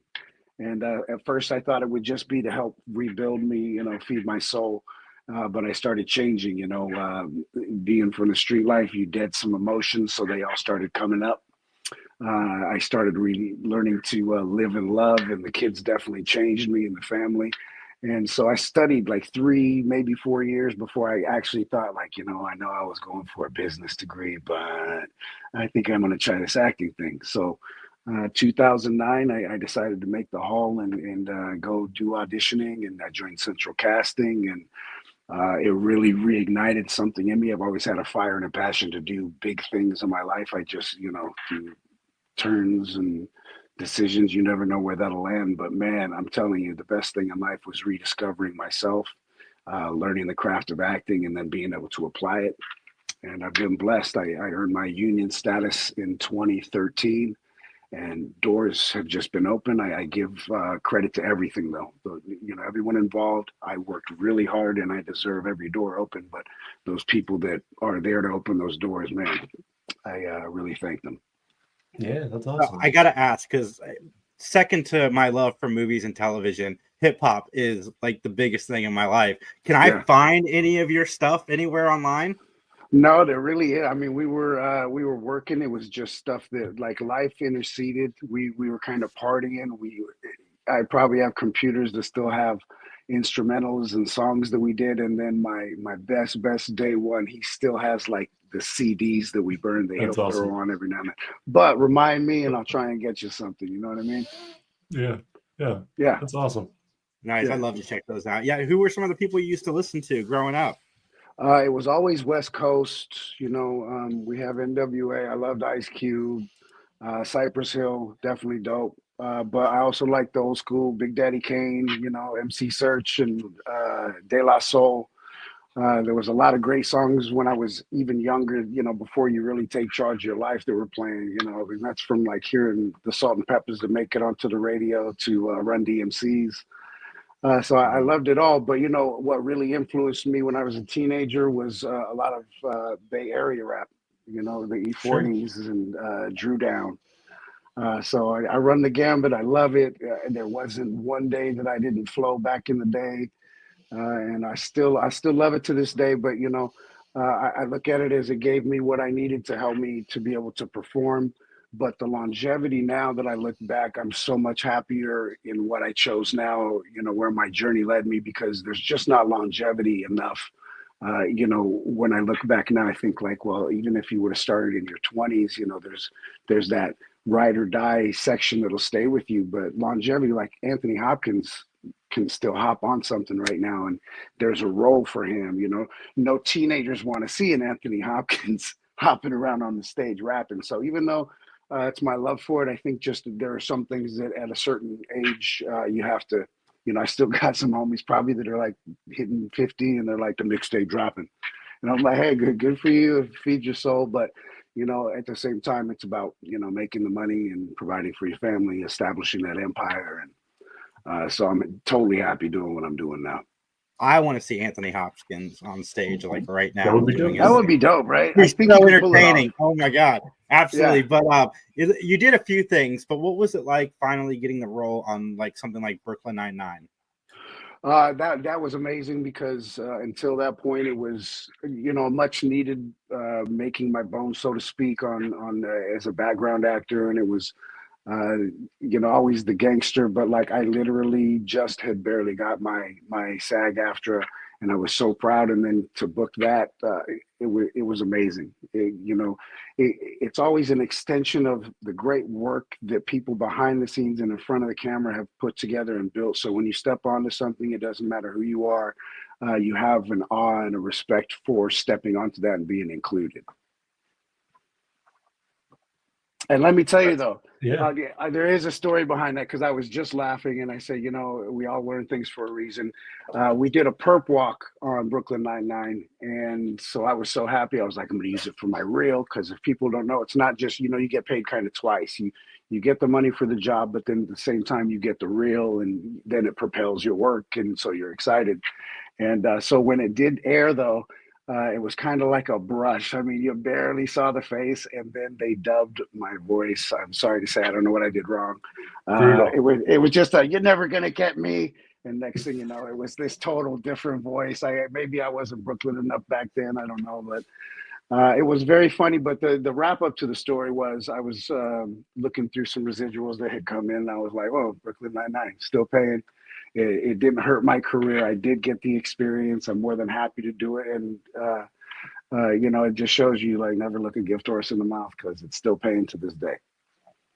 That's awesome. Can you tell me at least a little bit about The Evil Gene? Full disclosure, I have not seen it, but it has some of my favorite people. It's like I'm a big Supernatural fan. Richard is a big part of Supernatural. I'm a big fan of that. Like, I would love to hear more about that movie and how'd you get the part, the whole deal.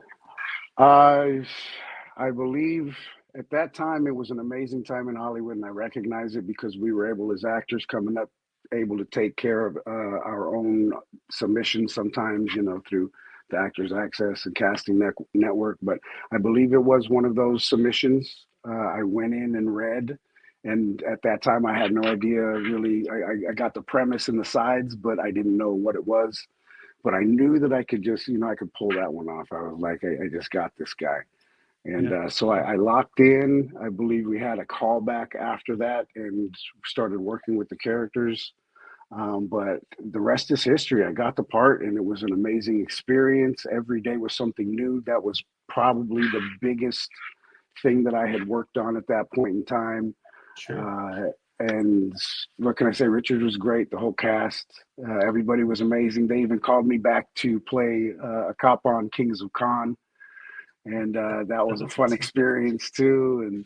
And so you learn from people too. It was amazing to see, because when I came into it, and I still do as a process, I love going Daniel Day-Lewis, but you realize real quick that sometimes you just can't go there. And to get the lesson of seeing professionals that can literally light up a room, take a production to the next level and still be professional, know their lines, know their mark. That was, invaluable to me as an actor, just to see that, the whole production. And then I still got to play the bad guy. Still got to, creep people out and then go home at the end of the day. Yeah. Is that fun? Is it fun playing the bad guy? Just in general, like regardless of movie? Is it fun playing the bad guy? Yeah, I would say so. As you're building a career, and especially if someone's looking to be like the lead, there's always this balance where it's like, coming up, it's like, oh no, I want the hero, I want to play this, and I said, I don't care, I just want to play these great characters, and the bad guy the good guy sometimes gets a little bit boring.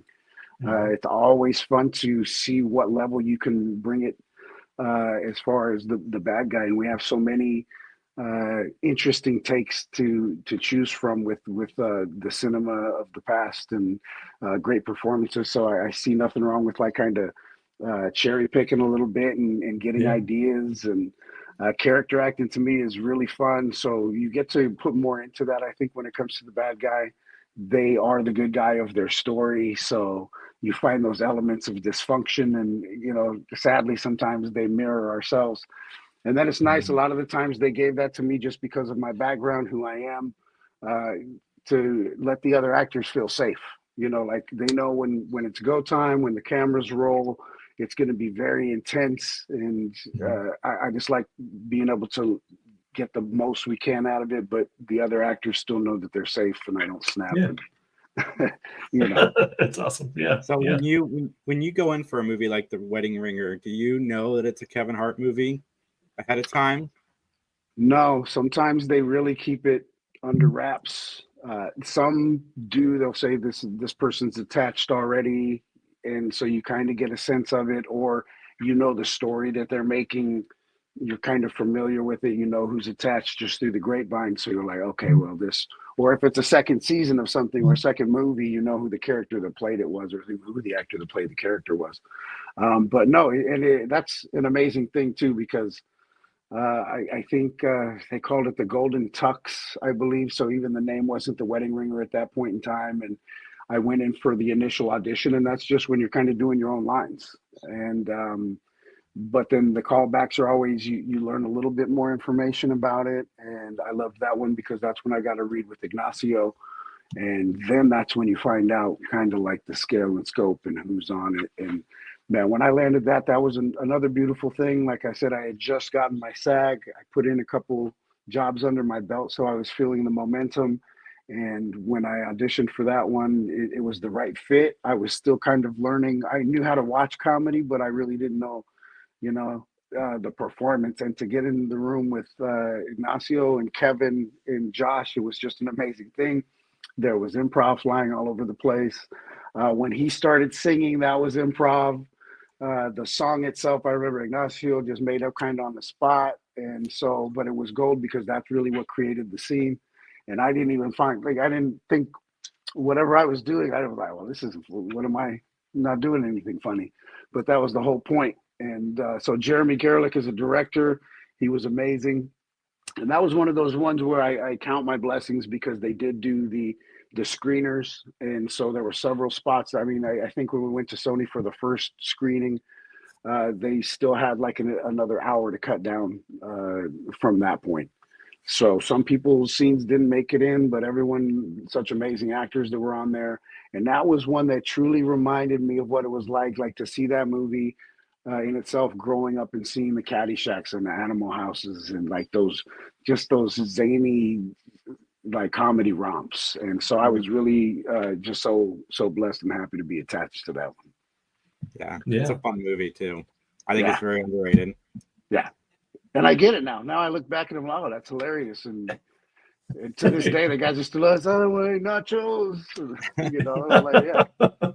Yeah. So is it, and this might be a long answer to this question, but is it intimidating or daunting to be attached to like an NCIS or like one of these ones that have Young and the Restless, stuff that has like a long Shameless, like a long tapestry or a history of a TV show, right? Like that. Those are name brand shows. I could go up to anybody and be like, have you heard of Shameless? They'll probably say yes. Have you heard of NCIS? They'll probably say yes. Like, is that daunting when you like go to a set like that? Or is it just like, okay, this is cool, these people are established, or is it just different? I don't know. First, I would say every day has its own nerves, whether you think you're prepared. It's just, I don't know what the shift is. Some days you feel it.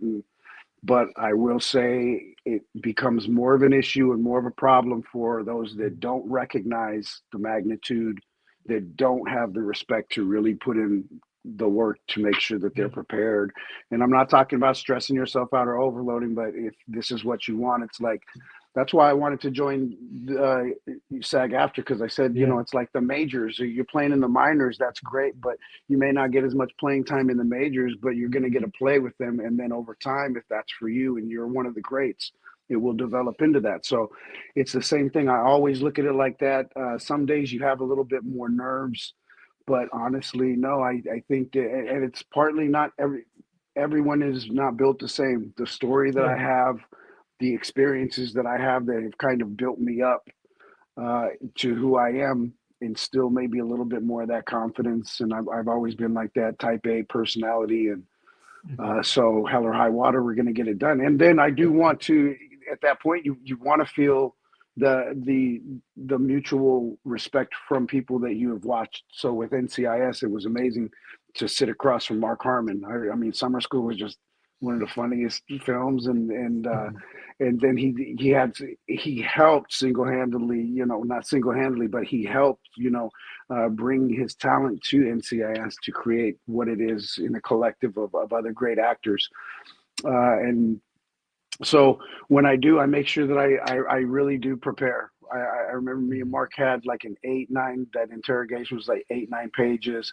At first they were going to break it up, but I had been working on it so much. And at that point, that was the one that really, it tested me. And I was like, no, I'm going to get this.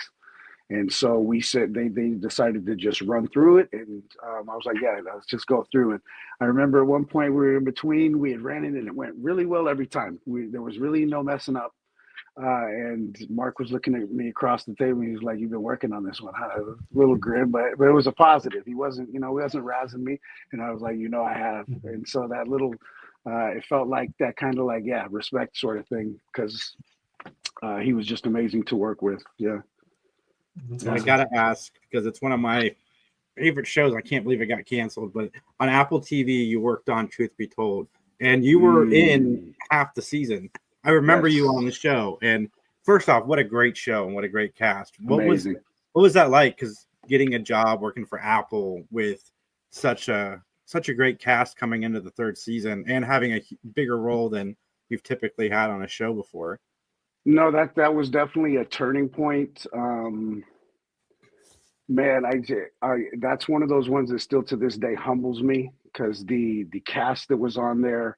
The previous casts and storylines. I mean, it just, that is one of the ones where you ask me, you know, if you get those nerves, and I really didn't, but it does humble you when you're around such great company, and then you're, you know, and that was one of the ones that I'm very proud of, because I believe at first Bill Ochoa was just supposed to be in maybe 1 or 2 episodes, but that was one of the ones where they ended up including me.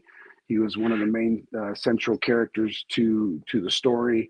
And there was, you know, that's one of those ones too, where it was amazing because, you know, I got tattoos and everything, but when I came into the business, I knew that I wanted to play other actors and characters, or other characters. And so I didn't want the doors to be shut on me just from appearances. And Bill Ochoa, though he was a scumbag, he was a millionaire scumbag that was a little bit more refined. So it was fun to be able to, you know, break out and play those roles. And, you know, that was the same year I was included on the rounding out cast of the Fatal Attraction. Another show series that I enjoyed watching too. Yeah, I really wish that they would have given us another season on that. I think there could have been more to it, but it's one of those things where, you know, you take pleasure in what it is for that time. And I think that we all did some really good, solid work. It was another notch in my belt, and I got to work with another great group of people. And I'm telling you, the past 11 years of my professional career have been a whirlwind, but it's always been blessed and elevated to work on shows with amazing actors who have gone on to do even more amazing things. So it does give you a sense of, you know, you're on the right track, you're on the right trail. And so, yeah, man, it was just amazing. Did they talk to you at all about what season 2 of that would have looked like? No, I think they were just waiting to figure out everything. A lot of times, you know, down the pipe, you don't hear as much information about what they're talking about. And then, you know, we're also talking about 20 or the strikes happening kind of disrupted certain things. So I would imagine that some things that the studio felt more comfortable about, and some days they weren't, open to. And that's just speculation. I would never, accuse anyone of making decisions, but there could be so many different things that, I always say, even when you go into the casting room, it could be your performance, it could be the guy just didn't like the way you look. You look like a guy that stole my girlfriend and you're not getting it. So, you just roll with the punches. But, with things like Fatal Attraction and Truth Be Told, I just look at it as like these amazing experiences. I mean, I really, I got to work with Ron Cephas Jones on Truth Be Told before he passed. And you never see this coming. And we always have people that inspire you. And sometimes you don't know what the impact is until you look back on it and you say, man, I was watching this film with them in him and didn't really think much. He was a great actor, and I always thought that was a cool character. But then to meet them puts it on a whole other level. Mekhi Phifer, he was amazing. And so like just working with so many different people, it's always just always refreshes you and lets you know that you're on the right track. God, that was a good show. Yeah. Your name in the cast. I'm like, God, those guys are all good. Yeah. Especially on that show. But go ahead. And Justin. then, and then Fatal, Josh was amazing. I remember seeing him since I was a kid and he was a kid. Mighty Ducks. So, yeah. So, do you only have Modelo in the fridge outside of the water you just drank? Like, how cool is it to be the recruiter? Wow, man, yeah, that's it. Team Modelo, and they were trying to get me. I would be at games, and they would try and get me, and they were like, "Whoa, so what's your real team? What's your team?" I was like, "Team Modelo." You already know. Awesome. That was a really great feeling to know that I had that, because over the course I've always been more film and television. It's just how it is. I don't know what it is about me, but I think maybe along those years I had an AT&T commercial and a Dodge. So this one was another one. I never turn them down. I always have a great attitude towards auditions, no matter what it is. I try and make it work, and I try and make it my own. And this one was funny, though. I said, well, this is a great character. And so I tried to figure out kind of what it was. And, this guy felt a little bit sporty, but the Western. And so that's kind of how it was built. And even me as a Chicano, I decided to go more, I say Sam Elliott than Don Chente. And I just thought it was a real good, feel, just like that. I'm the Modelo recruiter. And so I did the first one, that it's a commercial, but I had no idea it was a campaign that it would turn out to be. So I went back for another callback. After that second callback, though, they started probably narrowing it down, I would say, because then it was background checks. It was all this other stuff. I'm like, hey, I've been on commercials before, but nothing like that. Okay. So it became more and more real. And the reality of that one, I think in between doing that, we went back for a third callback, and I just had to get away. And I remember that I had to expedite the passport because it was valid, but I didn't know that, if you're going international, that they couldn't be expired 3 months after that, which is dead on 3 months. So I'm in the middle of doing this. I don't even have the job yet. And, but just to make sure that everything is in order. And, everything was just worked out smooth because I ended up getting it. I took this trip out to Arizona with my family for a second. I said, well, worst case scenario is they tell me yes. If not, it's over the weekend. And I got to cut home, but that was it. So I got it. It was amazing. And it turned out to be a big campaign that is in continuation. I don't know how much more, but this last year has been amazing, from the opening toast in Vegas to the Modelo Kickoff Classic to making appearances all over the country at football games. And for an actor, that's amazing because, I still have a great film and television career, but you're able to actually interact and play this great character and see the commercials playing. So it's amazing. Yeah, what all games did you go to? What all did they ship you to? I mean, that's cool. As a football fan, that'd be really, really fun.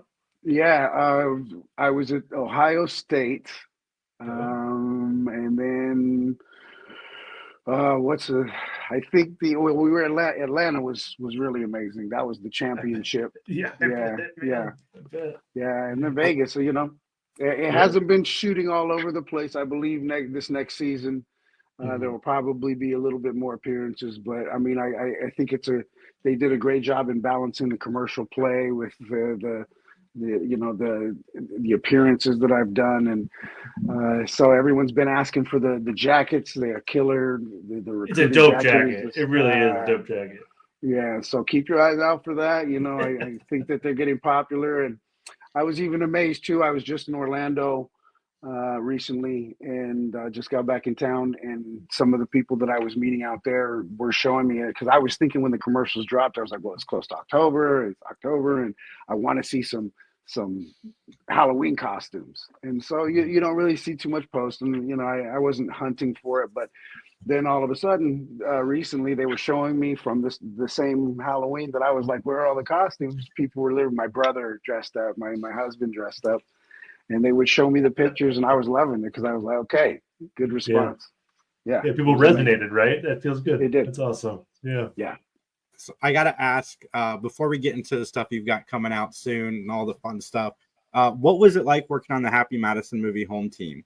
Oh, a dream come true.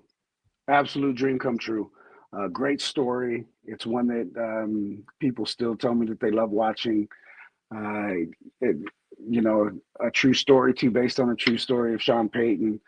And that was me sitting at home. That was 2020. That was another one that was like coming out of COVID.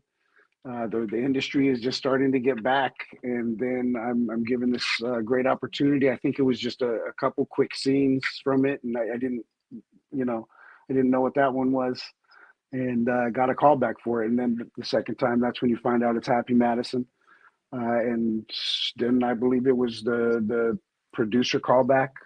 And right when we were on there, and we ran through it a couple more times, and those third ones, those are the ones where it's like, then we figure out a different way, or you're kind of on eggshells because you're getting closer. But the Canane brothers were amazing, and while we were on that call, after that, they announced, they were like, "Wow, would you like to come to New Orleans and film a movie with us?"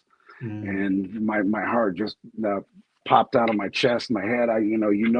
That's one of those ones that you asked me about, Happy Madison. It doesn't matter what, that name carries so much weight. It's influenced so much, so many people in the industry and fans alike. So, I was happy to be attached to that. Chris Titone, Keith Bloom, they wrote a great script, and there were so many great characters in there. And then it's also the experience of being down there. I got to stay in New Orleans for about 3 months.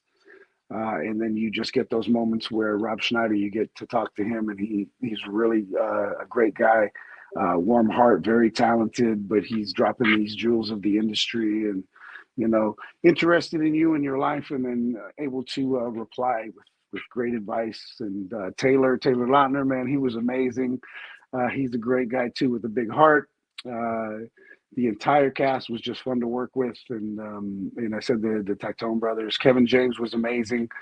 I wish we would have had more scenes together, but the ones that we did, it was just a fun time. And I was down there. The beautiful thing about that was that they included me. It really is a family. They include you in everything. And my character, we got to hang out on sets, even when I wasn't there. Be in the background or on the stand. So a lot of the filming, I just got to sit and watch and soak up. And so everybody was beautiful, and it truly is from there was a time when I was since it was just out of COVID, we were all we would drive to the sets from the hotel, and since it was New Orleans, there were so many parishes and areas that we would go to film, to use different football stadiums. And I just remember going out one day, and it was this long trip. And when I got out there, I'm looking, I said, all these, the expense, the lights, the camera, the people, the catering, these tents, everyone that shows up early and stays late, all for those moments to where then it's my turn, and then the camera's on you, and it's like you get to shine, you get to play. And I just love that feeling. Once I got it, it's truly a bug that bites you, and I love it. I mean, it's almost like doing a TV show, doing a Happy Madison production, because it's all the normal people that you see in those movies. Adam Sandler's wife, his kids are in the movie, Yes. and his nephew. Do you get to meet Adam Sandler on set? Does he show up at all?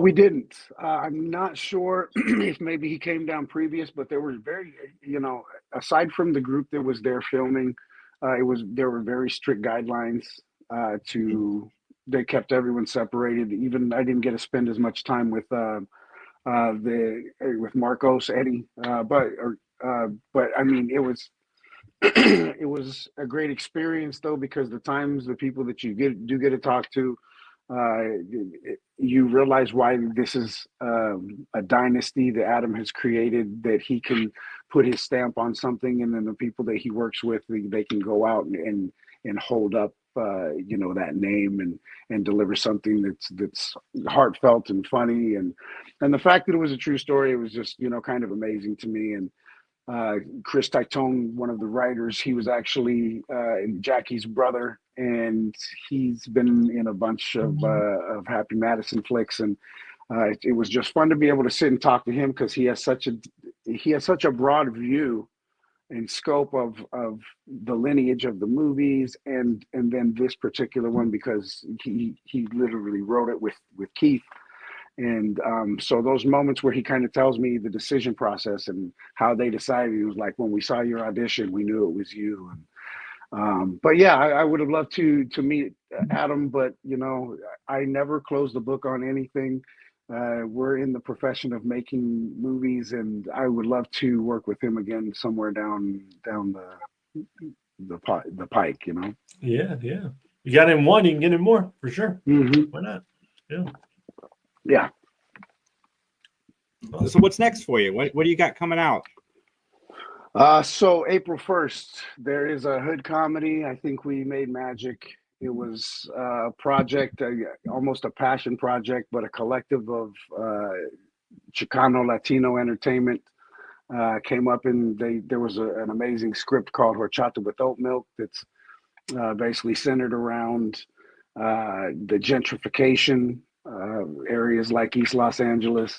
And it's a comedy. It's just a funny one. I play kind of like the heavy with my goons in it, but there's so many talented people. We are Concrete Live. He's built up a tremendous following. And even if those of you who don't know Concrete, I guarantee you've seen his skits online.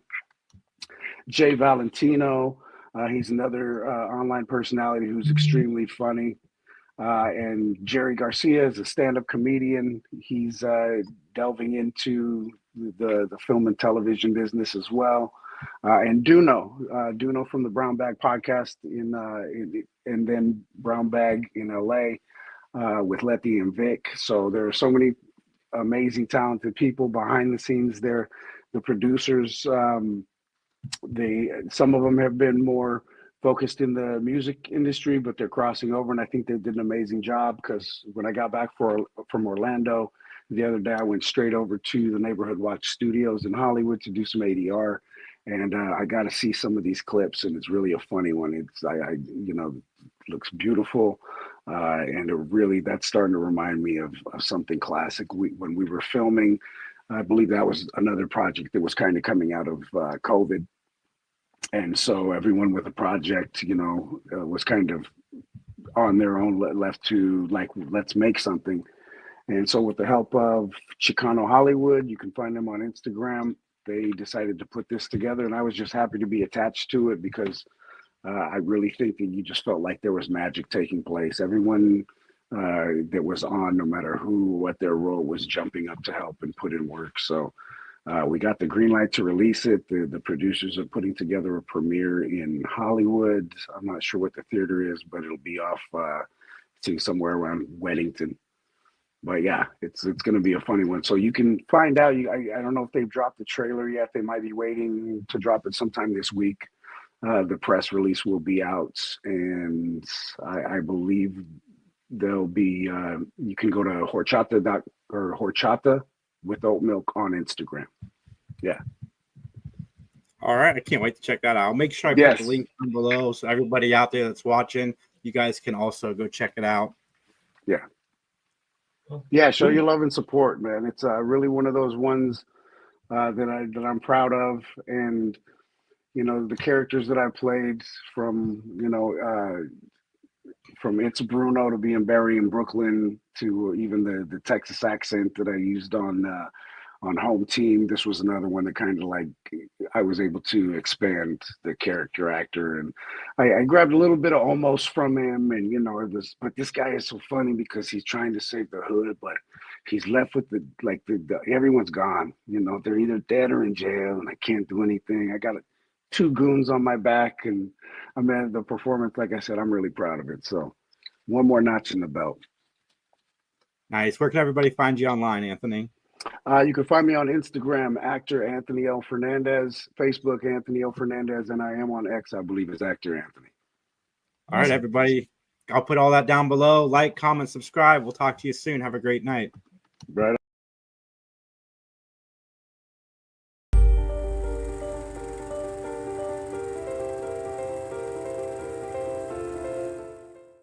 What is going on, everybody? Another conversation with Jason and Justin. Today we're joined by Jonathan Stoddard. How you doing? How you doing?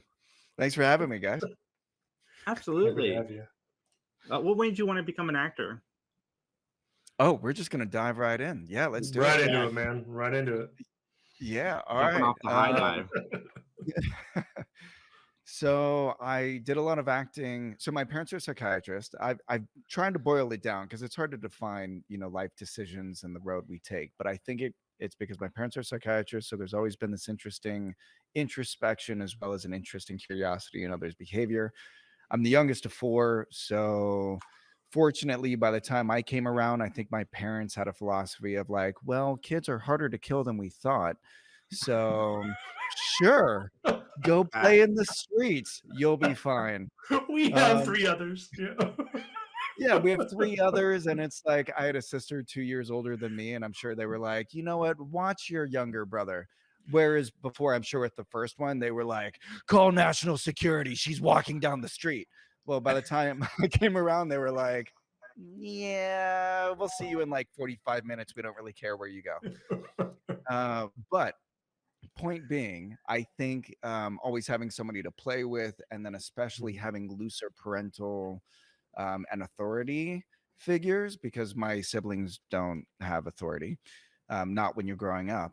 And it created a lot of like really interesting loose boundaries and a deeper appreciation, I think, for humanity. So as I grew up, that kind of translated into after school programs and drama programs and doing all this kind of stuff and just wanting to have fun and stay youthful.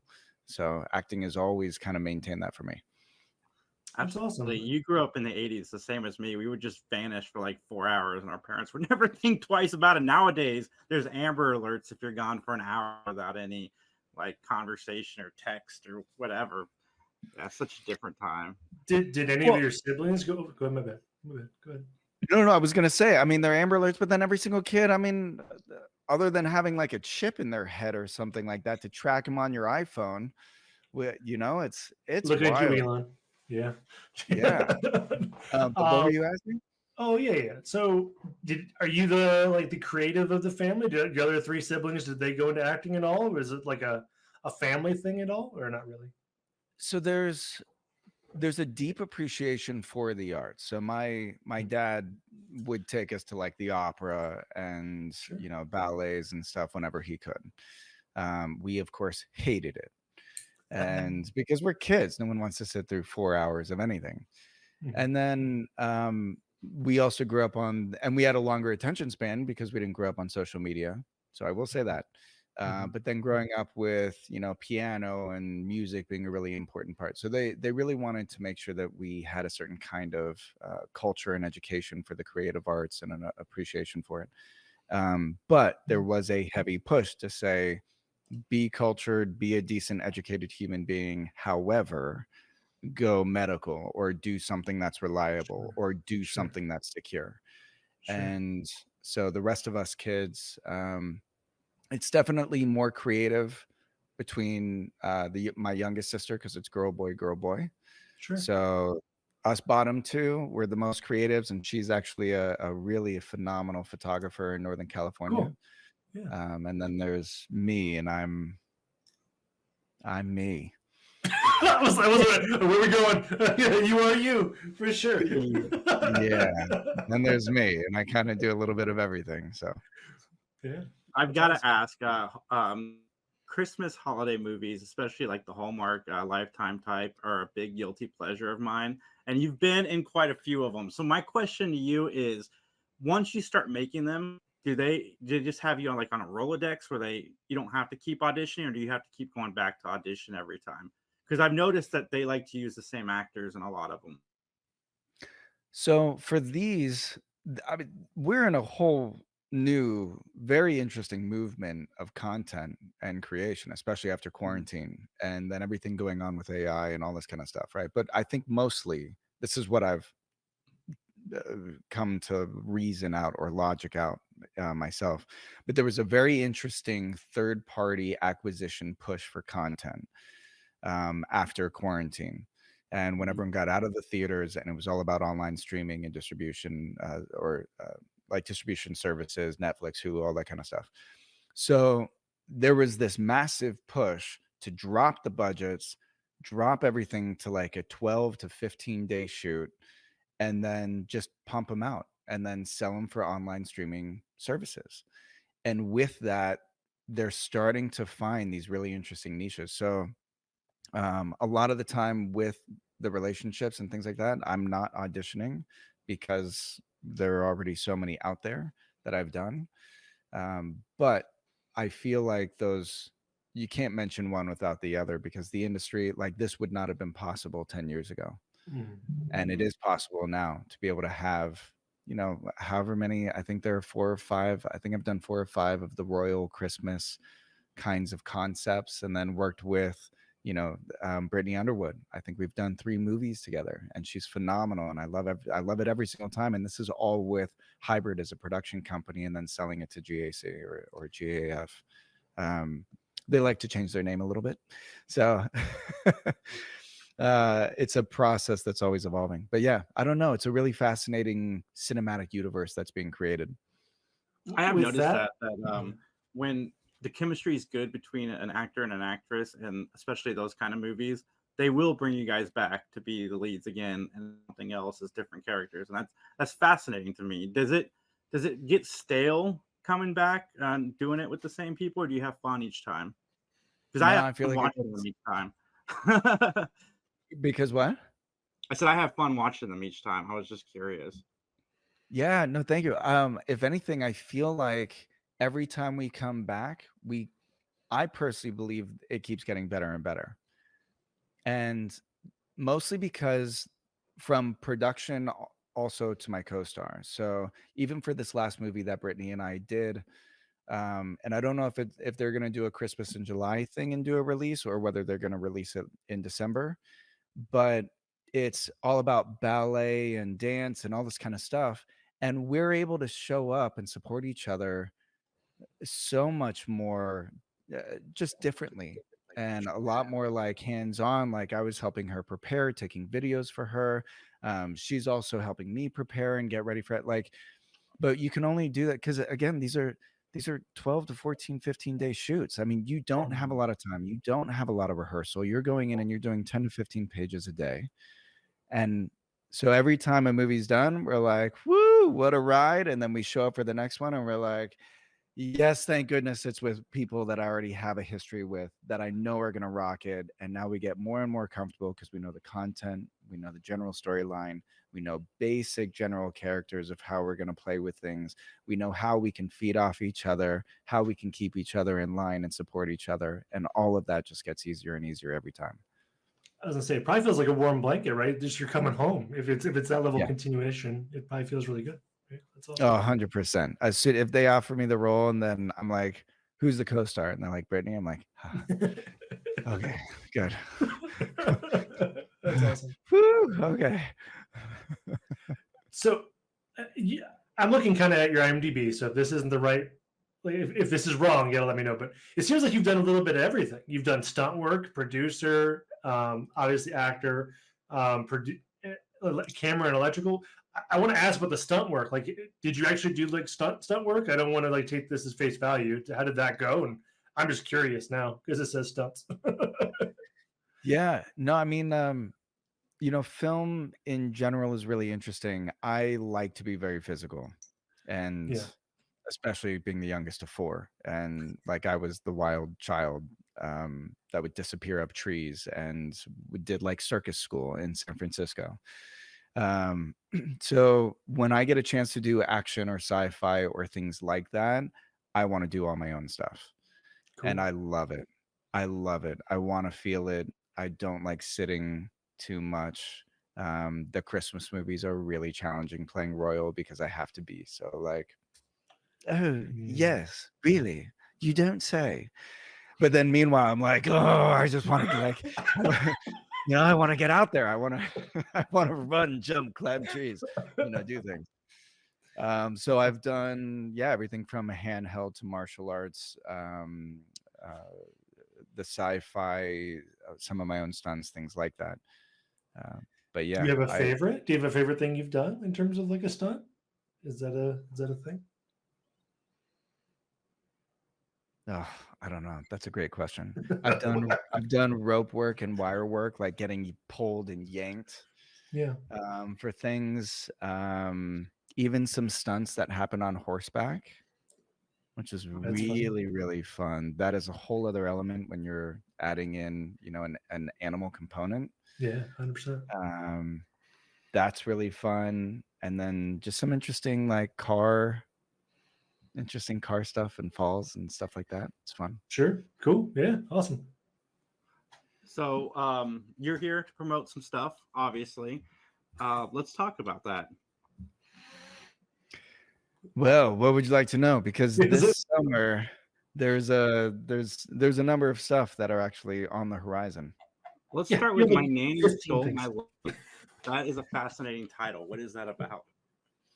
So, well, I'll tell you a little bit about that, and then there's a fun story behind it as well. Awesome. So Katarina I'm the male lead, she's the female lead, and it's basically explores a very severe case of postpartum.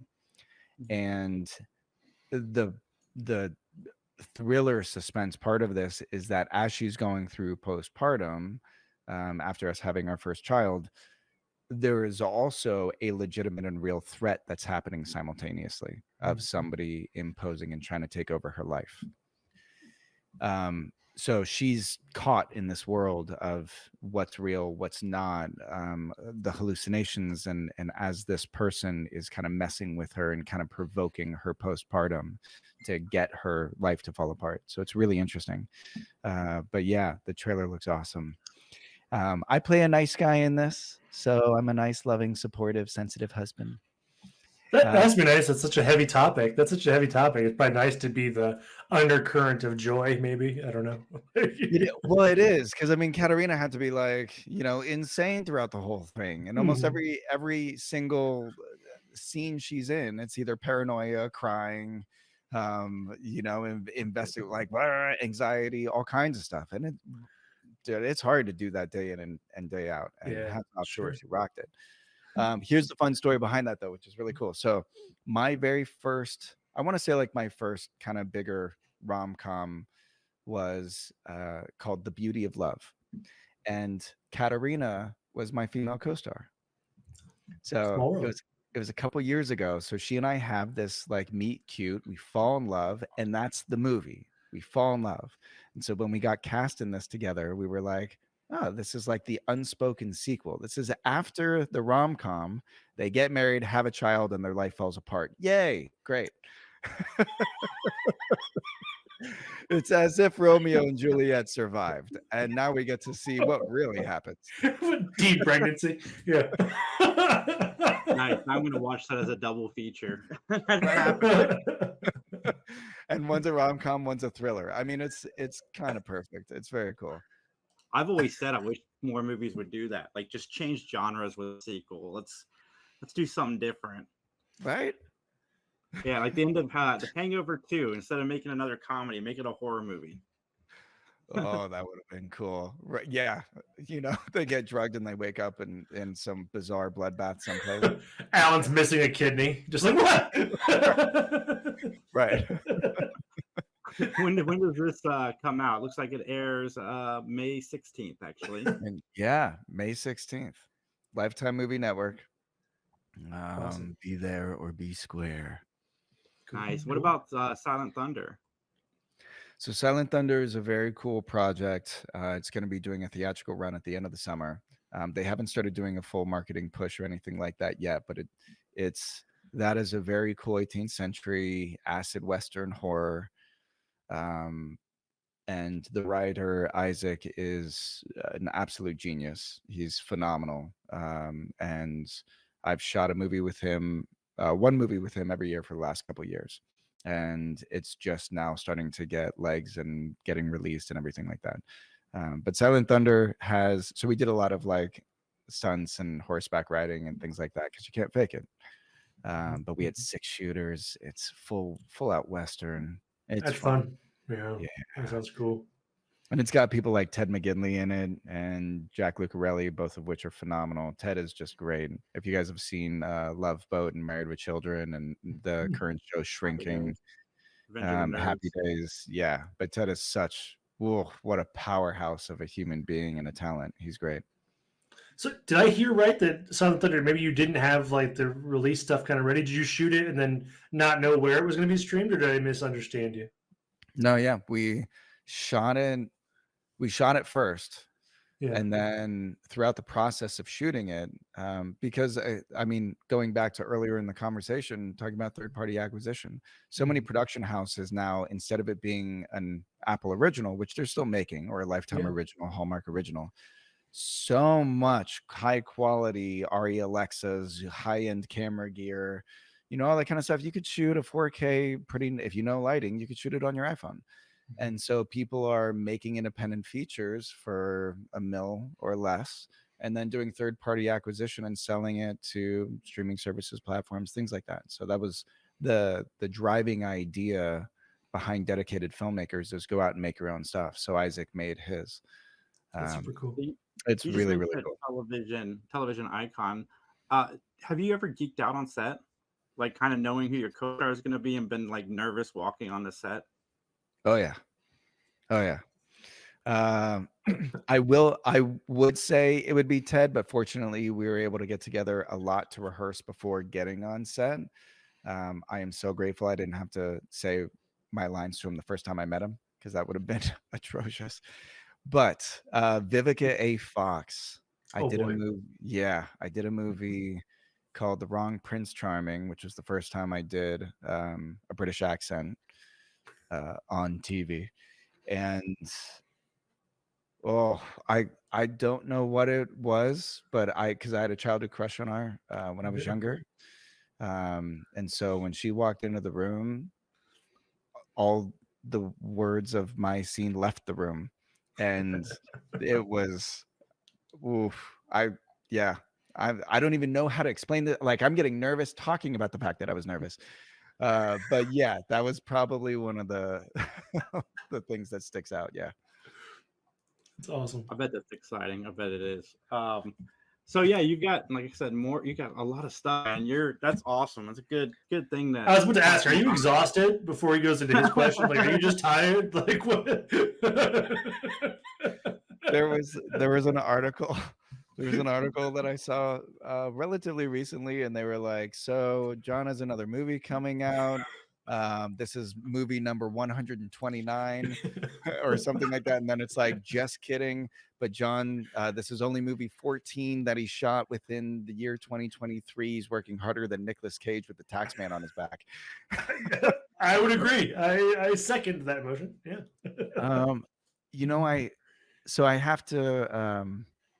I have to say, am I tired? Yeah, I am. This is a tough industry, and I've tried doing it a very specific way of following all the rules and doing all that kind of stuff, and it was very hard for me to get in.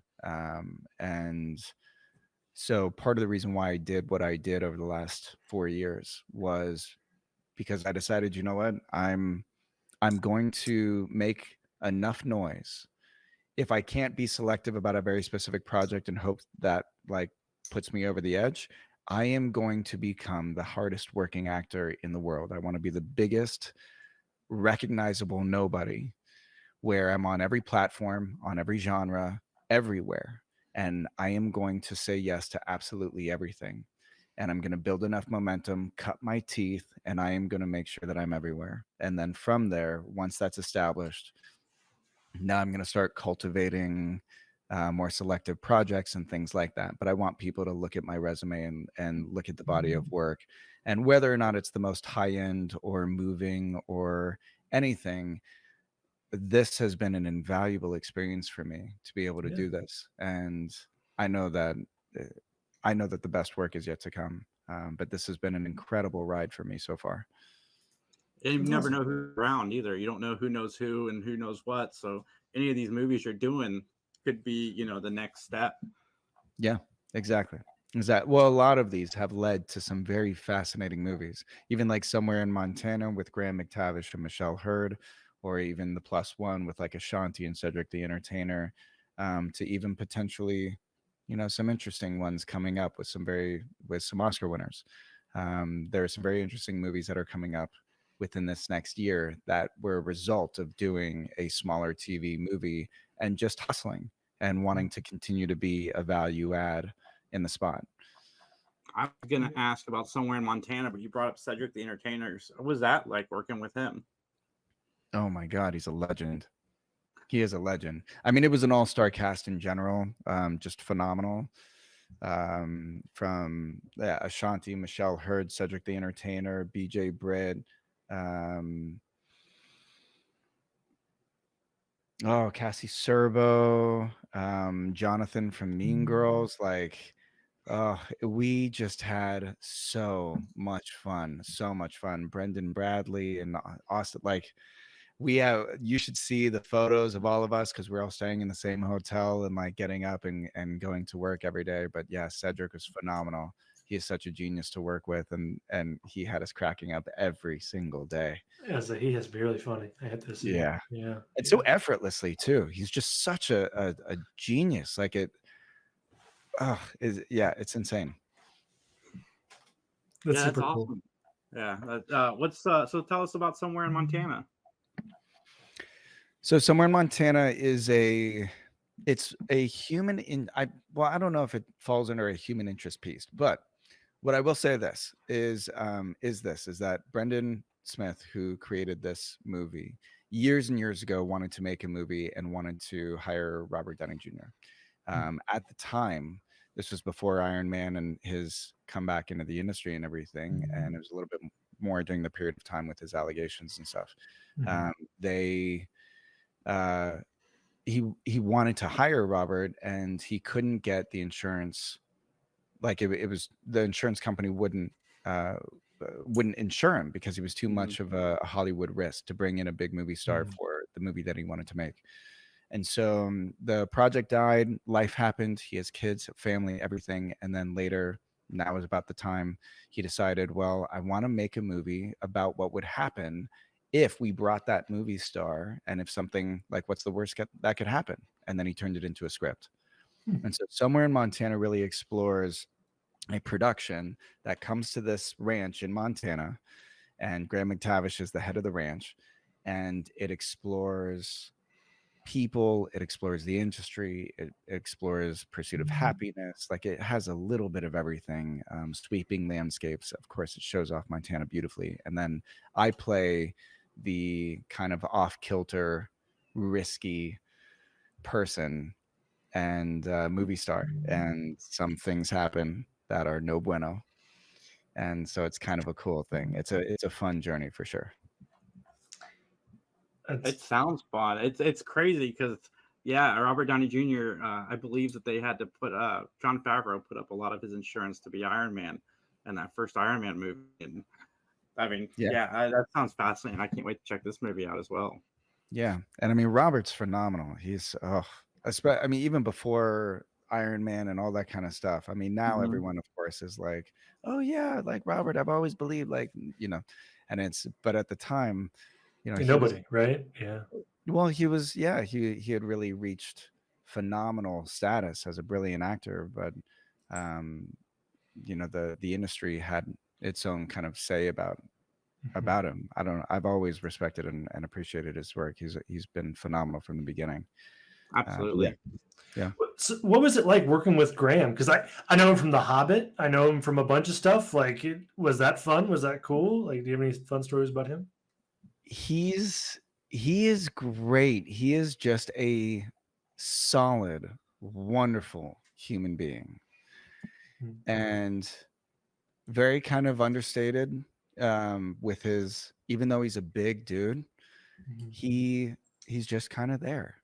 He's this great, gentle giant. He's so wonderful and professional to work with.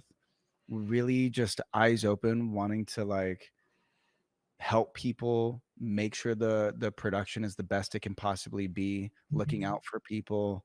Like he's one of those people that you walk on set and then you just kind of feel safer knowing that he's there. Sure. That's nice. That's good.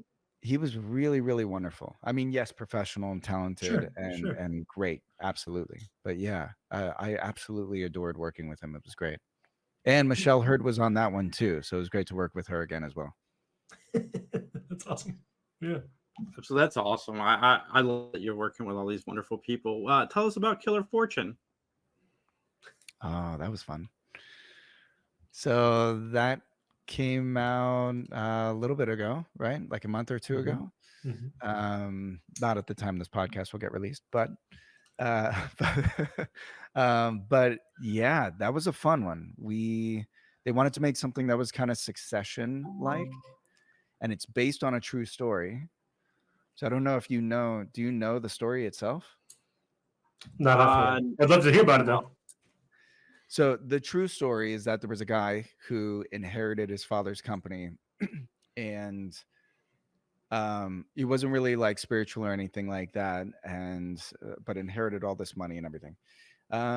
A woman posing as a fortune teller, tarot reader, intuitive, ends up giving him some advice and kind of, making sure the outcome happens. So she starts small, works her way up, and gains his trust. And then eventually starts saying he's going to meet this woman, all this kind of stuff. Well, the woman happens to, in real life, the woman happens to be her daughter. And so she is giving him advice to fall in love with her daughter so that they'll get married, and then her daughter gets half of the fortune, gets everything, and then they were going to get divorced, all that kind of stuff. So he ends up finding out later. And oh my God, so this went so far to where he moved the fortune teller into his house, into his mansion. Like he literally entrusted her with everything. But that's the real story that it was based on. And then I think there was, maybe a murder or something that happened. I forget. But that's the real story. So what Hybrid did is they took the story and they kind of embellished it a little bit, where it's two women whose parents passed away because of this pharmaceutical drug. And then my father was the one that created the pharmaceutical company. And then he passed away, leaving it to me. And so one of the girls acts as a fortune teller, and then she cons me into falling in love with, or advising me to fall in love with her friend, or her sister, sorry. And that's kind of the fun thing. But it's very Succession. It's faster paced. It's not your typical thriller. This is more of like a drama and maybe West Wing-ish, and just kind of fun. Nice. I can't wait to check all these out. I want to thank you so much for joining us and chatting with us. Where can everybody find you online? So Instagram is my main thing. So John Stoddard Official, just Jon Stoddard Official. I don't do all the other socials, unfortunately, but just that one. And then otherwise Google. Cool. There are a lot of movies that are coming out, and it's hard to keep track of sometimes. I have two more questions if you're up for it. Yeah, of course. Yeah. Again, IMDb. You're part of one of my favorite games of all time, if this is true. Red Alert 3. Were you in that game? Yeah. Because I played that game a lot. If you could tell me anything about that, that'd be cool. If not, totally fine too. But I played that game a lot. Oh man. Okay. So I mean, there's nothing that I can tell in terms of like, all I can share is my story of it. So the first time I decided I wanted to be an actor, I I was in Italy, and I was like, you know what? I was cooking, and I was like, I don't want to cook in Italy anymore. I'm going to sleep on a couch and move to LA. So I started doing that. And then, I'm trying to do everything I can. And I got this gig for the video game of being, I was like one of the guys in the office that's running around grabbing things and like doing stuff. I know those cutscenes. Yeah, I know you're talking about. There were only a couple of them, right? Because it's in between gameplay. Yeah. And so all I can tell you is that was one of the coolest things for me. Like I was like so doughy eyed and like, oh my gosh, this is so cool. And it was one of the first times, I forget the actor. But he's great, and he does a lot of like mob movie stuff. And he was sitting at the desk talking, and I remember two things from that period of time. One, the director was like, okay, everyone ready? And in action. And he was like, sorry, I know what I'm doing, but these guys, me, don't know what they're doing. No one's told them what to do. So before we call action, can we please inform our other actors what's happening? And it was one of the first times that I was like, oh my God, big actors really, they take care of all the actors. They take care of everyone on set to make sure that it's good. So that was a very cool thing. And then the director at one point was like, oh, did you tie your own knot? And I was like, yeah, my dad was in the military. He taught me how to tie my tie. And he was like, it's a good knot. And I was like, I don't know why I remember that. It's a good knot. It's all good. Yeah. It was like a half Windsor military. I don't know. But yeah, it was a very, very cool experience. But yeah. Cool. Yeah. That's good to hear. All right, last one from me. The Young and the Restless. That's like one of the longest running TV shows like ever. Was that intimidating to be a part of? To like even jump, like dip your toes into? Like it has to be, right? I mean, it was intimidating because that was my first TV credit. That's being part of a legacy. That's TV for soap operas. I mean, sometimes they get a bad rep, but quite honestly, for an actor, it's the best training and experience you can get. It's phenomenal. And I had no idea what to expect. I barely could eat for the first time I was booked, which was only an under 5. They expanded the role later to 11 or 12 episodes or something. But the very first time was just an under 5. That was it. It was a phone call. I put the phone down. And for under 5 lines, I could barely eat. And I was sick to my stomach for 2 days. And I tried calling everyone, and I was like, so I hear there's only one take and there's multiple cameras. I was like, do you know anyone in soap operas? Do you know anyone in soap operas? Please, just somebody tell me what it's like. What can I expect? Because I'm freaking out. And nobody really could tell me anything, which was awful and made it almost worse. But after that first time, I will say, like, I got easier. It got a lot easier, but it was such an honor to be a part of it. Especially to portray John Abbott in the 70s, which was such an iconic character, and to be associated with Jerry Douglas. I mean, it was fantastic for me. What's the turnaround time with soap opera? Because I know they air like every day a new episode. When we were shooting them, I would say it was about a month out, maybe. Okay. Now, in a day, you might shoot multiple episodes. And I will say one of the tricky things I didn't know is that every episode usually has a different director. Oh, okay. So if I shoot 3 episodes in a day, I might work with 3 different directors. Okay. So I asked this to memorize those scripts to shoot 3 episodes in a day. Because how long do you have to look at the script? Like a couple days? Yeah, a couple days. And then they might make changes on the day or things like that. Now, fortunately, I will say most of my scenes were not extensive 20-page things. So I am very lucky in that regard. Some of the other actors and the regular day players, because I was a recurring day player that would come in every 3 to 6 months. And I would have smaller scenes because I'm more for backstory and to, help with exposition and stuff. So sorry, I know I said. Sorry. Oh, go ahead. Go ahead. I know you mentioned you have a bunch of different directors for that show. Does that have more responsibility on you to kind of own what that character and the character you're portraying kind of is represented on the screen? Like, or do you have someone like is watching that for like continuation and like feel for the character? You know what I mean? Yeah, it's a good question. I don't know. My strategy with it, because every director to me is kind of like an interesting moving target. It has more to do with not anchoring in on the character, but surrendering to their vision. Sure. And trusting the team and trusting the leadership to say if they're giving this direction to go here or they want the blocking here, it's because there's something that I'm not aware of. Sure. And so I'm here because of what I do. They're telling me to go here because of what they know. Sure. Sure. So a lot of, especially when I'm jumping from set to set, whether it's Young and the Restless and soap opera stuff, or whether it's rom-com, you know, because I was been shooting almost a movie a month every month for the last couple of years, so it's jumping from project. Yeah, I know, it's crazy. If I'm jumping from rom-com to horror to sci-fi to rom-com to Christmas to British Christmas to all these things, and the director is changing every time, I have to become the only way that I've gotten through it is to become a very malleable and open and aware and just pliable, I guess, flexible. Yeah. So a lot of it has been practicing surrendering for me.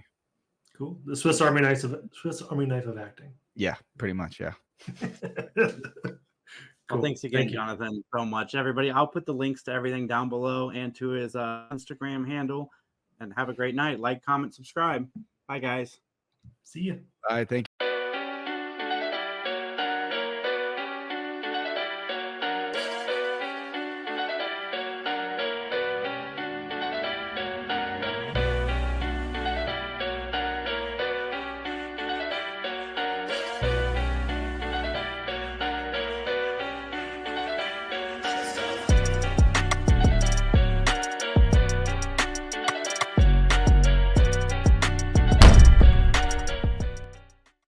Welcome, everybody, to another Three Geeks podcast. It's a conversation with Ogie Banks and our good friend Max. Wonderful to have you, Ogie. You've done just 1,000 things. I was really happy and excited to talk to you. Can you tell folks a little bit about yourself? Just a ton of stuff. Yeah, no problem. Ogie Banks. I'm a voiceover actor. I've been doing it for well over 20 years. The first question people always ask is, how did you get started? Well, I was doing on-camera act. First I was a dancer. I used to dance in like music videos and shows and movies and stuff. Then I got into singing. I was a music artist. I'm a solo music artist, started singing. Then I got into acting, started doing some on-camera acting and stuff, booked some parts. And from there, moved into the voiceover world, really through my on-camera acting world.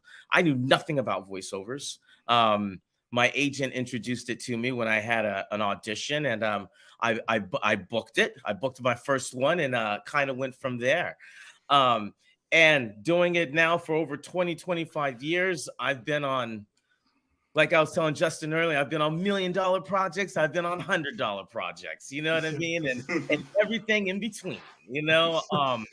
And it's been a long journey. It's been a great journey. I also, now that I'm a senior in the game, I teach a lot, you know? So I'll teach, I have some celebrity clients, and I have some beginner clients, and I teach children to adults, you know? So, and I love that, you know, I take time and pride in that, to help people out. And yeah, is that what you wanted? 1,000%. And you sparked a question that I've never thought about, but I think you've just what you brought up. When you teach voice acting, what's like a common issue like everybody has, from the celebrity to the beginner? Like, is there a key thing? Not to give your game away, and not to not get you paid to teach, but like, how much do we charge for this? You cannot give my game away. Do not worry about that. No, the thing about it is, well, for one, the number one thing, acting. Mm-hmm. You have to have your acting skills down. Lots of people think, you know, they go through that old saying of a voice. Oh, I have a nice voice. Nobody cares about how nice your voice is. Nobody, because somebody can imitate that voice. Somebody can do that voice. You know, it's about your acting. Can you act? with that voice, really number one is acting. And so like a big thing that people do is when they get a script or it's one thing to see something on television or to listen to it on the radio, but once you get that script in your hand and that microphone in front of your face, all of a sudden people turn into performers, you know what I mean? And they think they have to perform the script and they have to be something outside of what the whole script or the whole thing entails, So that's the biggest thing. The biggest thing is just your acting chops, getting your acting chops down, because I wouldn't have been able to do any of this if I didn't go to all those acting classes. Because that was the one thing, because my mom, she came in my room and said, "Boy, get up." She didn't really hit me like that, but she like, "Boy, get up." She goes, "You got to do something. You can't just sit here on the weekend." Because I can't play sports. I'm kind of short and small and stuff. So, I can't do sports. So she's like, getting some classes. So I took some dance classes. My sister's going to dance classes. So I'm with her and kind of found my way through the arts and stuff. And from that, though, when I started acting, I took like classes. I would drive like an hour and a half, to the valley, to take my acting classes at these acting studios, with some really good people, really good teachers, really good students. But I would do it like weekly for years, for many years. Lots of people, my friends didn't know that at the time because I wasn't telling them. But you have to put all that work in. I mean, it's like the acting don't just come. I didn't just pick up the piece of paper and just like whoosh, I know what to do. I mean, somebody had to teach me. Somebody had to teach me how to do it. So, so getting your acting skills down, but taking the time to get your acting skills down. So a lot of people want this to, they think if they come, they go, "Okay, so how many classes do I need before I'm on TV?" I'm like, that really depends on you. I can't work with you. I can't work. Or if their mom will say that. "So how many classes before my daughter becomes Kim Kardashian or something?" I'm like, no. That took Ray J, I think. Oh my goodness. Wow. Yeah, but you get all kinds. But the bottom line, answer your question. I would say get your acting skills down. Take your classes, get your acting skills down, and then dive into it. And you'll have much more success than like just saying, "Oh, I have a cute voice. Let me try to go and be Peter Cottontail." So one more kind. Oh, go ahead. Sorry. I don't know why I thought of Peter Cottontail. I have no idea. The golden cute voice. You have a cute bunny rabbit voice. He's been smoking for 25 years.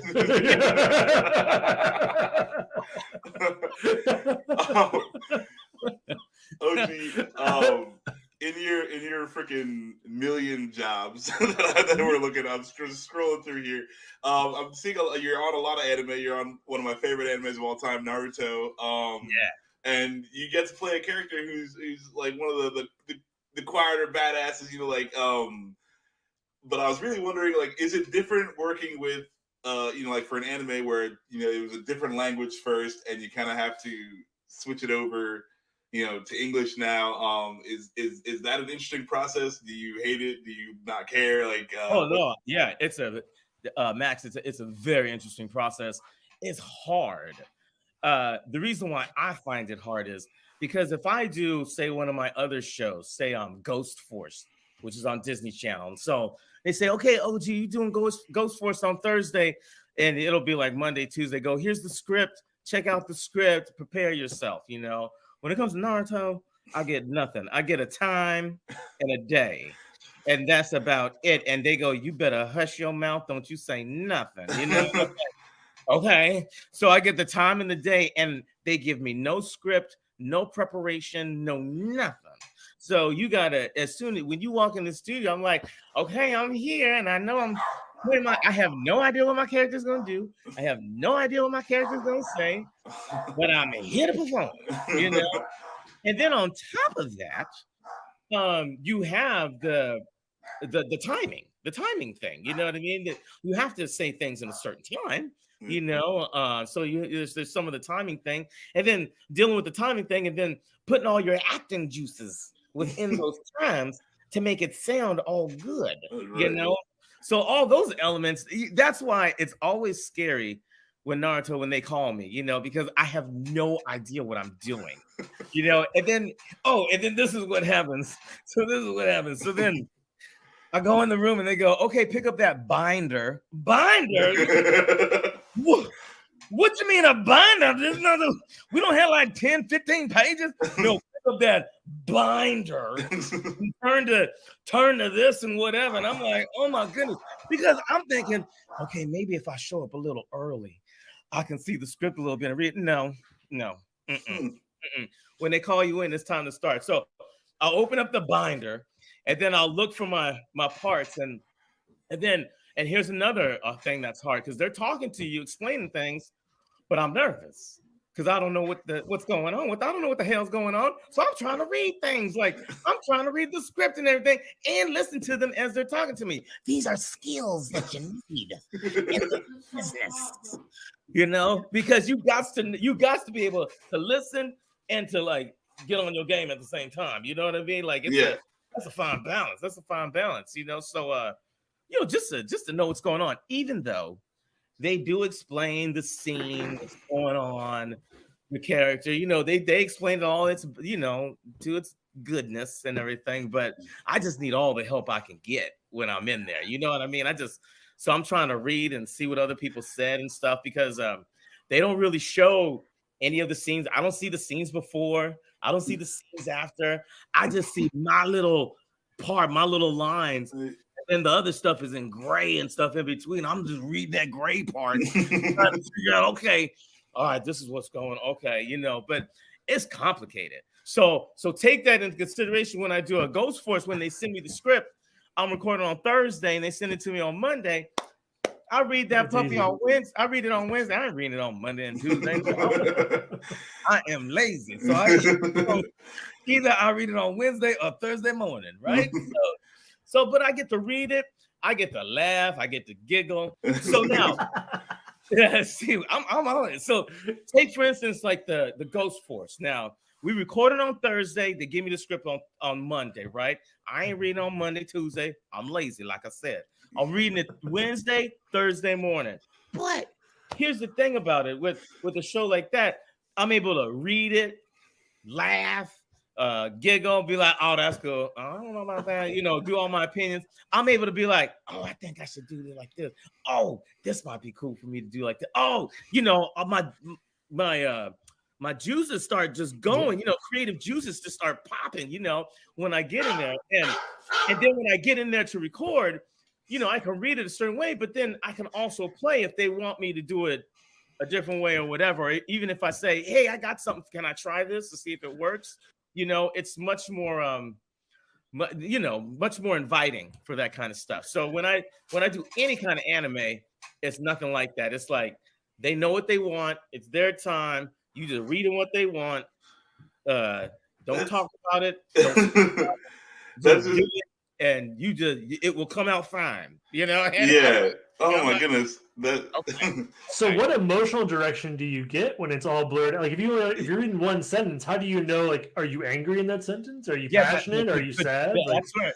The directors that I'm telling you, the directors that direct Naruto and all these anime shows, they do their job like over and beyond, because like what I just said, they understand that we as actors are coming in with nothing. When they have a show where they give the script to the actor, they know the actor, they better know what's going on. You know what I mean? But with an anime show, they know that we don't know. I don't know what's happening, you know, so it's like, protect me, mommy, you know? so they really get in depth with the characters. Not saying that the other people don't, everybody does, but they really set up the scene. Like when I did my classes and everything, what my teachers did, they set up a scene for you to perform in that scene and be in that scene. And then you, as an actor, you can take what they're saying, really create this scene, put yourself in the scene and use these words and make them and make them come out of your mouth like it's just water, you know. But the directors, you're really depending on the directors, and of course, you know, your natural skills of just, you know, being able to do what you do. Oh man, that's insane to me though, because I was like you're saying, with the timing, because, you know, like it's obviously in a different language to start, and it was the animation is made for someone speaking that language.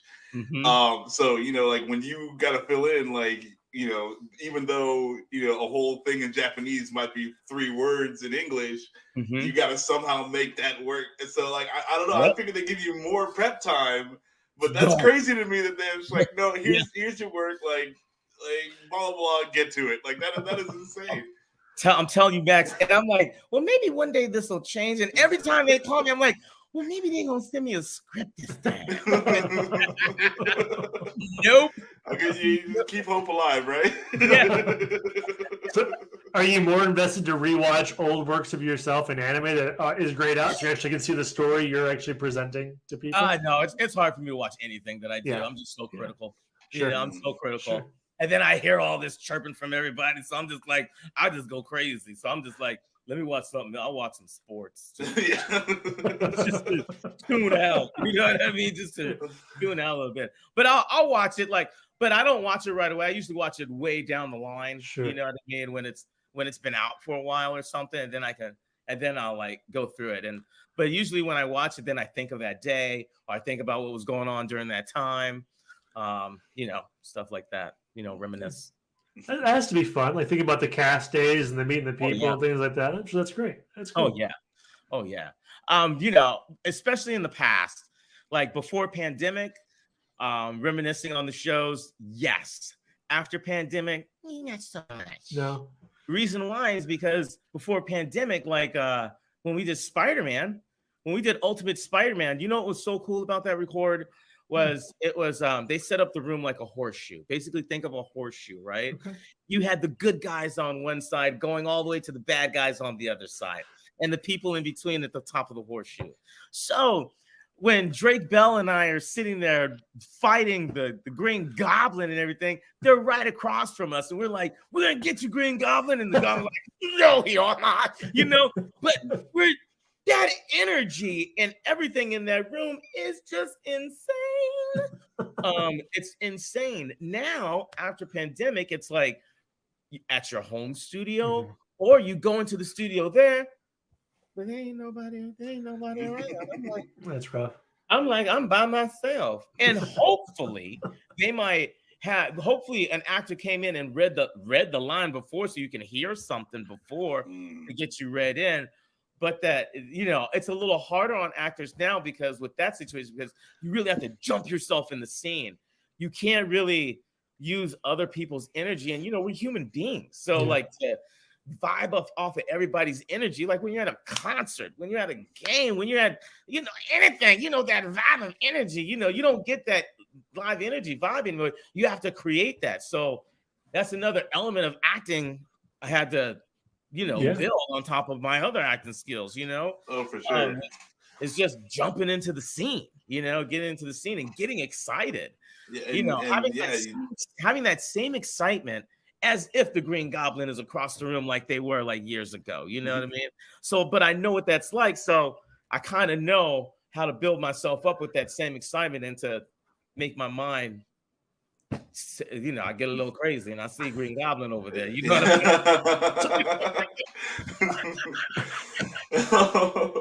Yeah, I mean, like I was thinking, you know, for voice actors, like, you know, with COVID and everything that happened, it's like, hey, well, at least like you don't have to go out to, you know, to do your job. But yeah, that's I was not even counting on, like, there is a human factor that's missing.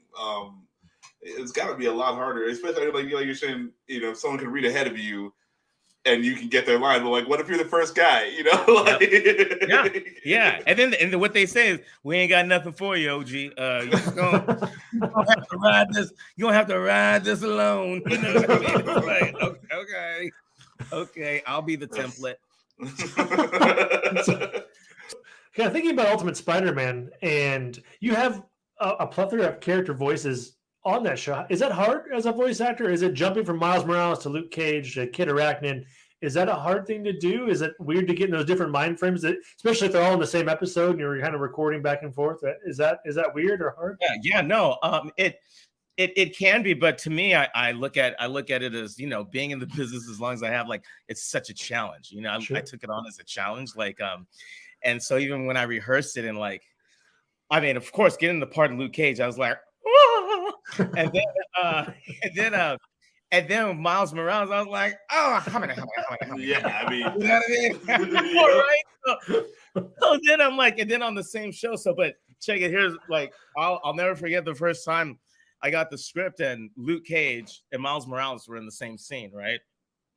And I'm like, oh, I said, they talking to each other. I was like, I even had a moment. I said, oh, wow, that's crazy. They talking to each other. They actually talking to each other. I don't know why, but I'm like, well, that's cool. And so, perhaps then I have my Luke Cage voice, and then I have my Miles Morales voice. You know what I mean? And then I could jump back and back and forth. I kind of do that in my mind already all the time. You know what I mean?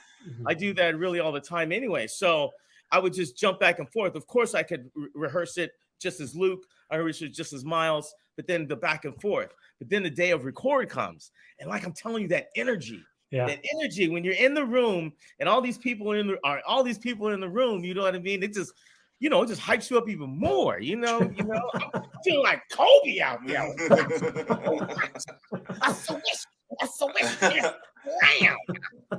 I could not handle it. I would be snails like this. I don't think anybody's snails like this. Oh yeah, you do a 360. You do. Ogie does. Ogie does. Yeah, no, I know I would be talking, I'd be using my Luke Cage voice. It's like, actually, that's a Miles line. It's like, oh, can we do this one over? Yeah, it's like, sorry, Stan. Oh man. Okay, but the day of that record, I go in there and they ask, they go, so Ogie, they go, would you like to first read Luke's lines and then read Miles' lines? I said no. I said, let's do it. And I swear, they kind of all looked at each other and they go, okay. Yeah, I mean, if you can do it, you can do it, right? There was kind of crickets in there. And then I remember, because it was like the whole scene. And so I just went for it. And then afterwards, I didn't know if I did good because it was so quiet, right? It was so quiet. And then it was just, all of a sudden I hear this. Ogie Banks, ladies and gentlemen. Wow. I was like, yeah, cool. I rocked that scene. But I mean, come on, man.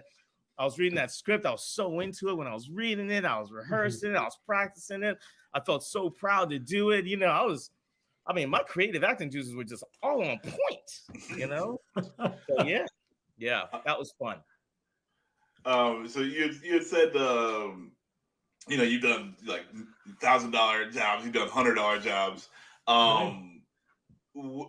When it's $100 job, and you can see like maybe the writing isn't as on point or whatever, but like you're here.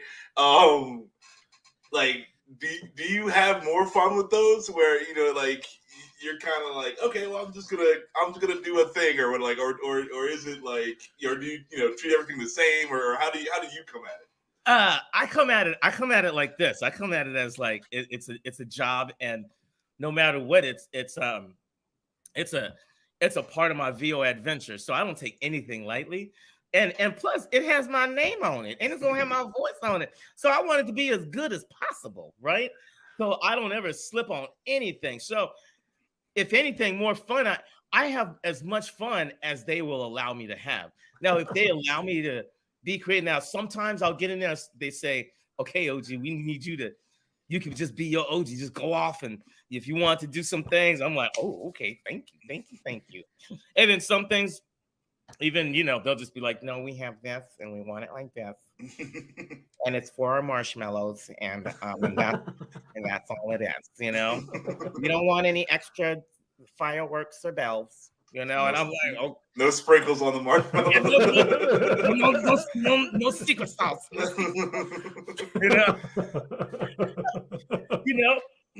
But that's where I trust in the team of people. Whatever the project is, I realize these people have been working with this project or this product for a long time, months, maybe years. So they know all the ins and outs of it. When it comes to the voiceover part, that's towards the end of the project a little bit, as they've been working with their baby. So that's their baby. So they're bringing their baby to me, like, we want you to be a part of our baby, right? And so I'm like, okay, cool. So I feel honored to be a part of it. So I listen, and I know that they have an idea of how they want this to come out. I don't know. I mean, I do have my ideas, but I don't know the whole idea of how they want their show or their product to come out. So I just know that I'm a part of whatever it is to make it its best. So within that, I go to, the clients, the people, and I ask, I go, what do you want? How much can I, what do you need from me in order to make this go? And some of them tell me, they want this, and some of them tell me they want this, so, and or whatever in between. And that's where it comes to like the ego and all that kind of discipline and just knowing like, hey, being a part of a team, I'm a part of this team, and they know how to make this look, what's going to make this look good. When I'm doing a show and I do a line and the engineer's like, oh, I like that one. I can see like on the, during the drawing, like how that's going to work out in that scene, blah, blah, blah. I don't hear that. I don't see all that, I'm just doing what I do. So I attack it the same way, man. I attack it the same way. I'm like, how much can I play? How much do I have to hold back? That's cool. That's cool. Let me know. And that creative process, is that where you're developing kind of the voice of the character then? Does that go a lot into it? Or have you had times where you have a long-running series and you kind of tweak the voice between seasons or even episodes, or like rather having a consistent sound for a certain voice? So usually how you find your voices in the audition process, if you audition, when I'm auditioning, I'll have like at least a couple voices in mind for myself, just some go-to voices. Now say I book a job, book many jobs, and I get there and they go, okay, we're going to find the voice. I go, okay, we'll find the voice. And so they'll sit there and they'll say, okay, give me something, blah, blah, blah. And I'll give me something, da, da, da. Nah, we don't like that. Give me something, da, da, da. Nah, we don't like. Stop saying no. This is cold here. I'm trying.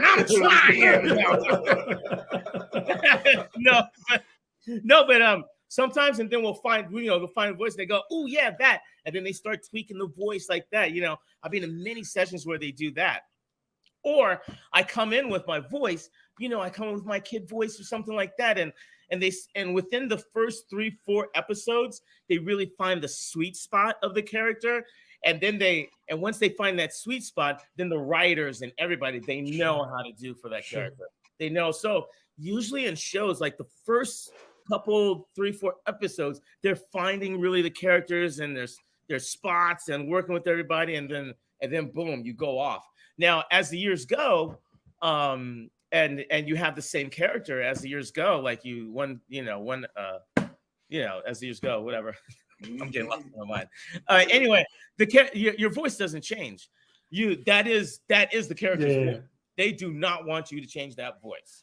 They took the time to find that voice and develop that voice and to create that voice that now that's the voice they want. And here's something. So I do Barbie, right? I go and I do Barbie and I play Ned and Ted. Ned and Ted, they're twins, One's skinny, one's heavy set, and Ned's like this and Ted's like this, cool, said, but I remember I wasn't feeling well. I wasn't feeling that well. I was coming off of a cold. And I went into the studio and I was trying to play Ned. And I was like, hey, guys. And they go, no, that don't sound like Ned. No, that doesn't sound like him. And I'm like, what? You can hear that? And then it's just weird. So I'll do it, they go, no, it still doesn't sound like him. And I'm like, damn, these people are good. I'm like, well, they can hear, They have not only one but 2 ears. 2 good ears. Finely tuned. But then that also reminds me of like how everything matters, how they are paying attention to every little thing, and I love that. So when I'm thinking, oh, did I do good that day? Yes, I did, because they will not let me falter. These people, they want if Max, if it's your show, you want your show to be good. Justin, if it's your show, you want your show to be good. So you're gonna be like, well, I'm gonna make OG sound good today because I want it. We ain't gonna have OG leaving and like, oh, this was a shitty record today.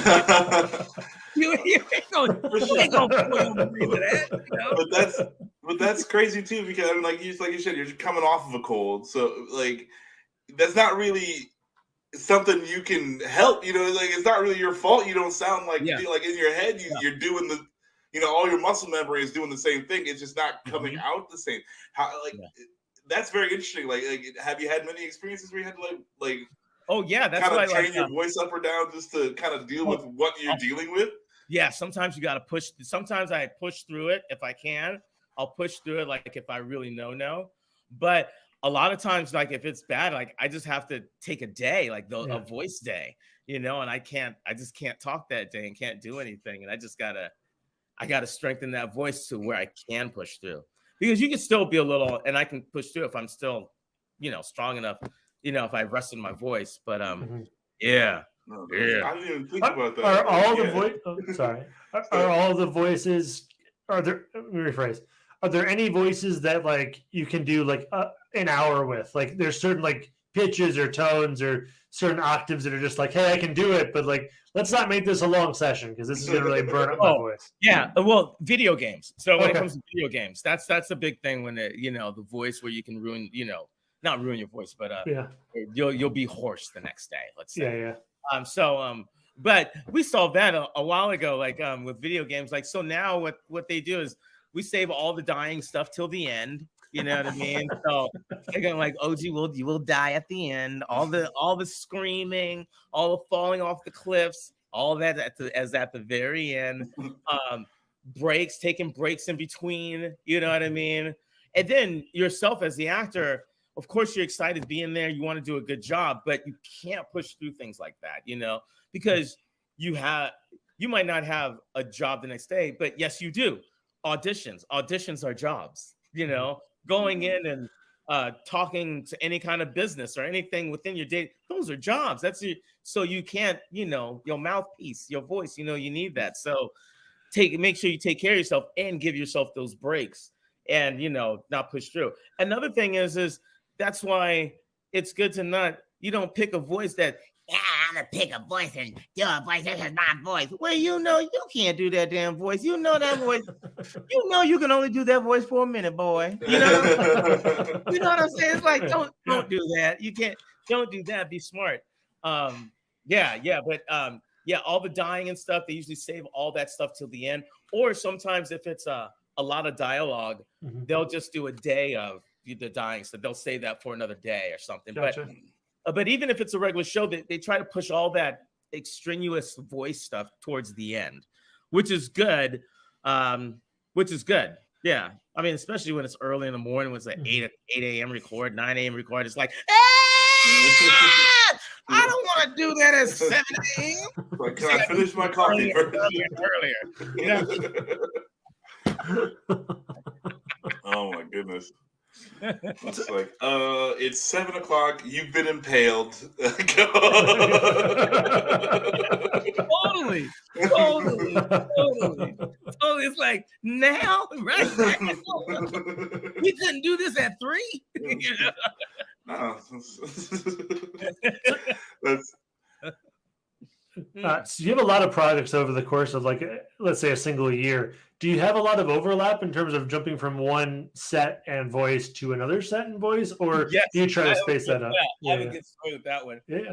No, I was booked on this job. I believe it's Vault the Wonder Jet. I think I was doing Vault. I'm not sure. So I'm in there recording, and I'm like doing the record, and it's like, and I was in there for like about an hour or two or so. Yeah. And then all of a sudden, it was in the middle of the record, and they go, "Oh, hold on, OG, hold on," you know. And Colette Sunderman, who's this voiceover director, phenomenal voiceover director. She did all Spider-Man and tons of stuff, Muppet Babies, everything. She comes into their booth, you know, and she's like, they're talking. I'm like, oh, okay. You know, and I'm like, you know, I wave to her and everything. And so then they come back on, they go, Ogie, you are actually booked on another session right now. That's in the other room. So, you have to leave this session and then come back, leave this session, go to that one, and then come back to this one, and you know, run around. It's like, oh my God. So sometimes the times confused and mixed. Especially when, you know, think of the agencies, like they have so many clients, and then I have my personal calendar, and then they're trying to work with my personal calendar, and then everybody else's personal calendar, and then all my stuff, and then all that stuff. So yeah, sometimes things get jumbled. But that was the funniest thing, because I remember walking over with Colette, and she goes, "Did you know you were supposed to see me?" You know, I said, I did, but I thought it was the next day or later. Yeah. They are also paying me. Yeah.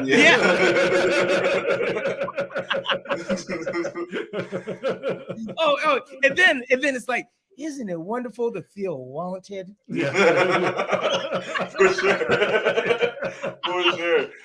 I was like, wow, I was wanted that day. They wanted me. They needed all of those. Then you go home to nothing.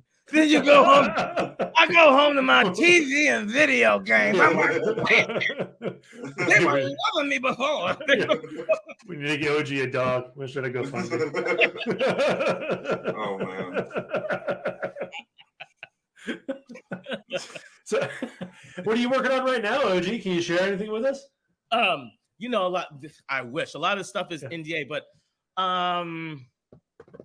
what can I say? I don't know. All right, well, you are working now. Working hard. Okay, I can say this. Yeah, I have some new stuff coming out. Some new anime stuff that you're gonna be happy with. Max, you know. All right. Anime stuff coming out.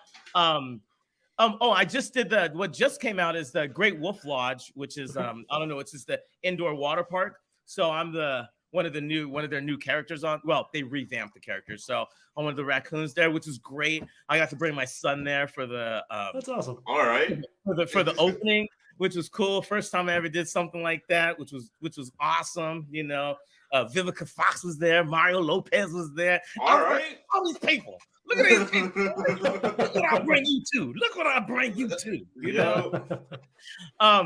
Ghost Force is coming out. I think we're getting ready for our second season on that one.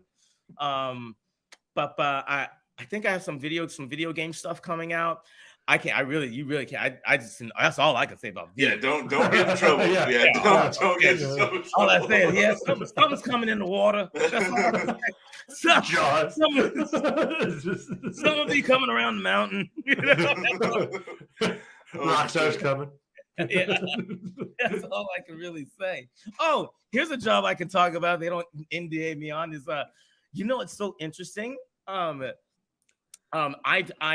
play this little alien character that teaches languages to people around the world, right? And it's basically like these ABC mouse people, right? So they came to me and they said, Ogie, do you know the most spoken language in the world? No. Why would I know this? I'm not on Jeopardy. I don't play trivia. No. and they said, well, it's Mandarin. I said, now, see, I would have never guessed that in a million. Would you have guessed that, Justin? No, I would not. With Max? No, I thought maybe Arabic, but I was right? wrong. Yeah. I would have went everywhere around Mandarin, right? Because I would have not have known that. So it started with that, and then now he's doing with all these languages. It's just this little, so it's really cool to, that's a fun job. It's like, oh, that's a bicycle. It's kind of like the basics. Yeah. It's weird because doing like a Spider-Man and we're gonna go over here and then I come back and I'm teaching people how to read bicycle, crayon. You know what I'm saying? Yeah. But you really have to pronounce it right. So I love it. And plus I have a 5-year-old son, so I'm doing. I'm all into it. But that's one thing that's an interesting project that I really like working on. And then that's something where you don't think about it till later. Like now I'm talking to you guys about it. It's like, oh yeah, you're helping like lots of people. Like lots of people. the most known language. You're helping a lot of people. Exactly. Yeah. I was like, oh yeah, that's pretty big. Yeah. It's not bad. No. It's a good day, OG. It's a good day. Mama cooked the breakfast with no hog, right? As the great warrior poet Ice Cube would say, if the day does not require an AK, it is good. I do have to ask you one more thing. What was it like being in Mighty Morphin Power Rangers? I know it's not voice work. I just don't think it's voice work. Oh, I'm going all the way down to dude, that was awesome because it was out. I was a fan already, and so like being the Dark Rangers, that's what we were. You know, they had the Power Rangers. We were the Dark Rangers. You know, so when we were on set, I really became good friends with the fellow actors. You know, the Dark Rangers. And so I remember me and the guy who's playing the Red Ranger, like we were like, okay, dude. We gotta beef it up because we're the Dark Rangers. We gotta look tough. Yeah. So I remember we shared a trailer, dude. I don't know how many push-ups we did that day. I think we did. we were like, we want to look good and we want to look buff. It did not help at all. He just out of breath. We both look like sticks. We both look like little sticks. But we was in the trailer doing all these push-ups and we are feeling our muscles and nothing. Right? I'm sure you were popping. I'm sure you were popping. It's fine. That Dark Ranger was ripped. You're too hard on yourself. But okay. One of the cool things was going into the offices, right? So you walk into the office and they have all the life-size creatures that they used on the show, like all these pieces. All these creatures were all over the place. Like it was like all this Power Ranger stuff because they filmed like the the kid stuff, our stuff, like, during the one time. And then at the same time, they would be filming the fighting stuff just like over, around the way with the guys in the full-on costume, doing doing that stuff. So we'd be filming kind of at the same time, and all that. So, and it was all around the same place, all in the same area. So all that equipment, all that wardrobe, so the monsters and the high school stuff, it was all right there. So it was just like, whoa, it was kind of like overload, bro. You know what I mean? Like, yeah. Where did the bro come? When? We got morphed in there. It was like, I'm sure Alpha told you. It's great. Yeah. Burrito. But I remember we filmed all the way up Castaic Lake, which is right past Six Flags Magic Mountain out here in Valencia, California. So I remember we filmed out there, and I believe that's the same place they filmed the original Batman series. I believe the original Batman series in like the Bat Cave where the car was coming out. I think that was up there, like in that area. That's why they chose that area for the filming.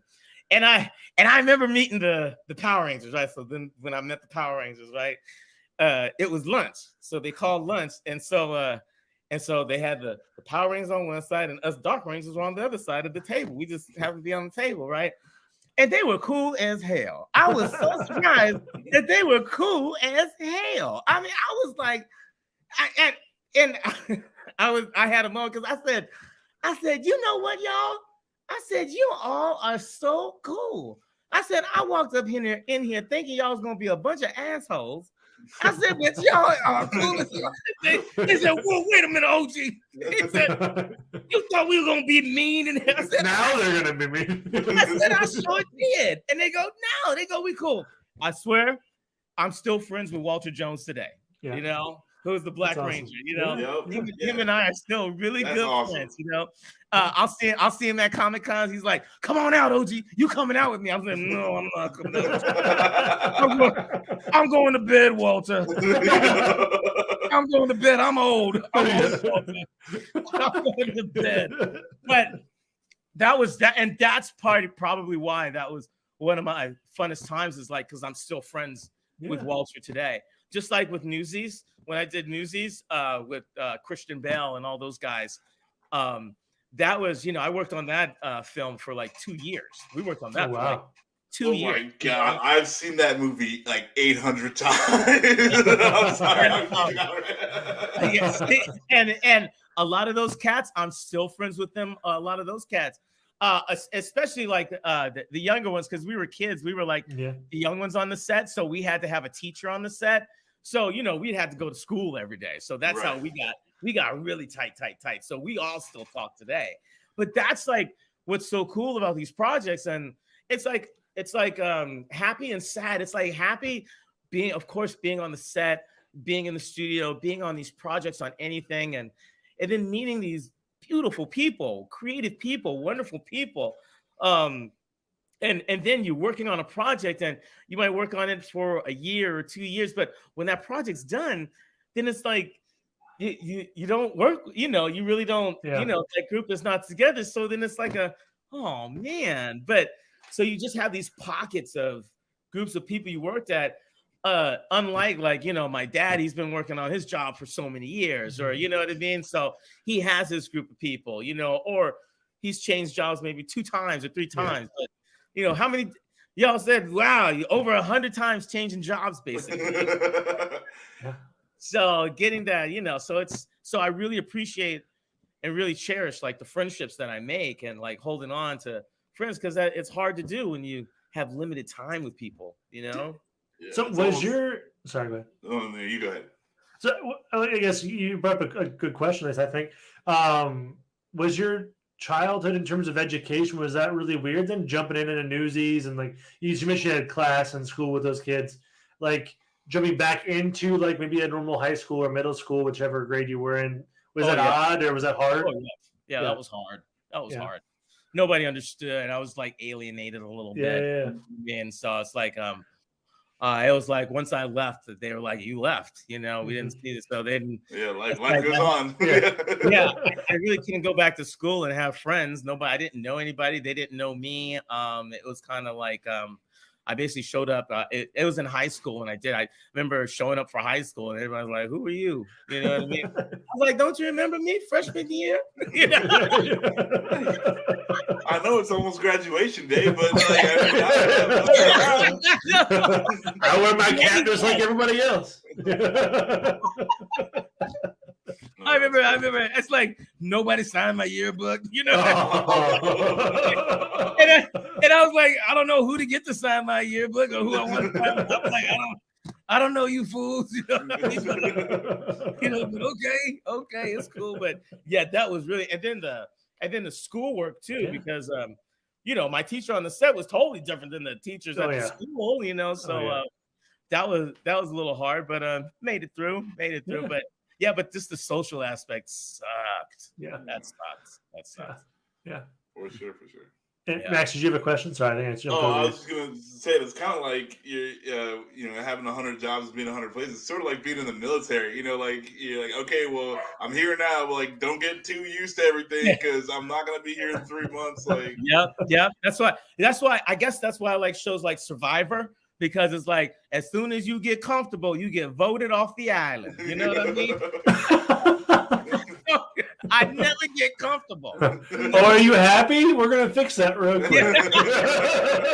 No, I need to get comfortable. I'm never comfortable. I'm like, I'm going to get voted off the island soon. That's what I think. Yeah.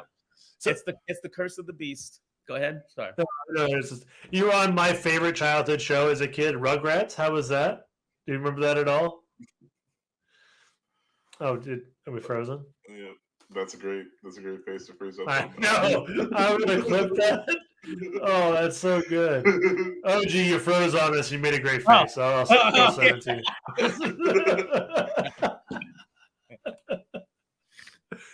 you. Did you catch my question though? When you? Oh no, I didn't hear it. Oh, okay, no worries. You were on like my favorite childhood TV show, like Rugrats. How was that? Do you remember that at all? Like in terms of totally. Yeah. Charlie Adler, that was the director. Charlie Adler, he is like one of the best. That was awesome. I remember when I walked into that record, it was over at Nickelodeon. Yeah. Back there in Hollywood. And seeing EG and everybody like in there, you know, and then it's one thing, right, dude? I'm going in there, and I'm like, oh my god, it's the Rugrats, they're right here, you know? And so then I go to, you know, and I go in my little booth to record, but you know, they're like, you know, this is what they do. They set me up in my little booth, and they go, okay, Ogie, you know, just sit right there. We'll be right with you. And I'm like, okay, I'm in the room with them, right? I'm like, okay, I'm ready. You know, I'm looking at the script and everything. And then all of a sudden you hear Tommy talking. I'm like, oh my God, that's them. Damn. You know, that happens all inside though, y'all. I'm sure. Yeah, you gotta play cool. You gotta play cool. I'm just sitting there going, whew. Maybe my eyes are showing it. Put your COVID mask on. Yeah. Oh, this was way before then, boy. You know this. but that was fun. And then that was towards the beginning, and I was very nervous. I was very nervous with that one. But I knew EG. I knew a lot of those people through associations. And so when I got in there, I was a little comfortable. I was a bit comfortable too. And they made me even more comfortable when, you know, greeting me, saying hello, the way, you know, hugging me and making me feel comfortable. And then Charlie Adler, the way that he directs, you know, I mean, he gets it out of you, boy. He gets it out of you. You know what I mean? And, the things he comes up with to help you get into the scene and to bring out that voice and the character out of you. It's just amazing. So, and I remember walking out of that recording. I'll never forget. I remember walking out of that recording, just doing like a, wow, I can't believe that just happened kind of feeling. You know what I mean? And it was just like, I can't believe I just did that. You know what I mean? I was like, I just did that, you know? Yeah, that was really cool. That was really cool. And also, I didn't go home to just by myself. I went home to somebody. I had Beatty back then. Had my little dog back then. Felt welcomed back. Yes. Yeah. I'm so glad you're glad to see me. Yeah. Somebody's glad to see me. Yeah. Quick question about the dog. Like, have you ever had a pet like react to, like, let's say you're watching yourself, you know, it's years later. Have you ever had a pet react to your voice coming out of the TV? I had, yeah. Beatty did. Yeah, Beatty did once. Yeah. I was on TV. I was doing something on TV, and he ran to the TV and barked to the TV. Only one time. Only one time. Only one time that happened. Only one time that happened. Figured it out. He's like, oh, wait a minute. This is a trick. Now that I think about it, I'm like, only one time. I'm like, maybe it wasn't even my voice. Maybe it was like something. Maybe you heard a chirp. No. This story is your voice. This is your story. I'm trying to give myself credit, and I shouldn't give myself credit. No, it's your voice. It's your voice. You definitely did. No, it was you. Yeah, he was reacting to you. He was super happy to hear your voice on the TV. That was you. Oh, I just thought about that. You could have just played all of your stuff while he was like, while you were away, just on the TV, just be like, get used to my voice. Like, you know what I mean? Just like clips of you talking. That would backfire for me. He would just be used to like not paying attention to whatever I'm saying. They're like, no, I hear that voice all the time. I tried that with my son. I tried to play my cartoons for my son to be like, hey, he just walks out the room. You know, he walks out of the room. I'm like, okay. And one day. He's like, Dad, you do this every day. Yeah, I know. Yeah. No, that's too cool though. Like, I love animation so much that, like, I mean, I have mad respect for the voice actors. Like, it's awesome. It's got to be, you know, it's a whole nother world. Like, because you're like, okay, well, now today you're Spider-Man, you know, like, and you're like, oh, you're swinging around New York. Tomorrow you're an alien mouse teaching English to somebody who's Chinese. So, like, that's crazy to like put your head in that, like, you know, all those spaces. Yeah. Little schizo action going on. That's for sure. Just one more alien mouse before Ogie loses it. I mean, Ogie, anything you want to promote? I mean, I could have you on for like 2 hours, so I don't want to take too much of your time. But like, let's no, please, I would ask everybody if you can follow me on Instagram. It's Ogie Banks, O-G-I-E, Banks, B-A-N-K-S, Instagram, Facebook, all that stuff. Like any kind of support, I just need support. You know, so if there's anything, if it says, "Do you like Ogie Banks?" Put a yes on there. You know? Give him an check mark on there.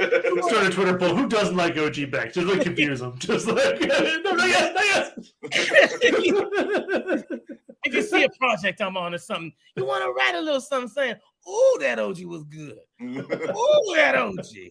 That brother brought it. Can he bring more?"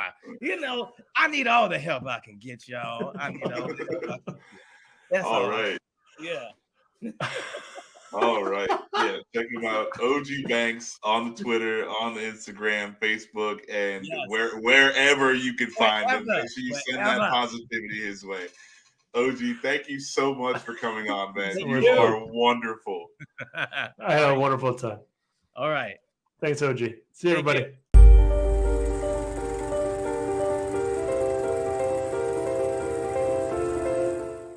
Hey, everybody. Justin with the Three Geeks podcast. I have PJ with me. How you doing, PJ?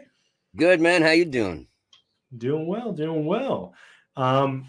You're an actor. Can you kind of tell us a little bit about yourself? Like maybe what got you started in the industry and what you're working on right now? Yeah, I mean, it's an interesting. My whole journey to where I am right now is sort of wild because when the plague, I call it when the plague hit, but when COVID hit the city, I 30 years in New York, maintaining a really nice career of a mix of boards and TV and voiceover, so just a mix of all kinds, every sort of aspect of what we do. And when that dropped, it sort of forced my hand to have to come to Tulsa, Oklahoma, which is where I'm in now, which is what I call the murder shed. It's my little man cave, which is where I do these kind of things and create this. I tend to play a lot of bad guys, so I want to separate that from my wife and kid a little bit when I'm working on stuff. Is that more for your voiceover work then? Like just a lot of your voiceover work happens in all things included. I do auditions in here if the piece is right and it sort of fits visually. I sort of approach auditions as a filmmaker these days because we have to tape everything. So that forced my hand to completely start fresh in Tulsa, Oklahoma. And it's weirdly has sort of, I have not stopped working since I landed here. That's incredible. That's great. Yeah. Work back in the city and keeping, ties there, and also finding these really great opportunities all along the South to work on projects that I wouldn't necessarily have a chance to work on because they're down here, and, working with some great people. But yeah, I mean, I started, a guy came into college to get his green card actually and take over our theater department at the University of Rochester. And his name was Mervyn Willis, and he had experience with the Royal Shakespeare Company and had all these great tales from stage management working into then becoming a director, and had these incredible stories. And he took over our theater department right when I was kind of poking I'd done a little theater in high school, much to my parents' chagrin. Like the Annie or we did Annie, and then we did You Can't Take It With You, the classic old play. I did that in high school too. Yeah, it seems to be a standard. And then when I went to, we just vibed, and he did. His first production was The Alchemist, which was Ben Jonson, which is like Shakespeare on crack. And then he did Nicholas Nickleby. He did the whole 8-hour production that had just been done with Roger Rees in New York, and was a huge, not just been done, but he took on all 8 hours and he cast me as Nicholas. That's awesome. And that, that just changed I saw the magic of theater, and we transformed this room into something special. And friends that I, met in that show are still friends of mine, today. That's it was awesome. It was a very special experience. And then that we ended up leaving college and touring Russia with the brothers Karamazov through also connection with La Mama, because of Mervyn's connections there. And then that whole tour of Russia brought us into the final performance was at La Mama in the Lower East Side. So my entryway into, theater in New York City was like avant-garde theater. which was just what a great place to start from and create the beginnings of stuff to sort of branch out from. And on that, I was hooked. I was in. That's super cool. I never left. I stayed in New York until a plague forced me away to Oklahoma. That's a movie in and of itself. Yeah. Oh yeah, it is. I'm writing it now.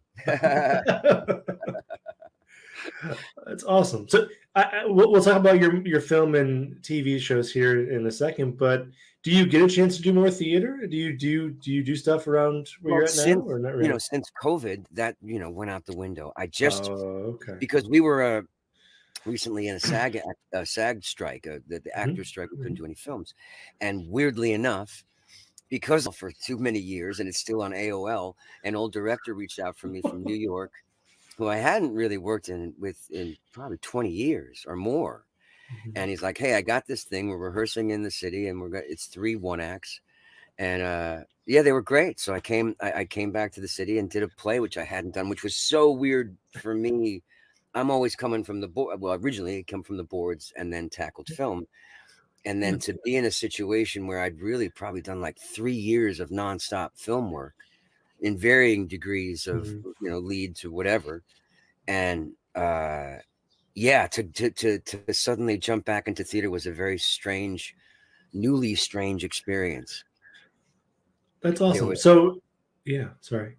No, it just, there was something about, I started to become a fan of, you do the scene and you're done with the scene, and you put it out there and it's done, and then you move on to the next scene. You get used to shooting all out of order, but there was something about holding on. One of the pieces we were working on was like 2 brothers who end up holding guns on each other, and it's a sort of to spin in that all week it was a different kind of it got into under my skin a little bit too. Yeah. Do you think that do you get into character easier than in theater because of you're basically into the whole story and it flows cohesively, ideally through it? I mean, there's, obviously there's something nice that you start at the beginning of the story and the audience is with you and you tell it to the end. It's the whole, it's just a unique, it's really apples and oranges. I mean, the techniques that you use in both are similar in regards to, as everybody's spoken about, you sort of just turn down the volume. I'm filling up a big theater and I have to bring that performance to the guy in the back row seat, 552. And in film, the audience is right there. They're up in your face. So that does the work for you. But there's principles you can use in both to much success.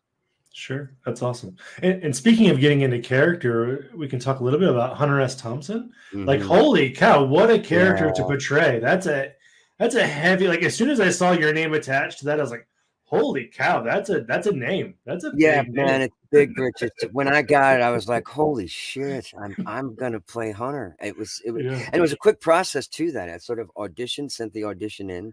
I think I'd mentioned this in an interview that my wife, I had just like sort of driven back from, I'd gotten an audition, had to go to Dallas, shoot a film, and then drive back from Dallas. No time to really work on the audition. And it happened to be a huge, a recurring character on an HBO show, Yeah.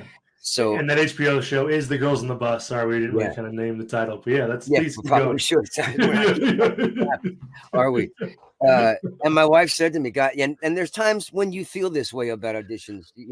If they don't hire me, I don't know what the hell they're thinking. It's like that's the best that I got, and you should look at that because that's really good.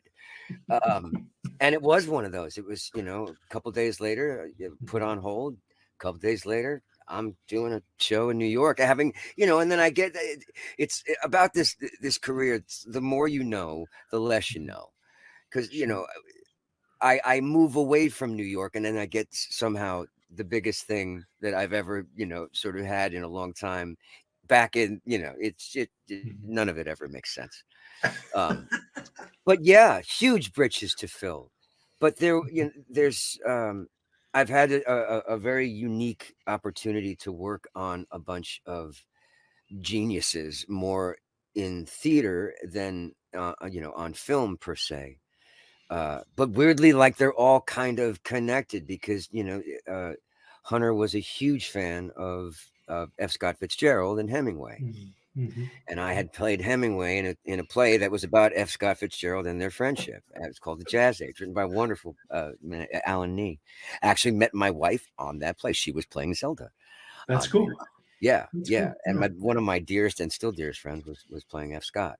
So having spun into these people, there was another guy named W. Eugene Smith who I had to develop almost for a decade in all the workshops and stuff. And then we got a major off-Broadway production where we really got to let it fly. And he had a very specific way of talking that I had. Part of his jaw was shot off in the war. So he had a very specific way of talking that it was wonderful to play within that vibe. But actually on the stage, we had to pull it back because no one can understand me. And there, plus, so those guys, but the thing that was interesting about Hunter versus those guys is both of those, they were very stand and deliver characters. Mm-hmm. And I have a very squirrely energy. My mind shoots in many different ways, and it's always trying to harness that. Mm-hmm. So with Hunter, he had that sort of energy as well, physically and the way his mind worked. So there was something about stripping away pieces of these other parts and putting them into the blender, and it was the right mix of things. And the more that I learned about him, many things I connected with, so many thoughts, and the thoughts in doing all the research and doing all the reading, the things that would land on me were it was wonderful to see how things that I would take from a book and then see what is on the quoted posters or what's online, what are his things, because I really came tabula rasa kind of at the part. I didn't have all these preformed notions of him.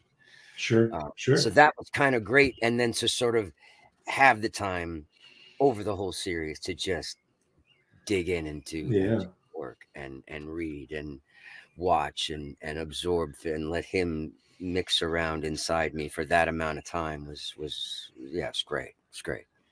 Yeah, that's super cool. What an opportunity. What was it fun on set? Do you want to talk more about the show itself? Sure.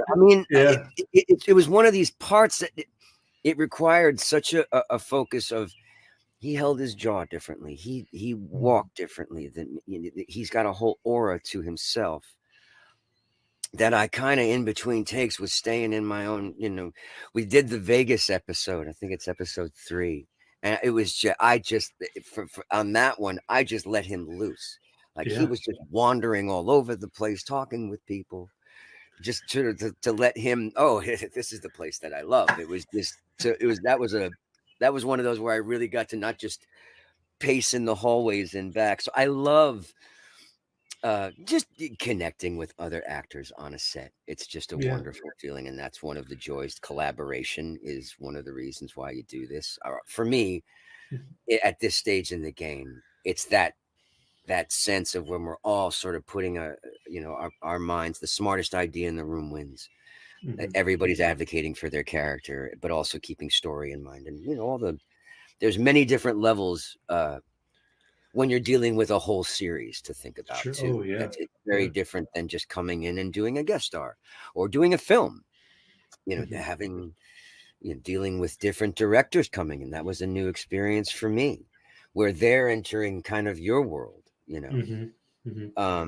But the cast was uniformly wonderful. Watching them work was when I could sort of let it, there was always times where I knew that I was done for the day and I just want to hang out a little bit and just watch the rest of the, what else is going on. Because my stuff is so isolated with Melissa, with Melissa Benoist and her character Sadie, that there was, there wasn't a lot. I mean, if I'm in the scene, you don't see me. So there's not a lot of time to interact. I mean, we peppered certain things around, and I can see, in the revealing of the show, and I could see how they had to establish some rules about. But yeah, I mean, I'm just working with some, Carla Gugino, my God, Melissa was just fantastic. But for me, Carla's been someone who's for a female actress, what a career, my Lord. And she's just always great, and present and unique. And, there was one point where a little wonderful piece for me that I'll always hold on to was she was like, I want a scene with Hunter. And I was like, yay. And then we got one, which was great. Yeah, that's it. Yeah, I understand why. But, we got that next episode. We were doing stuff on the bus, and I'm appearing behind Carla's, head and saying, and but only Melissa could see, but I could say whatever I want. It was just, my goal was to see if I could crack her up. Yeah.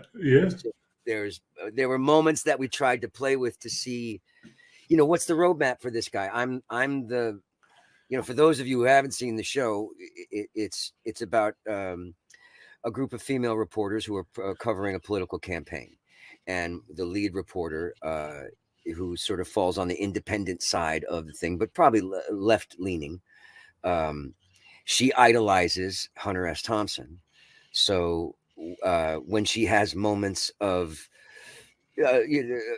conflict or is doubting herself, I'll just pop in and as Hunter, and give her advice or support or question what she's doing. But that makes me the magical realism. So there's a certain amount where if she talks to me too much, she's nuts.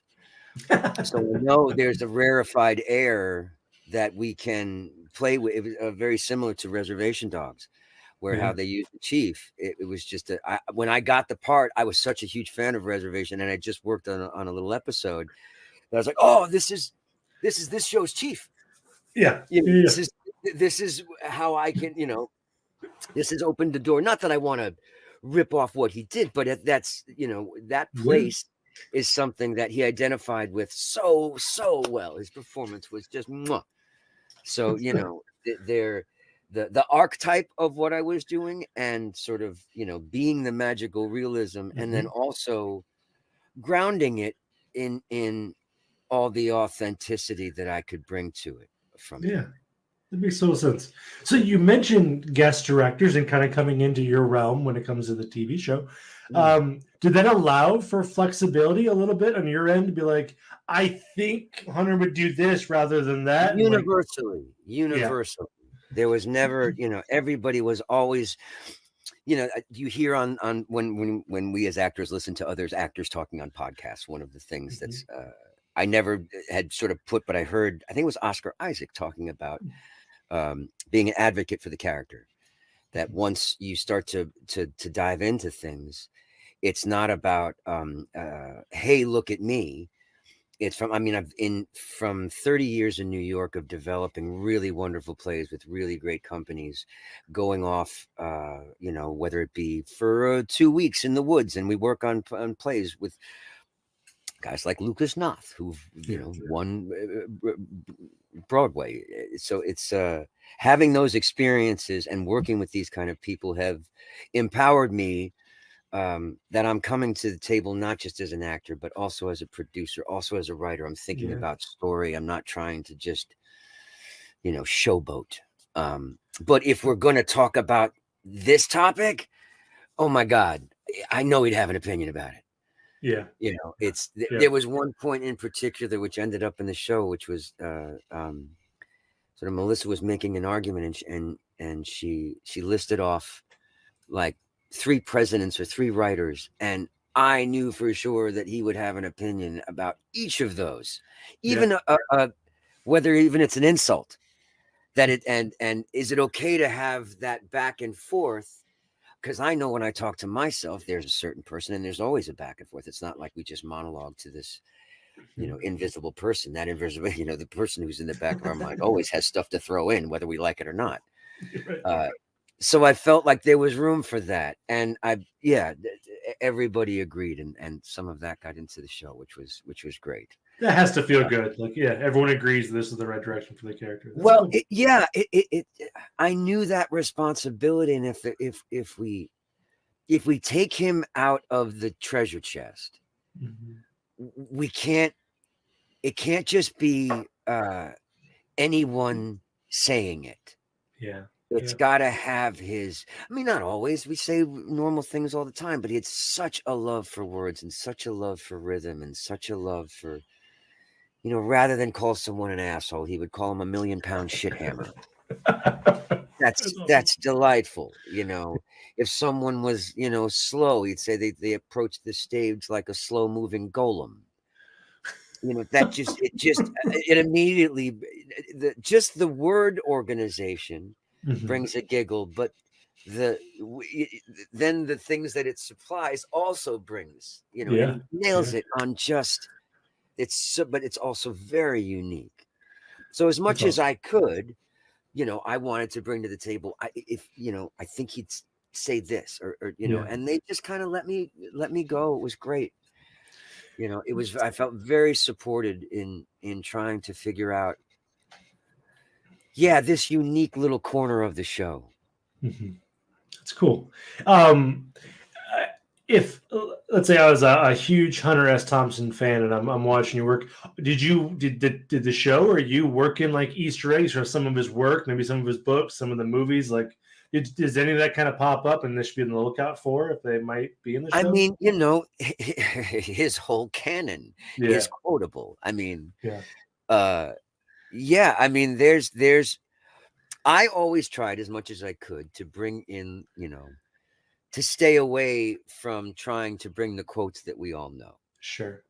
Or that's the beginning, that's where we land. But there's also, at one point I perused, 10 lists, or 10 things that you have to keep important in life. And one of them was never talk to a cop in a raincoat.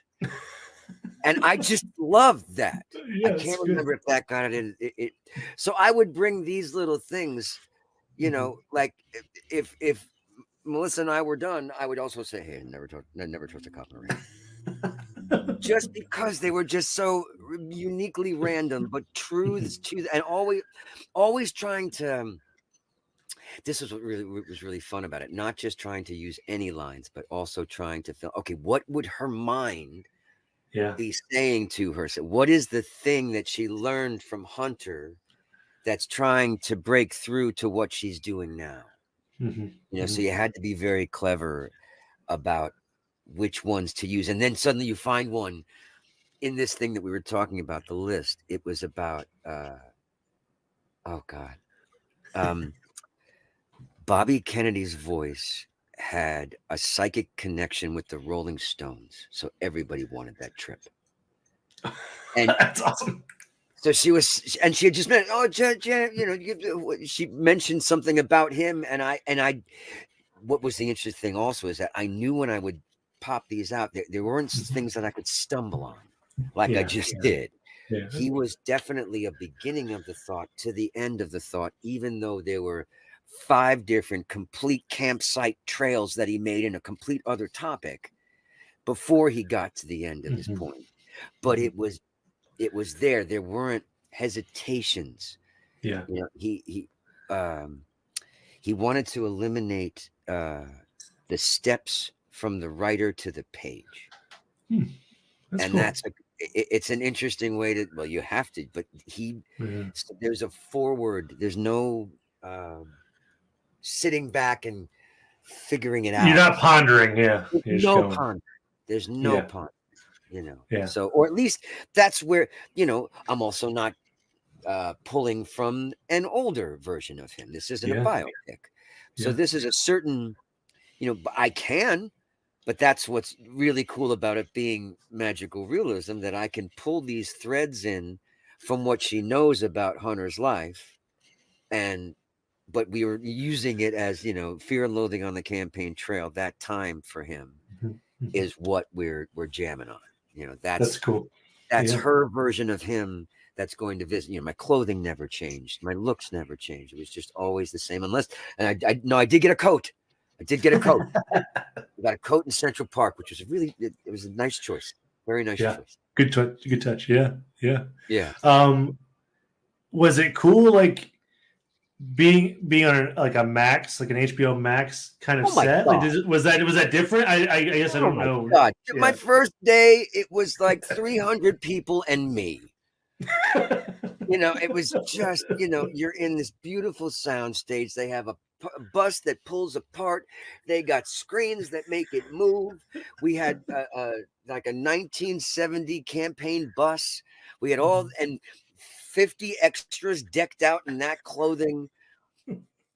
And it was just, it was going to be, a oneer with me looking up, speaking a little monologue, blowing a smoke ring at the end, and it was, what was great about there's that moment because I've worked in many different stages of, whether it be a short film, an independent film, a big budget thing, large scale, small scale, you bring the same amount of work to everything. But there was a moment when I was sitting on the balcony looking at all this stuff and I'm the only one here today.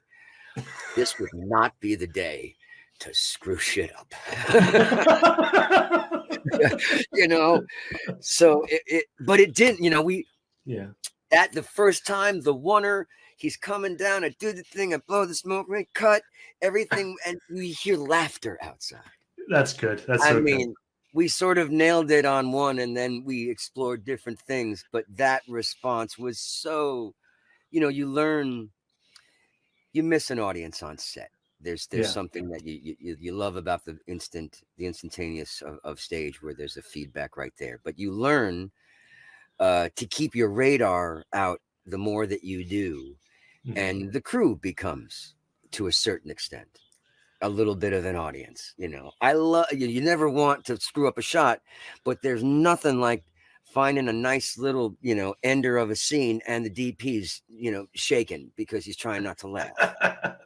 Okay, we have to talk about did you have a favorite moment breaking someone, either a cast member or someone on set? Do you have a favorite joke or instance that I can't not ask? Like, I mean, the coming out of the car in the middle of the serious moment where I'm hotboxing in the car and suddenly he's there. He's like, he comes out with a, fully loaded joint, smoke coming out of the car. It's like, fuck this shit. I mean, it was such a, but there's stuff that, is on the cutting room floor that we didn't get to see. That is probably some of that stuff, but I didn't have,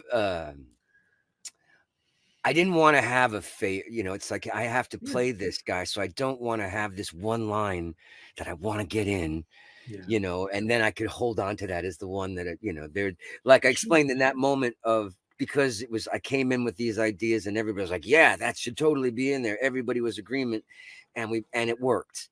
And there were people who responded, who, I have wonderful friends out there who are, keeping up with the show.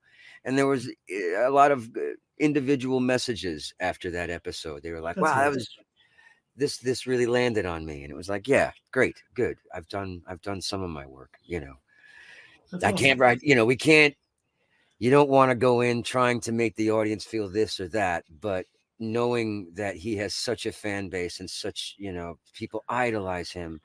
I know I have to earn that respect. Have you gotten feedback from just General Thompson fans about like, hey, really like what you're doing, or any feedback at all? I don't want to find out that they're not. I looked at that question. I was like, well, I'm not sure he wants to know. Yeah, I mean, or maybe I hope so, because I brought everything that I could physically, tried to make sure that I was capturing him, as authentically as I could, and there's times where he's a gangly guy and he has like an over exaggerated physicality, and that can read as too big on camera. So there was always like, like there was one point where I saw him like literally do like, and it was just like, it felt like Foghorn Leghorn. But then if you owned it with him in the scene, but I remember going after, I think that's the one, there's a mirror shot where she gets her first story and she's going to go in, and you see me in the mirror. And that was something I talked to the director, a couple of times, like, that's not too big, right? That's, I feel like that's spot on, but you gotta let me know. I can pull back if, and making sure that if we are going to quote him, we quote him right. And then you start to, it doesn't take me too long with any character to start defending him. He becomes part of you, whether he's a serial killer or not.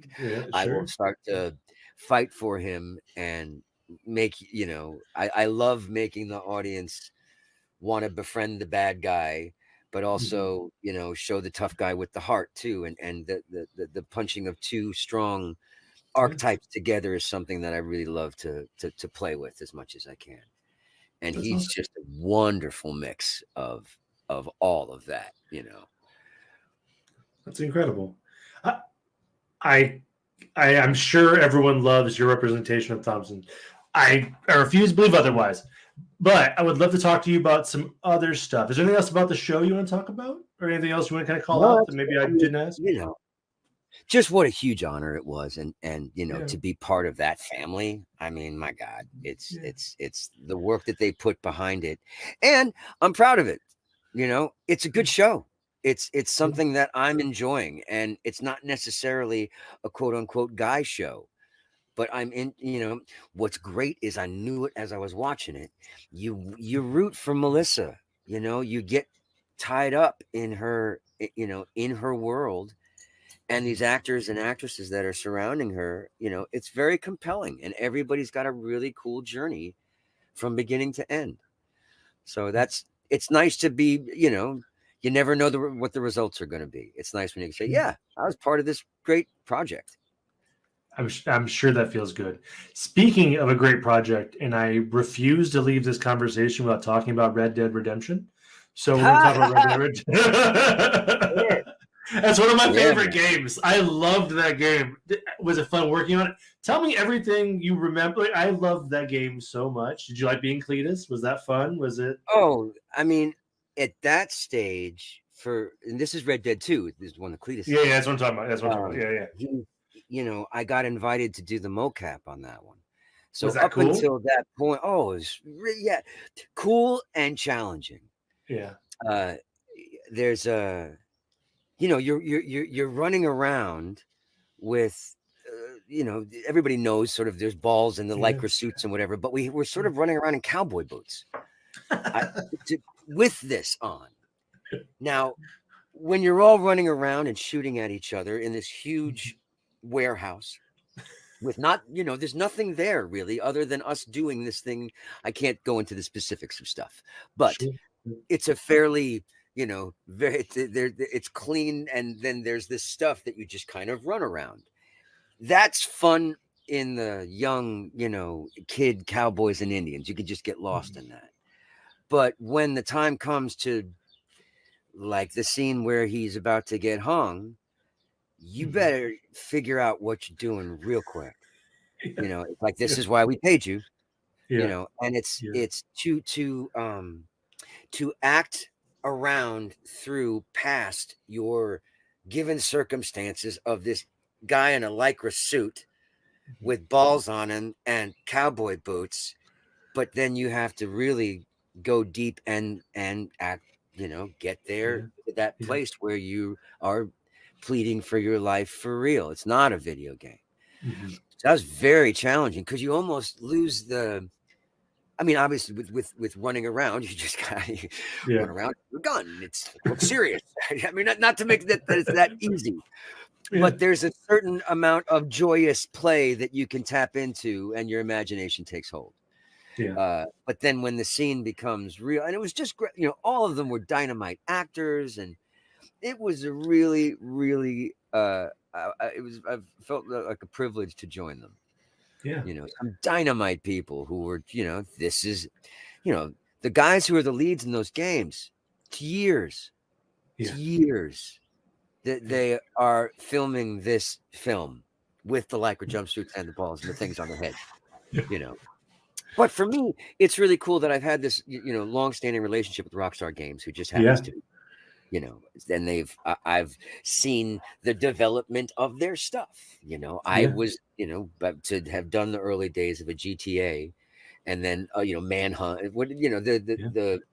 The ones that I've had a part in, are pretty good. To BioShock. It's great. Very good. I love BioShocks. Love BioShock. I got to So play good. a creeper in the 2, so I got I got to do the whole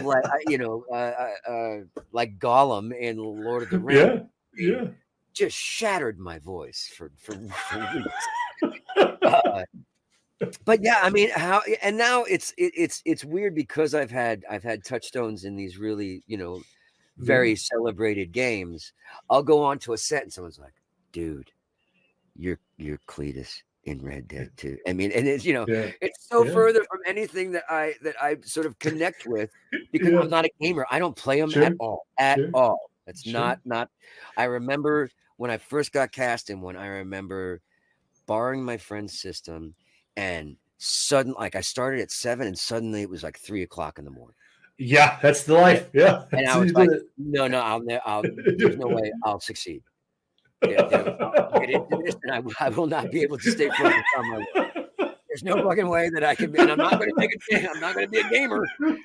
Yeah, no, it's too good. That's what you're saying. Yeah. No, there's no way. I'm done. Nope, get it away from me. But I love to play in it, and that's it's a wonderful side shoot of this, and you learn, that I've had a voiceover career. Is there's certain things that again, little details you can take from that side of the work and bring that into other things. There's cheats. There's times when I'll be doing a lot of voiceover work, whether it be video games and then suddenly I'll get on a set or in a play, and it's like, okay, now I know it sounds like I know what I'm doing here, but I'll have a conversation with the director. Like, no idea. But I'm faking it. I'm faking it really good because this is what I do. Even when I don't know, I got to make you think that I do. So I'm just letting you know, no idea. So help me out. It's a awesome. Fun conversation to have. But yeah, look, I've always loved to be, the thing about this career is you want sustainability. Sure. And the fact that I've, been able to have little footholds in coming from the boards, then voiceovers and commercials. I've done, video games, and then also to do television, film, web series, and developing material. I mean, I've learned on all those to sort of, I feel like I'm proud of my bag of tricks that I've accumulated along the way. That's awesome. But speaking of kind of using your bag of tricks for some new stuff, like what do you have coming up? What do you have maybe in production that maybe be released soonish? There's a lot of stuff that I've shot in the last year that is in various forms of post. I just banged out like 4 projects working with some really fun. I got to work Jackie Earl Haley. Oh, that's cool. Which was just so much fun. On a wonderful production we shot in Arkansas called I don't know if I can talk about. This is where I. Well, then don't. Yeah, then don't. I don't want to get in trouble. And then I have about a year ago, I was able to direct my first film, my first short. So I'm putting that out there to festivals now for the first time, and I have a lot of. There's a lot of things that I've shot that are going to hopefully make their ways to festivals that are in the submission process now. And then how's that gone? Sorry, I didn't interrupt you. But how's it's a whole different world. It's I'm learning more as I go. It's I've always sort of I think one of the things you have to keep in mind if you're going to make a short, then make it a short. Because if it strays longer, then you risk eliminating yourself from competition at some places, unless your story needs to be told in a certain amount of time. But when festivals are trying to put together things, they're putting together short films, so it's an hour-and-a-half block. So in the 15-minute range, lets them get 6 of those films in an hour-and-a-half block. Now, if you mess with that font of how they organize that, then that just that alone, So it's like it's tough because it's hard to tell a tight, good story in 15 to 20 minutes. But I've seen that succeed, and boy, they can be just as satisfying as some of the other. While I was doing Hunter, I had these great opportunities in filming where I could go away for 6 days and just jump into a short, play the lead, leave set, film for 5 days, get on a plane, come back, and then jump into Hunter again. you know, but only because it was a short was I able to do that. I wouldn't be able to do a feature. And with that, as an actor, I think there's it gives you a chance to dip your toe into an archetype of a character and see what you can do with it, what's your spin on it. You know, there was something called the Call of the Clown Horn, and then something called The Stranger that were sort of making the rounds last year, and they won some acclaim and won me some awards and stuff. But one of them was like a sort of a depressive John Cusack kind of sad sack, who, but also is on the, you know, did just try to off himself. So you want to handle that as much as you can, and also, and I just love him as an archetype of that kind of thing. And then The Stranger was more like a sort of a spin on my take of The Fugitive, of a guy who's like getting, everybody thinks he's this thing, but he's not, and playing within that sandbox. Yeah, and then and that allows me to try that on for 5 days without the pressure of a feature for 3 months or whatever. But kind of give, okay, this is now, if I get, not that these characters are going to be the same, but these are, I know what I have within me and new threads that I could pull for when those times come around, or they just become these wonderful films that people have been responding to. And you know, that's, I don't bring any kind of different kind of level to a feature than you do to a short. Sure. And that's served me well. And it sort of, you know, if there is a more of a beginner sense in the film, what I've seen is like, everybody's like, oh shit, this guy's for reals.